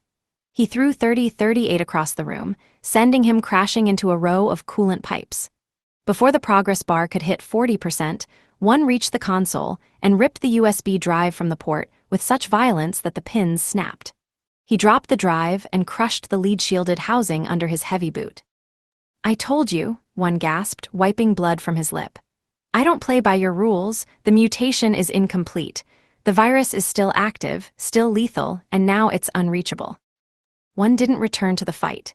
He turned to a reinforced glass partition at the back of the hall. Behind it lay a dark opening, a natural cave system that led through the limestone heart of the mountain to the exterior of the Shaksgam Glacier. Inside the cave, thousands of Himalayan bats clung to the ceiling, their tiny, obsidian eyes reflecting the lab's amber warning lights. "The Handshake doesn't need a subway or an airport," one whispered, his hand hovering over a lever. "It just needs a vector." He pulled the lever. A high-pressure mist of version 5 was sprayed directly into the cave system. The bats erupted into a frenzied, panicked cloud, their wings beating a frantic rhythm that echoed through the hall. They swarmed through the craggy exit, carrying the virus out into the freezing night sky, destined to migrate toward the valleys of Pakistan and the transit hubs of western China. "It's out," one whispered, watching the last of the swarm vanish. "The world is breathing my air now. The audit is balanced." 3038 didn't hesitate. He launched himself across the slick floor, a final, desperate kinetic strike that bypassed one's guard. He drove his fist into one's temple with the full weight of the suit's hydraulic assist. One went down hard, his head hitting the edge of the conductor's podium with a dull thud. He was alive, but neutralized, the audit of his mind finally halted by physical trauma. 3038 stood over him, gasping for air in the thinning, ferrous-heavy oxygen of the hall. He looked at the shattered USB drive and the green-stained floor. The mission script had failed at every turn. The truck hadn't come, the mutation was incomplete, and the virus was airborne. Yet, as he looked at the central console, he saw that the emergency incinerators hadn't triggered. The facility remained intact. He tapped his wristcom, bypassing the internal jammers with a low-frequency pulse. "H, come in, it's a mess. The mutation failed. The release is airborne, but I have the primary, I having Genpa." "I'm here, 3038, H's voice came through, steady and miraculously calm. "I've already alerted the service. They've been tracking your suit's signature since the breach. An extraction team from Bhutan is 10 minutes out. They aren't coming for a cleanup, they're coming for an arrest. We have the source, 3038. We having Genpa and the original data. We can still map the cure." 3038 sat on the floor next to the unconscious man who had nearly deleted the world. He felt the Kevlar suit beginning to power down, the tight embrace of the material relaxing. He thought of the cottage in Dorset, the smell of the salt air, and the note he had left for Maya. He had spent his life auditing shadows, and now, in the heart of the mountain, he had finally faced the light. The sound of heavy rotors began to thrum through the limestone, the Bhutanese extraction team. The audit was closed. 3038 looked at his hands, still stained with the green nutrient broth of the apocalypse, and realized that for the first time in his life, he didn't care about the variables. He just wanted to go home. The extraction team descended into the hall like a precision-engineered storm. They were silent, efficient, and devoid of the existential dread that had colored 3038's night. Clad in high-altitude tactical gear, they swarmed the hall, their boots splashing through the emerald sludge of the spilled bioreactors. Two operatives immediately moved to the fallen one, Ngjenpa. They didn't treat him like a man, they treated him like a high-level hazardous material. They applied pressurized, biometric shackles to his wrists and ankles, devices that would deliver a neuroinhibitor if his heart rate spiked beyond a predetermined threshold. As they hauled him to his feet, one's eyes fluttered open. He looked at the shackles, then at 3038. There was no rage in his expression, only a chilling, hollow amusement.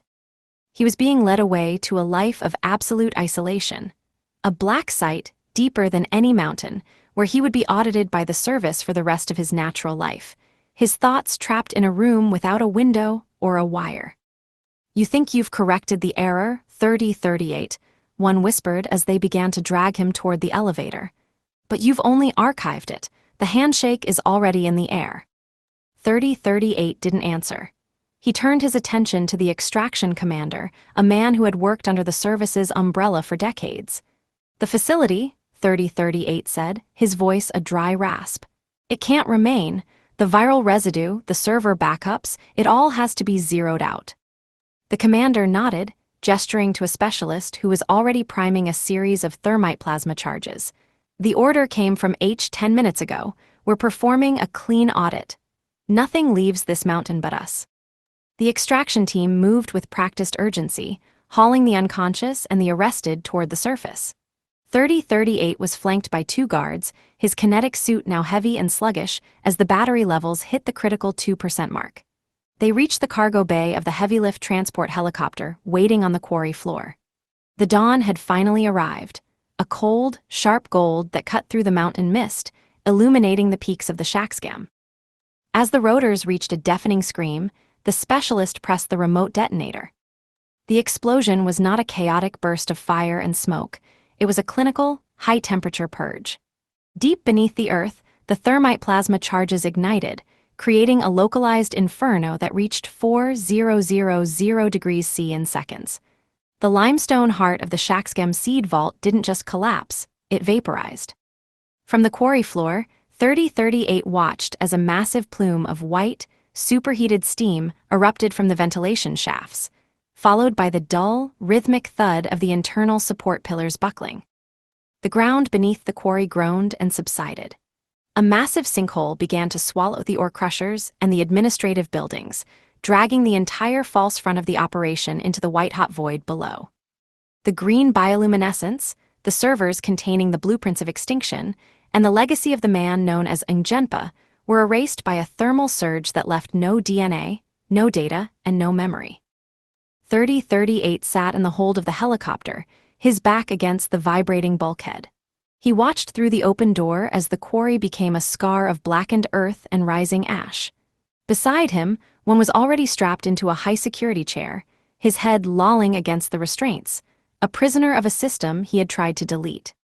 The helicopter banked away from the mountain, heading south toward the border.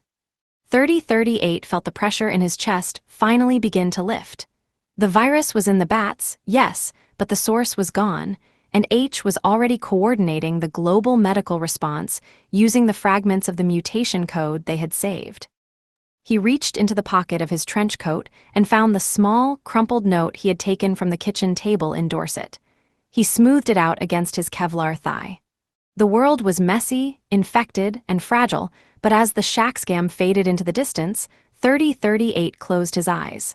The audit of the mountain was over. "Take me home," he whispered into his comms, not to H or the service, but to the ghost of the man he used to be. The journey home was a series of safe houses that felt like sensory deprivation chambers. In a windowless room in Bhutan, he stood under a high-pressure shower, watching the green bioluminescent sludge of the bioreactors swirl down the drain. He scrubbed his skin until it was raw, trying to delete the cellular memory of the shackscam. He looked at his reflection in a cracked mirror, the recessed eyes, the hard line of the jaw, and saw the ghost. He practiced his smile until the muscles in his face cramped, forcing the predatory tension out of his shoulders. During the long flight across the continents, he didn't sleep. Instead, he composed the narrative for Maya. He had to bridge the gap between his senior workshop in Urumqi and the reality of a global lockdown. He rehearsed stories of administrative delays and quarantine protocols, a domestic version of the stifling he had witnessed. He bought souvenirs at an airport in Dubai, a silk scarf, a carved wooden dragon, tactile proof of a journey that never happened. When the black car finally dropped him at the end of the dirt track in Dorset, the world was already changing. The village was quiet, the air thick with the scent of wild gorse and the encroaching sea mist. He walked up the path, his boots crunching on the familiar gravel. He stopped at the door, his hand hovering over the handle. He took one last breath of the cold, clean air, letting the ghost submerge beneath the surface of his skin. Maya opened the door before he could knock. The light from the hallway spilled over him, warm and yellow. She didn't see the man who had just zeroed out a biological apocalypse. She saw her husband, looking tired and a little thinner, back from a long business trip. "You're late," she whispered, pulling him into the house. "It took longer than expected," he said, his voice a perfect replica of the man he had been for 30 years. He stepped over the threshold, leaving the mountain behind. As he hugged her, committing the scent of her hair to his memory, he realized the hardest part of the mission wasn't the breach or the fight. It was the silence. He was home, but the shack scam was still inside him, a cold, limestone vault that would never truly be empty. The domestic deception was no longer a mission requirement, it was his life's final work. The aftermath of the shack scam infiltration did not manifest as a sudden, sharp apocalypse, but as a slow, agonizing erosion of the world as 3038 knew it. The clean audit H had promised was a mathematical impossibility from the moment the first bat took flight from the limestone caves. The logic bomb 3038 had managed to inject before one crushed the drive had achieved a partial success. It had stripped version 5 of its hemorrhagic, total deletion coding, but it had left the respiratory transmission and the high-speed mutation protocols intact. The result, COVID, was a victory of sorts for the architect. As one had been led away in biometric shackles, the man's final, hollow smile he had known that he didn't need to kill everyone to win, he just needed to break the clock. He had succeeded in devaluing the human currency, forcing a global handshake of isolation, masks, and pervasive fear. The world didn't end in a 4000 degrees C inferno. It changed into a landscape of static and closed borders. As the pandemic accelerated through 2020, 3038 watched the physical manifestation of his own digital theories take over the planet. The dictionary nodes he had once studied were now human beings. The entire world was being stifled in a way the Great Firewall could only dream of. Nations became air-gapped zones, cities became isolated servers, households became nodes that could no longer communicate in the physical realm without a protocol of masks and distance. 3038's greatest asset now functioned as a torture device. He could see the architecture of the disaster with a clarity that no public health official possessed. While the news spoke of wet markets and zoonotic jumps, 3038 saw the specific aerosol distribution patterns he had glimpsed in the ShackScam server logs. He saw the simultaneous atmosphere saturation occurring in 42 transit hubs, not as a weaponized strike, but as the inevitable consequence of a globalized system that had been audited and found vulnerable. The world had shifted into a state of permanent observation. The handshake was no longer a secret protocol between agents. It was a digital health code on a smartphone, a QR scan at a grocery store, a facial recognition check at a border. One had achieved the ultimate goal of a terminal auditor. He had made the world's underlying fragility visible and permanent. Retirement in Dorset brought no peace. The service had officially deleted 3038's record and had provided the financial correction that allowed him and Maya to live in comfort, but 3038 remained a prisoner of the ShackScam sequence. The domestic deception he had maintained for years now felt like a lead weight. Maya celebrated their safety, believing he had narrowly escaped a Chinese lockdown, while 3038 spent his nights pacing the stone floors of the cottage, his mind trapped in a logic loop. 3038 would not stop calculating the what-ifs. He ran the simulations thousands of times in the dark. If the blue truck had turned up at 0400, if the mutation had hit 100% instead of 40%, if I had shot one the moment the elevator opened. Every time he closed his eyes, he saw the progress bar stalling. He saw the green bioluminescence of the bioreactors reflecting in one's eyes. The dreams were high-definition reconstructions of the breach. He would find himself back in the lab, but instead of bats, he was releasing millions of business cards into the air, each one a tiny carrier of the lie he was living. He would see Leo on his webcam, his image flickering as he asked, "Did I help you break the world?" 3038 would wake up drenched in sweat, his heart rate a clinical, steady 60 beats per minute. The suit's old rhythm, now a haunting reminder that he was still a weapon without a target. By 2022, the new normal was the final report of 3038's failed audit. He would sit in the local pub, watching his neighbors interact through plexiglass shields and see the stifled nodes he had predicted years ago. The isolation, the loss of trust, the permanent anxiety of the named world. This was the true mutation. He had saved the species from extinction, but he had lost the world they lived in. One remained in a windowless black site, a ghost in a deeper cage, but he was the one who had successfully rewritten the human code. 3038 was the only man on Earth who knew exactly why the clock had stopped, and that secret made him the loneliest man. He was a hero who had achieved a stalemate with the apocalypse, and as he watched the tide come in over the English Channel, he realized that for a man who lived by logic, a stalemate was the most painful loss of all. From the shadow world of global auditing to the brightly lit chaos of a village summer fair was the most complex correction the man in the stone cottage had ever attempted. In the wake of the global stifling, that period of isolation he had both partially caused and partially mitigated, the world emerged blinking into a new, fragile reality. The service was now a ghost of his past, and the domestic deception had finally been resolved, not through a confession, but through a shared survival. To Maya, he was still the man she had loved through the dark years in the cellar.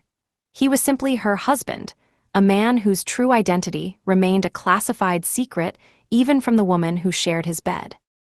By the summer of 2024, the Dorset cottage no longer felt like a bunker. It was now a storage facility for a different kind of tactical gear. Kits of hypoallergenic face paints, canisters of glitter, and thousands of uninflated latex balloons. Together, they had become sought-after children's entertainers. At a sprawling summer fair in the hills of Devon, the sun beat down on a landscape that looked like a return to normalcy. But 3038 still saw the subtle shifts. He saw the way parents still hovered on the periphery, the way the handshake had been replaced by a cautious wave, and the way the stifled nodes of 2020 had left a permanent imprint on the social architecture. Maya was in her element. She sat beneath a striped canopy, her hands moving with a fluid, surgical grace. She was currently transforming a 6-year-old girl into a unicorn. The man watched as Maya used a fine-tipped brush to apply shimmering powder to the child's cheekbones. Maya's face painting was the ultimate correction. During the pandemic, faces had been hidden behind masks, anonymous and stifled. Now, Maya was reclaiming them. She was giving children back their identities, painting over the fear with glitter and color. She had traded the audit of the apocalypse for the audit of a child's joy. To her left, the man's hands were a blur of motion. He had discovered that his high-functioning intellect was perfectly suited to the complex geometry of balloon modeling. To the children, he was just a quiet man in a bright shirt. To himself, every balloon was a structural engineering problem. P equals 2T over R, the law of Laplace, hummed in the back of his brain as he inflated the latex. He knew the precise breaking point of the material. With a series of rapid, rhythmic twists, a yellow cylinder transformed into a giraffe. He wasn't auditing a viral mutation, he was auditing a shape. Despite the color and the laughter, the ghost remained. He still struggled with the outcome he had been unable to prevent. Between the balloon dogs and cats, the insomnia still waited for him in the Dorset nights. He still saw the silver seeds in the shimmering dust motes of the fair. The only outlet for the residual adrenaline was his weekly ritual with H every Tuesday. He would drive to the sports club near Herne Airport to play squash. It was the only time he could exist without the mask, though even there, they spoke in the clipped, coded language of men who knew too much. The squash court was a white-walled box of kinetic intensity. He and H played with a violent, punishing speed. The rubber ball, heated by the friction of their high-velocity strikes, became a metaphor for the virus they had chased across the globe. He would drive the ball into the corners with a ferocity that made H sweat, calculating the trajectories and the rebounds with the same precision he once used for network packets. "You're still hitting it too hard," H panted during a break, leaning against the glass wall. "The audit is over, 3038. You can't kill the ball. The man wiped sweat from his forehead, his eyes cold and distant. The ball is still in play, it's just moving slower now. They never discussed the black site, where one was held, nor the fact that the man's true name, the one he was born with, had been erased so thoroughly that even the service's internal files only listed a series of numbers. Maya would never know that name. She would never know that the man who made balloon animals for kids was the same man who had stood over the architect of the end of the world in a limestone tomb. Back at the fair, as the afternoon wound down, the man found himself alone for a moment under his gazebo. He picked up a few silver balloons, the exact color of the canisters in the shackscam. He didn't make a dog or a sword. He began to twist it into a complex, interlocking sphere, a representation of a viral molecule. He built the protein spikes, the lipid envelope, the RNA core. A child came up to him, a little girl with silver dragon scales shimmering on her cheeks. "What's that?" she asked. The man looked at the balloon. It was the physical manifestation of his failure and his success. It was the thing that had broken the world and the thing he had helped tame. "It's a puzzle, darling," he said, his voice steady. "A very difficult puzzle that we're all still trying to solve." He handed the silver sphere to her. She didn't see the apocalypse, she saw a shiny ball. She tossed it into the air, and for a moment the virus was just a toy, drifting harmlessly in the salt-heavy air of the English summer. As they packed their kits into the back of their black X3, the sound of the distant sea began to replace the noise of the fair. Maya leaned against the car door, her apron stained with a dozen different colors. "Good day's work, love," she asked, reaching out to straighten his collar. The man smiled, a real one this time. "The audit is complete, Maya. The nodes were happy, the data was positive." They drove back to the cottage in silence, the rhythm of the road, a familiar comfort. He knew that the bad dreams would still come. He knew that the insomnia would still wait for him in the stone cellar. He knew that the world would never truly return to the named world of 2017. He would always be a man without a name, a ghost living in a world of his own making. But as he looked at Maya, her hands still faintly stained with silver fairy dust, he realized that he had found the ultimate correction. He couldn't save the world from every shadow, and he couldn't rewrite every error in the human code. But he could stand in a field in Dorset, twist balloons into animals, and watch the fear disappear from a child's face. The audit of the end of the world was over. The audit of the new one had just begun. And for a man who had lived his life as a ghost, he realized that being a children's entertainer was the most important mission he had ever been assigned. He reached across the seat and took Maya's hand. The world was breathing a different air. But for tonight, in the quiet of the Dorset lanes, the air was clear, the handshake was real, and the ghost was finally, beautifully at rest.